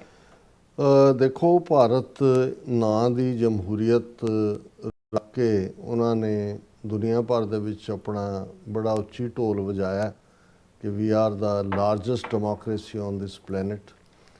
ਬੇਸ਼ੱਕ ਘੱਟ ਗਿਣਤੀਆਂ ਦੇ ਲਈ ਤਾਂ 47 ਤੋਂ ਬਾਅਦ ਹੀ ਜਾਂ 1950 ਦਾ ਸੰਵਿਧਾਨ ਲਾਗੂ ਹੋਣ ਤੋਂ ਬਾਅਦ ਹੀ ਉਹਨਾਂ ਨੂੰ ਨਜ਼ਰ ਆਉਣਾ ਸ਼ੁਰੂ ਹੋ ਗਿਆ ਸੀ। ਪਰ ਹੁਣ ਹਾਲਾਤ ਇਹ ਨੇ ਕਿ ਈਵਨ ਜਿਹੜੇ ਮੈਜੋਰਿਟੀ ਕਮਿਊਨਿਟੀ ਵਿੱਚ ਵੀ ਜਿਹੜੇ ਇੰਡੀਅਨ ਸਿਸਟਮ ਦੀ ਜਿਹੜੀਆਂ ਜ਼ਿਆਦਤੀਆਂ ਨੇ ਜਾਂ ਜਿਹੜੀਆਂ ਇਨਹਿਊਮਨ ਕਾਰਵਾਈਆਂ ਨੇ ਜਾਂ ਜਿਹੜੀ ਫਰੀडम ਆਫ ਸਪੀਚ ਦੇ ਉੱਤੇ ਉਹ ਉਹਨਾਂ ਦਾ ਮੂੰਹ ਬੰਦ ਕਰਨ ਦੀ ਲਾਈਨ ਹੈ, ਉਹਨੂੰ ਅਪੋਜ਼ ਕਰਦੀਆਂ ਨੇ। ਉਹਨਾਂ ਨਾਲ ਵੀ ਉਵੇਂ ਹੀ ਬਰੂਟਲੀ ਸਲੂਕ ਹੋ ਰਿਹਾ ਜੋ ਮਾਈਨੋਰਟੀ ਦੇ ਨਾਲ ਹੋਇਆ ਜਾਂ ਹੋ ਰਿਹਾ ਸੀ ਜਾਂ ਹੋ ਰਿਹਾ। ਤੇ ਮੈਜੋਰਿਟੀ ਜਿਹੜੇ ਸੀ ਉਹ ਚੁੱਪ ਕਰਕੇ ਬੈਠੇ ਸੀ ਕਿ ਜੀ ਸਾਨੂੰ ਕੀ, ਘੱਟੋ ਘੱਟ ਅਸੀਂ ਸੇਫ ਹੈ। ਹੁਣ ਜਿਹੜੀਆਂ ਦੋ ਖਬਰਾਂ ਇਹਨਾਂ ਦਿਨਾਂ ਦੇ ਵਿੱਚ ਨੇ, ਹੁਣ ਜਦੋਂ ਅਸੀਂ ਗਰੋ ਹੋ ਰਹੇ ਸੀ ਯੰਗਰ ਡੇਜ਼ ਦੇ ਵਿੱਚ, ਜਦੋਂ ਅਜੇ TV ਔਰ ਈਵਨ ਰੇਡੀਓ ਵੀ ਕੋਈ ਬਹੁਤ ਜ਼ਿਆਦਾ ਪੋਪੂਲਰ ਨਹੀਂ ਸੀ, TV ਤਾਂ ਅਜੇ ਔਰ ਸੋਸ਼ਲ ਮੀਡੀਆ ਤਾਂ ਬਿਲਕੁਲ ਨਹੀਂ ਸੀ, ਉਦੋਂ ਪ੍ਰਿੰਟ ਮੀਡੀਆ ਦਾ ਜਿਹੜਾ ਜ਼ਮਾਨਾ ਜੇ ਕਹਿਣਾ ਹੋਏ ਤਾਂ ਦੋ ਵੱਡੀਆਂ ਨਿਊਜ਼ ਏਜੰਸੀਜ਼ ਇੰਡੀਆ ਦੀਆਂ ਜਾਣੀਆਂ ਜਾਂਦੀਆਂ ਸੀ, press trust of India PTI ਤੇ UNI United news of India. ਔਰ ਇਹਨਾਂ ਦੋਨਾਂ ਦੇ ਹੀ ਜਿਹੜੇ ਨੇ ਰਿਪੋਰਟਰ ਥਾਂ ਥਾਂ ਹੁੰਦੇ ਸੀ। ਔਰ UNI ਔਰ PTI ਤਾਂ ਗਵਰਨਮੈਂਟਲ ਜ਼ਿਆਦਾ ਪ੍ਰਭਾਵ ਸੀ। UNI ਦੇ ਉੱਤੇ ਭਾਵੇਂ ਪ੍ਰਾਈਵੇਟ ਜਾਂ, ਲੇਕਿਨ ਬਹੁਤ ਵਾਰੀ ਲਾਈਨ ਗਵਰਨਮੈਂਟ ਦੀ ਟੋ ਕਰਦੇ ਸੀ। ਹੁਣ ਪਿਛਲੇ ਕੁਝ ਪੀਰੀਅਡ ਦੇ ਵਿੱਚ ਜਦੋਂ ਕਿ ਹਿੰਦੂ ਤਵੀਆਂ ਨੇ ਆਪਣਾ ਮੀਡੀਆ, ਖਾਸ ਤੌਰ ਤੇ ਪ੍ਰਿੰਟ ਮੀਡੀਆ 'ਚ ਵੀ ਆਪਣੀ ਜਿਹੜੇ ਨੇ ਉਹ ਲੈ ਆਂਦੇ, ਔਰ ਦੂਸਰਾ ਜਿਹੜਾ ਵਿਜ਼ੂਅਲ ਮੀਡੀਆ ਉਹ ਤਾਂ ਹੈ ਹੀ ਉਹਨਾਂ ਦਾ ਬਹੁਤ ਸਾਰਾ, ਅੰਬਾਨੀ, ਅਡਾਨੀ, ਜਿੰਨੇ ਵੀ ਕੋਈ ਕਿਸੇ ਕੋਲ ਹੈ ਕੋਈ ਕਿਸੇ ਕੋਲ ਹੈ। UNI ਦੇ ਵਿੱਚ ਜ਼ਾਹਰ ਹੈ ਕਿ ਵੀ ਥੋੜ੍ਹੀ ਬਹੁਤ ਇੰਡੀਪੈਂਡੈਂਟ ਰਿਪੋਰਟਿੰਗ ਦਾ ਕੁਛ ਨਾ ਕੁਛ ਬਚਿਆ ਹੋਇਆ, ਕਿਉਂਕਿ ਹੁਣ ਤਾਂ ਕੋਈ ਪ੍ਰਿੰਟ ਮੀਡੀਆ ਨੂੰ ਬਹੁਤਾ ਫੋਲੋ ਨਹੀਂ ਕਰਦਾ। ਮੈਂ ਵੀ ਜਿਹੜਾ UNI ਨੂੰ ਨਹੀਂ ਹੁੰਦਾ, PTI ਕਿਉਂਕਿ ਸਰਕਾਰੀ ਦਰਬਾਰੇ ਖਬਰਾਂ ਹੁੰਦੀਆਂ ਨੇ। ਹੁਣ UNI ਦੇ ਕੋਲ ਇੱਕ ਬਿਲਡਿੰਗ ਜਿੱਥੇ ਕਿ ਉਹ ਪਿਛਲੇ ਰਫੀ ਮਾਰਗ ਦੇ ਵਿੱਚ ਕਾਫੀ ਦੇਰ ਤੋਂ ਸੀ ਪਲਾਟ, ਜਿੱਥੇ ਉਹਨਾਂ ਨੇ ਨਹੀਂ ਬਣਾਇਆ ਕੁਛ, ਹਾਈ ਕੋਰਟ ਨੇ ਐਵਿਕਸ਼ਨ ਦਾ ਆਰਡਰ ਦਿੱਤਾ। ਹੁਣ ਕਿਸ 2:30 ਵਜੇ ਆਰਡਰ ਹੁੰਦਾ ਹੈ ਹਾਈ ਕੋਰਟ ਦਾ, ਅਜੇ ਉਹਨਾਂ ਦੇ ਵੈਬਸਾਈਟ 'ਤੇ ਵੀ ਉਹ ਡਿਸੀਜਨ ਨਹੀਂ ਹੁੰਦਾ। ਤੇ ਪੁਲਿਸ ਦੀ ਧਾੜ, ਕਿਉਂਕਿ ਹੁਣ ਤਾਂ ਦਿੱਲੀ ਦੇ ਵਿੱਚ ਵੀ BJP ਦੀ ਗਵਰਨਮੈਂਟ ਹੈ ਔਰ ਪੁਲਿਸ ਤਾਂ ਵੈਸੇ ਵੀ ਹੋਮ ਮਿਨਿਸਟਰੀ ਦੀ ਹੈ, ਦਿੱਲੀ ਦੇ ਵਿੱਚ ਸੈਂਟਰਲ ਗਵਰਨਮੈਂਟ ਕੰਟਰੋਲ ਕਰਦੀ। ਉਹ ਧਾੜ ਕਰਦੇ ਆਏ, ਉਹਨਾਂ ਨੇ UNI ਦੇ ਦਫ਼ਤਰ 'ਚੋਂ ਜੋ ਮੇਲ ਫੀਮੇਲ ਸਾਰੇ ਜਿੰਨੇ ਰਿਪੋਰਟਰ ਚੁੱਕ ਕੇ ਬਾਹਰ ਮਾਰੇ, ਉਹਨਾਂ ਦਾ ਬਹੁਤ ਬੁਰਾ ਹਾਲ ਕੀਤਾ, ਮੈਨ ਹੈਂਡਲ ਕੀਤਾ ਈਵਨ ਫੀਮੇਲ ਜਰਨਲਿਸਟ ਨੂੰ। ਹੁਣ ਇਸ ਦੇ ਉੱਤੇ ਈਵਨ ਜਿਹੜੀ ਇਹਨਾਂ ਦੀ ਐਡੀਟਰਸ ਗਿਲਡ ਆਫ ਇੰਡੀਆ ਉਹਨੇ ਵੀ ਇਸ ਨੂੰ ਐਕਸੈਸਿਵ ਫੋਰਸ ਕਿਹਾ, ਕੰਡੈਮ ਕੀਤਾ ਔਰ ਇਹਨਾਂ ਦੀ ਮੇਨ ਖਬਰ ਹੀ ਇਹ ਹੈ, media organization condemn use of excessive force during UNI eviction। ਔਰ ਐਡੀਟਰਸ ਗਿਲਡ ਨੇ ਕਿਹਾ ਕਿ ਵੀ ਇਹ ਜਿਹੜਾ ਉਹਨਾਂ ਨੇ ਕੋਈ ਜਿਹੜਾ ਉਹਨਾਂ ਨੂੰ UNI ਦੇ ਦਫ਼ਤਰ ਜਦੋਂ ਆਇਆ ਕੋਈ ਉਹਨਾਂ ਨੂੰ ਨੋਟਿਸ ਨਹੀਂ ਦਿਖਾਇਆ and staff including women journalist ਵਰ ਮੈਨ ਹੈਂਡਲਡ ਡਿਊਰਿੰਗ ਦਾ ਐਵਿਕਸ਼ਨ ਪ੍ਰੋਸੈਸ। ਉਹਨਾਂ ਨੂੰ ਜਿਹੜਾ ਉਹ ਕੱਢ ਕੇ ਚੁੱਕ ਕੇ ਮਾਰਿਆ। ਔਰ ਇਹ ਸਾਰਾ ਆਪਣੇ ਆਪ ਦੇ ਵਿੱਚ ਦੱਸਦਾ ਹੈ ਕਿ ਮੀਡੀਆ ਨੂੰ ਜਾਂ ਥੋੜ੍ਹਾ ਬਹੁਤ ਜਿਹੜੇ ਇੰਡੀਪੈਂਡੈਂਟ ਗੱਲ ਕਰਨ ਵਾਲੇ ਨੇ ਉਹਨਾਂ ਦਾ ਕੀ ਵਜੂਦ ਹੈ। ਦੂਸਰੀ ਖਬਰ ਜਦੋਂ ਇਹ ਕਿਹਾ ਜਾਂਦਾ ਹੈ ਕਿ ਜੀ ਸੋਸ਼ਲ ਮੀਡੀਆ ਇੱਕ ਬਹੁਤ ਵੱਡੀ ਤਾਕਤ ਹੈ, ਪਲੇਟਫਾਰਮ ਹੈ, ਆਫ ਕੋਰਸ, ਪਰ ਜੇ ਸੋਸ਼ਲ ਮੀਡੀਆ ਨੂੰ ਕੋਈ ਸੋਸ਼ਲ ਮੀਡੀਆ ਰਹਿਣ ਦੇ ਤੁਹਾਡੇ ਕੋਲ, ਹੁਣ ਅਸੀਂ ਤਾਂ ਖੁਦ ਉਸ ਬਰੰਟ ਨੂੰ ਪਿਛਲੇ 14 ਸਾਲਾਂ ਤੋਂ ਤੇ ਝੇਲ ਹੀ ਰਹੇ ਸੀ। ਹੁਣ ਬਿਲਕੁਲ ਹੀ ਜਿਵੇਂ ਔਰ ਇਹ ਜਿਹੜਾ ਨਵਾਂ ਕਾਨੂੰਨ ਇਹਨਾਂ ਨੇ ਪਿਛਲੇ ਸਾਲ ਬਣਾਇਆ IT ਐਕਟ ਦੇ ਥੱਲੇ, ਉਹਦਾ ਸੈਕਸ਼ਨ 79(3)(b) ਹੈ, ਉਹਦੇ ਥੱਲੇ ਉਹ ਨੋਟਿਸ ਦੇ ਦਿੰਦੇ ਨੇ ਸੋਸ਼ਲ ਮੀਡੀਆ ਪਲੇਟਫਾਰਮ ਵਾਲਿਆਂ ਨੂੰ, ਉਹ YouTube ਹੈ, ਇੰਸਟਾਗ੍ਰਾਮ ਹੈ, ਫੇਸਬੁੱਕ ਹੈ, ਮੈਟਾ ਹੈ, X ਹੈ, ਕਿ ਵੀ ਇੰਨੀ ਦੇਰ ਦੇ ਵਿੱਚ ਅੱਗੇ ਤਾਂ 48 ਘੰਟੇ ਦਾ ਸੀ, ਹੁਣ ਤਾਂ 3 ਘੰਟੇ ਰਿਮੂਵ ਕਰੋ ਕੰਟੈਂਟ, ਇਹਨੂੰ ਬਲੌਕ ਕਰੋ ਇਹ ਸਾਰਿਆਂ ਨੂੰ, ਨਹੀਂ ਤਾਂ ਤੁਹਾਨੂੰ ਅਸੀਂ ਇੱਥੋਂ ਬੰਦ ਕਰ ਦਿਆਂਗੇ ਔਰ ਲੀਗਲ ਤੁਹਾਡੇ ਤੇ ਐਕਸ਼ਨ ਲਵਾਂਗੇ। ਹੁਣ ਉਹਦਾ ਇੰਪੈਕਟ ਕੀ ਹੈ? ਇਹ ਖਬਰ ਅੱਜ ਇੰਡੀਅਨ ਮੀਡੀਆ ਦੀ ਮੇਨ ਖਬਰ ਹੈ। Within a year of getting powers, Ministry of Home Affairs Agency issued 290 takedown notices a day on average for online content। ਕਿ online content ਨੂੰ ਬਲੌਕ ਕਰਨ, ਬੰਦ ਕਰਨ ਦੇ ਲਈ average 290 notice every day ministry of home affairs ਨੇ ਦਿੱਤੇ ਨੇ। According to MHA report for 2024-25 till March 31st 2025, ਇਹ ਫਿਗਰ ਮਾਰਚ ਦੀ ਹੈ, 1,11,185 suspicious online content has been blocked under section 79(3)(b) of IT Act। On March 13, 2024, the Indian Cyber Crime Coordination Center was designated as the MHA's agency to perform the functions under section this। ਹੁਣ ਕੱਲਾ ਇਹੀ ਨਹੀਂ ਹੈ ਵੀ ਉਸ content ਨੂੰ ਕੱਢ ਦਿੰਦੇ ਨੇ ਜਾਂ ਉਹਨਾਂ ਨੂੰ ਬਲੌਕ ਕੀਤਾ ਹੈ ਉਹਨਾਂ ਨੇ, ਹੁਣ ਜਿਹੜੀਆਂ ਸਟੇਟ ਦੀਆਂ ਪੁਲਿਸ ਫੋਰਸਿਸ ਨੇ ਉਹਨਾਂ ਨੂੰ ਵੀ ਇਨਫੋਰਮ ਕਰ ਦਿੰਦੇ ਨੇ, ਨਾਲ ਦੀ ਨਾਲ ਕੇਸ ਵੀ ਰਜਿਸਟਰ ਕਰ ਲੈਂਦੇ ਨੇ ਔਰ ਚੁੱਕ ਕੇ ਜਿਹੜਾ ਅੰਦਰ ਵੀ ਦੇ ਦਿੰਦੇ ਨੇ ਕਿ ਬਈ ਇਹ ਉਹਨਾਂ ਨੇ ਕਿਹਾ ਕਿ ਵੀ ਆਹ ਉਹਨਾਂ ਨੂੰ ਡੈਜ਼ਿਗਨੇਸ਼ਨ ਮਿਲੀ ਥੋੜ੍ਹੀ ਦੇਰ ਪਹਿਲਾਂ, ਔਰ ਉਹ ਜਿਹੜੇ ਨੇ ਹੁਣ ਇਸ ਸੈਕਸ਼ਨ ਦੇ ਥੱਲੇ ਇਨਫੋਰਮੇਸ਼ਨ ਟੈਕਨੋਲੋਜੀ ਐਕਟ ਨੂੰ ਇੰਪਲੀਮੈਂਟ ਕਰਦੇ ਨੇ ਔਰ ਉਹਨਾਂ ਦੀ ਐਨੂਅਲ ਰਿਪੋਰਟ 'ਚ ਇਹ ਸਸਪੀਸ਼ੀਅਸ ਆਨਲਾਈਨ ਕੰਟੈਂਟ ਨੂੰ ਬਲੌਕ ਕਰਨ ਦੀ ਲਾਈਨ ਹੈ। ਫਿਰ social media intermediary X had challenged this provision and the Sahyog portal which enables police access the country to send such notices through a common platform, ਉਹ ਵੀ ਜਿਹੜਾ ਥੱਲੇ police ਵੀ ਜਿਹੜੀ ਹੈ ਉਹ ਗ੍ਰਿਫਤਾਰ ਕਰ ਲੈਂਦੀ ਹੈ। ਔਰ ਇਹ ਜਿਹੜੀ ਹੈ ਫਿਰ ਇਹਨਾਂ ਨੇ ਅੱਗੋਂ ਹੋਰ ਡਿਟੇਲ ਦਿੱਤੀ ਹੈ ਕਿ ਭਾਈ ਜਿਹੜੇ ਟੇਕ ਡਾਊਨ ਨੋਟਿਸ ਨੇ ਉਹਨਾਂ 'ਚੋਂ ਅੱਗੋਂ ਆਲਮੋਸਟ ਸਾਰਿਆਂ ਦਾ ਹੀ ਅਕਾਊਂਟ ਉਹ ਬੰਦ ਕਰ ਦਿੱਤੇ ਜਾਂਦੇ ਨੇ। ਔਰ ਇਸ ਦੇ ਲਈ ਅਸੀਂ ਸਮਝਦੇ ਹਾਂ ਕਿ ਵੀ ਇਹ ਜਮਹੂਰੀਅਤ ਹੈ ਜਿੱਥੇ ਸਭ ਤੋਂ ਜ਼ਿਆਦਾ ਹੁਣ ਈਵਨ ਜੰਮੂ ਕਸ਼ਮੀਰ 'ਚ ਅੱਜ ਵੀ ਮੈਕਸਿਮਮ ਦੁਨੀਆ 'ਚ ਜੇ ਕਿਤੇ ਇੰਟਰਨੈਟ ਸ਼ਟ ਡਾਊਨ ਹੈ ਤਾਂ ਉਸ ਥਾਂ ਦੇ ਉੱਤੇ ਹੈ। ਬਿਲਕੁਲ ਪੰਜਾਬ ਦੇ ਵਿੱਚ ਅਸੀਂ ਦੇਖਦੇ ਹਾਂ ਵੀ ਕਿੰਨੇ ਪਾਰਟ, ਕਿੰਨੇ ਕੰਟੈਂਟ, ਈਵਨ ਜੇ ਕੋਈ ਹੁਣ ਇੱਕ ਇਹਨਾਂ ਨੇ ਸਨਾਤਨੀ ਕਿਸਮ ਦਾ ਹਿੰਦੂ ਪ੍ਰੋਪੇਗੈਂਡਾ ਸ਼ੁਰੂ ਕੀਤਾ ਹੋਇਆ ਆਨਲਾਈਨ ਔਰ ਉਸ ਦੇ ਉੱਤੇ ਈਵਨ AI ਉਹਨੂੰ ਆਰਟੀਫਿਸ਼ੀਅਲ ਇੰਟੈਲੀਜੈਂਸ ਨੂੰ ਵੀ ਯੂਜ਼ ਕਰਦੇ ਨੇ, ਉਹਨੂੰ ਚੈਲੰਜ ਕਰਨ ਵਾਲਾ ਜੇ ਕੋਈ ਸਿੱਖ ਕੰਟੈਂਟ ਕ੍ਰੀਏਟਰ ਕਾਊਂਟਰ ਜਵਾਬ ਦਿੰਦਾ ਹੈ ਕਿ ਵੀ ਨਹੀਂ ਆਹ ਗੁਰਮਤ ਵਿਚਾਰਧਾਰਾ ਇਹ ਹੈ ਜਾਂ ਦੂਜਾ ਹੈ, ਵਿਦਨ 24 ਆਵਰਸ ਉਹਨਾਂ ਦੇ ਅਕਾਊਂਟ ਬੰਦ ਹੋਏ ਹੁੰਦੇ ਨੇ। ਔਰ ਕਈ ਉਹ ਅਕਾਊਂਟ ਇਹਨਾਂ ਨੇ ਬੰਦ ਕੀਤੇ ਨੇ ਸਿੱਖ ਹਲਕਿਆਂ ਦੇ, ਸਿੱਖਾਂ ਦੇ, ਜਿਨ੍ਹਾਂ ਦੇ ਲੱਖਾਂ ਫਾਲੋਅਰ ਨੇ। ਹੁਣ ਤੁਸੀਂ ਫਾਲੋਅਰ ਬਣਾਉਂਦੇ ਆ, ਤੁਹਾਡੇ ਸਬਸਕ੍ਰਾਈਬਰ ਹੁੰਦੇ ਆ, ਕਿੰਨਾ ਵਕਤ ਲੱਗਦਾ। ਹੁਣ ਅਸੀਂ 10-12 ਸਾਲਾਂ 'ਚ, ਹਾਲਾਂ ਅਸੀਂ 7-8 ਸਾਲ ਪਹਿਲਾਂ ਸ਼ੁਰੂ ਕੀਤਾ ਹੈ ਕਿ 2,91,000 ਸਾਡਾ ਸਬਸਕ੍ਰਾਈਬਰ YouTube ਤੇ ਸੀ, ਜਿਨ੍ਹਾਂ 'ਚ 45 ਤੋਂ 50% ਜਿਹੜੀ ਵਿਊਅਰਸ਼ਿਪ ਪੰਜਾਬ ਜਾਂ ਵਿਦ ਇਨ ਇੰਡੀਆ ਉਹ ਆਲ ਆਫ ਏ ਸਡਨ ਗਾਇਬ। ਔਰ ਹੁਣ ਇਸ ਹੱਦ ਤੱਕ ਇਹਨਾਂ ਨੇ ਇਨਫਲੂਐਂਸ ਕੀਤਾ ਹੈ ਕਿ ਵੀ ਸਾਨੂੰ ਕਈਆਂ ਦੀਆਂ ਸ਼ਿਕਾਇਤਾਂ ਪ੍ਰਾਈਵੇਟਲੀ ਆਉਂਦੀਆਂ ਨੇ ਕਿ TV 84 ਸਰਚ ਕੀਤਿਆਂ ਵੀ ਨਹੀਂ ਮਿਲਦਾ ਹੈ। ਜੋ ਤੁਸੀਂ ਸਰਚ ਵੀ ਕਰਦੇ ਹੋ ਉਹ ਬਿਲਕੁਲ ਹੀ ਗਾਇਬ ਕਰ ਦਿੱਤਾ। ਹੁਣ ਉਹ TV 84 USA ਜਿਹੜਾ ਉਹਨੂੰ ਕੀਤਾ ਹੈ, ਉਹ ਕਿੰਨੀ ਕੁ ਦੇਰ ਉਹਨੂੰ ਸਰਵਾਈਵ ਕਰਨ ਦੇਣਗੇ। ਹੁਣ ਕਿੱਥੇ ਤੁਹਾਡਾ ਤੁਸੀਂ ਇੰਨਾ ਇੱਕ ਮਿਹਨਤ ਦੇ ਨਾਲ ਕਿਸੇ ਚੀਜ਼ ਨੂੰ ਲੋਕਾਂ ਤੱਕ ਪਹੁੰਚਾਉਣ ਦਾ ਇੱਕ ਜ਼ਰੀਆ ਬਣਿਆ, ਔਰ ਇਹ ਵੀ ਇਸ IT ਐਕਟ ਦੇ ਥੱਲੇ ਹੀ ਉਹਨਾਂ ਨੇ ਬਿਲਕੁਲ ਉਹਨੂੰ ਸਿਕਿਉਰਿਟੀ ਥ੍ਰੈਟ ਦੱਸ ਕੇ ਉਸ ਨੂੰ ਬੰਦ ਕੀਤਾ। ਸੋ ਇਹ ਜਮਹੂਰੀਅਤ ਦਾ ਨਮੂਨਾ ਹੈ ਜਿਹਨੂੰ ਇਹ ਕਲੇਮ ਕਰਦੇ ਨੇ ਕਿ the largest democracy on this planet. ਜੀ ਡਾਕਟਰ ਸਾਹਿਬ, ਤੁਹਾਡਾ ਬਹੁਤ ਬਹੁਤ ਸ਼ੁਕਰੀਆ, ਤੁਸੀਂ ਆਪਣੇ ਵਿਚਾਰ ਸਾਡੇ ਦਰਸ਼ਕਾਂ ਨਾਲ ਸਾਂਝੇ ਕੀਤੇ ਨੇ। ਸੋ ਹੁਣ ਆਪਾਂ ਆਪਣੇ ਵਿਊਅਰਸ ਵਾਸਤੇ ਨੇ ਉਹ ਲੈਣ ਜਾ ਰਹੇ ਹਾਂ। ਸੋਨਮਲ ਜੀ ਸਾਡੇ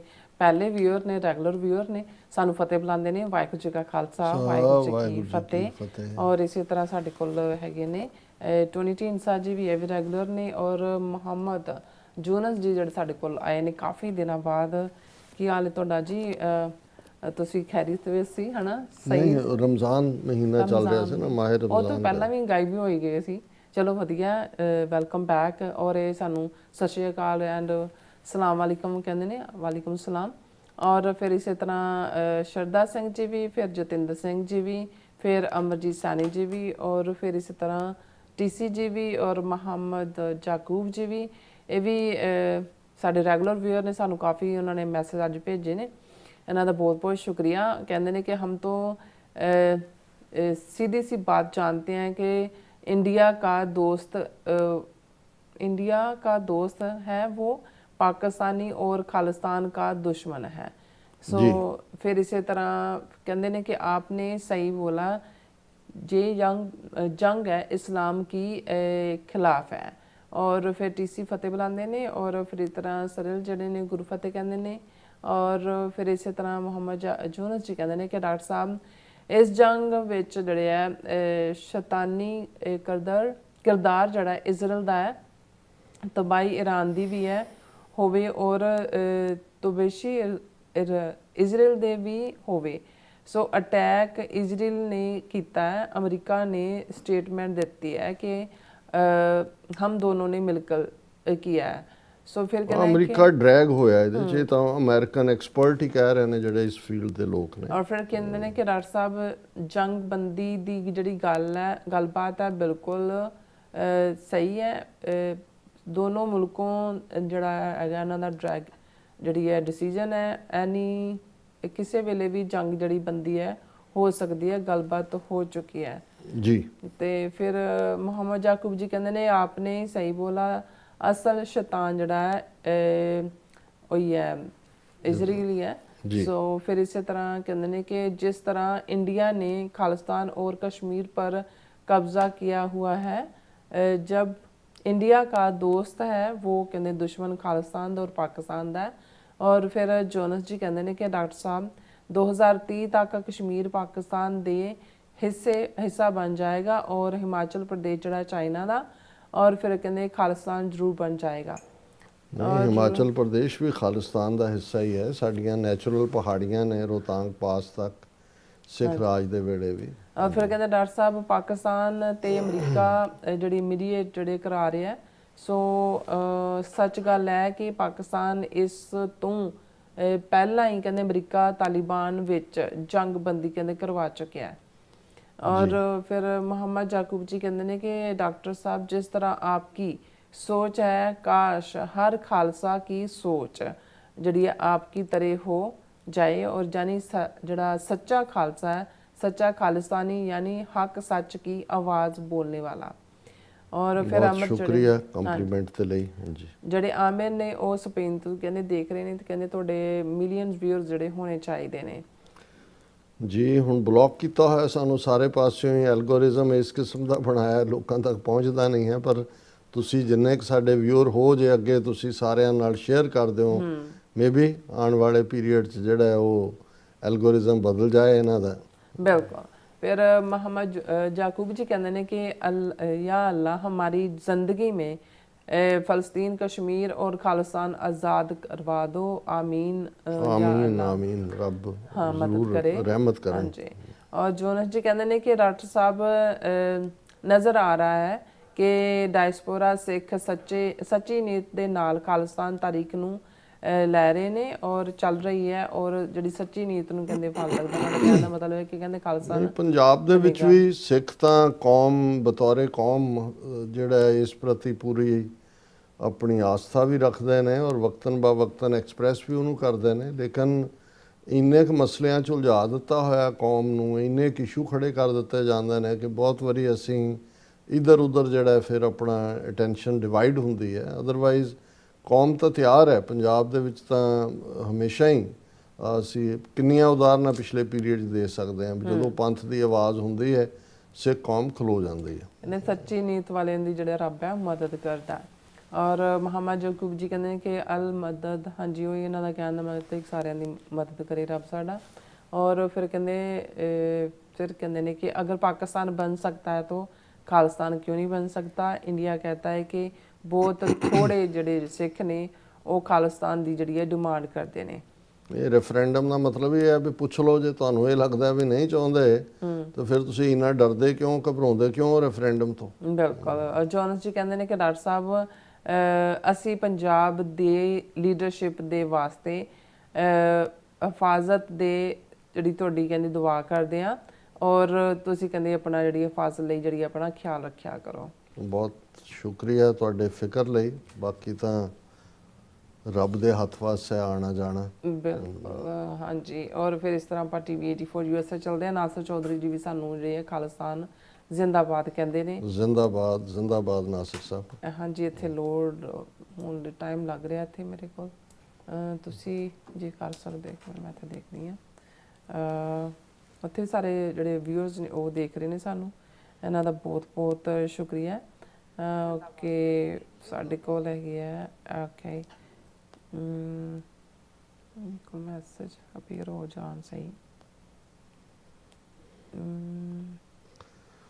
ਤੁਸੀਂ ਦੇਖੋ। ਹਾਂਜੀ ਹਾਂਜੀ, ਖਾਲਸਾ ਦੇਸ਼ ਪੰਜਾਬ, ਜਤਿੰਦਰ ਸਿੰਘ, ਹਾਂਜੀ ਆ ਗਏ, ਨਹੀਂ ਐਰਰ ਦੱਸ ਰਿਹਾ, ਜਸਕੀਰਤ ਸਿੰਘ, ਗੁਰਜੀਤ ਸਿੰਘ, ਰਾਜਨਪ੍ਰੀਤ ਸਿੰਘ, ਜਸਪਾਲ ਸਿੰਘ, ਨੂਪਾ ਜੀ, ਇਹਨਾਂ ਸਾਰਿਆਂ ਨੇ ਜਾਂ ਫਤਿਹ ਜਾਂ ਗ੍ਰੀਟਿੰਗਸ ਨੇ ਜੀ। ਔਰ ਉਹਦੇ ਤੇ ਸ਼ਾਇਦ ਅਗੇਨ ਕੁਛ ਇੰਟਰਨੈਟ ਦੀ ਚੱਲ ਰਹੀ ਹੈ ਗੜਬੜ ਜੀ।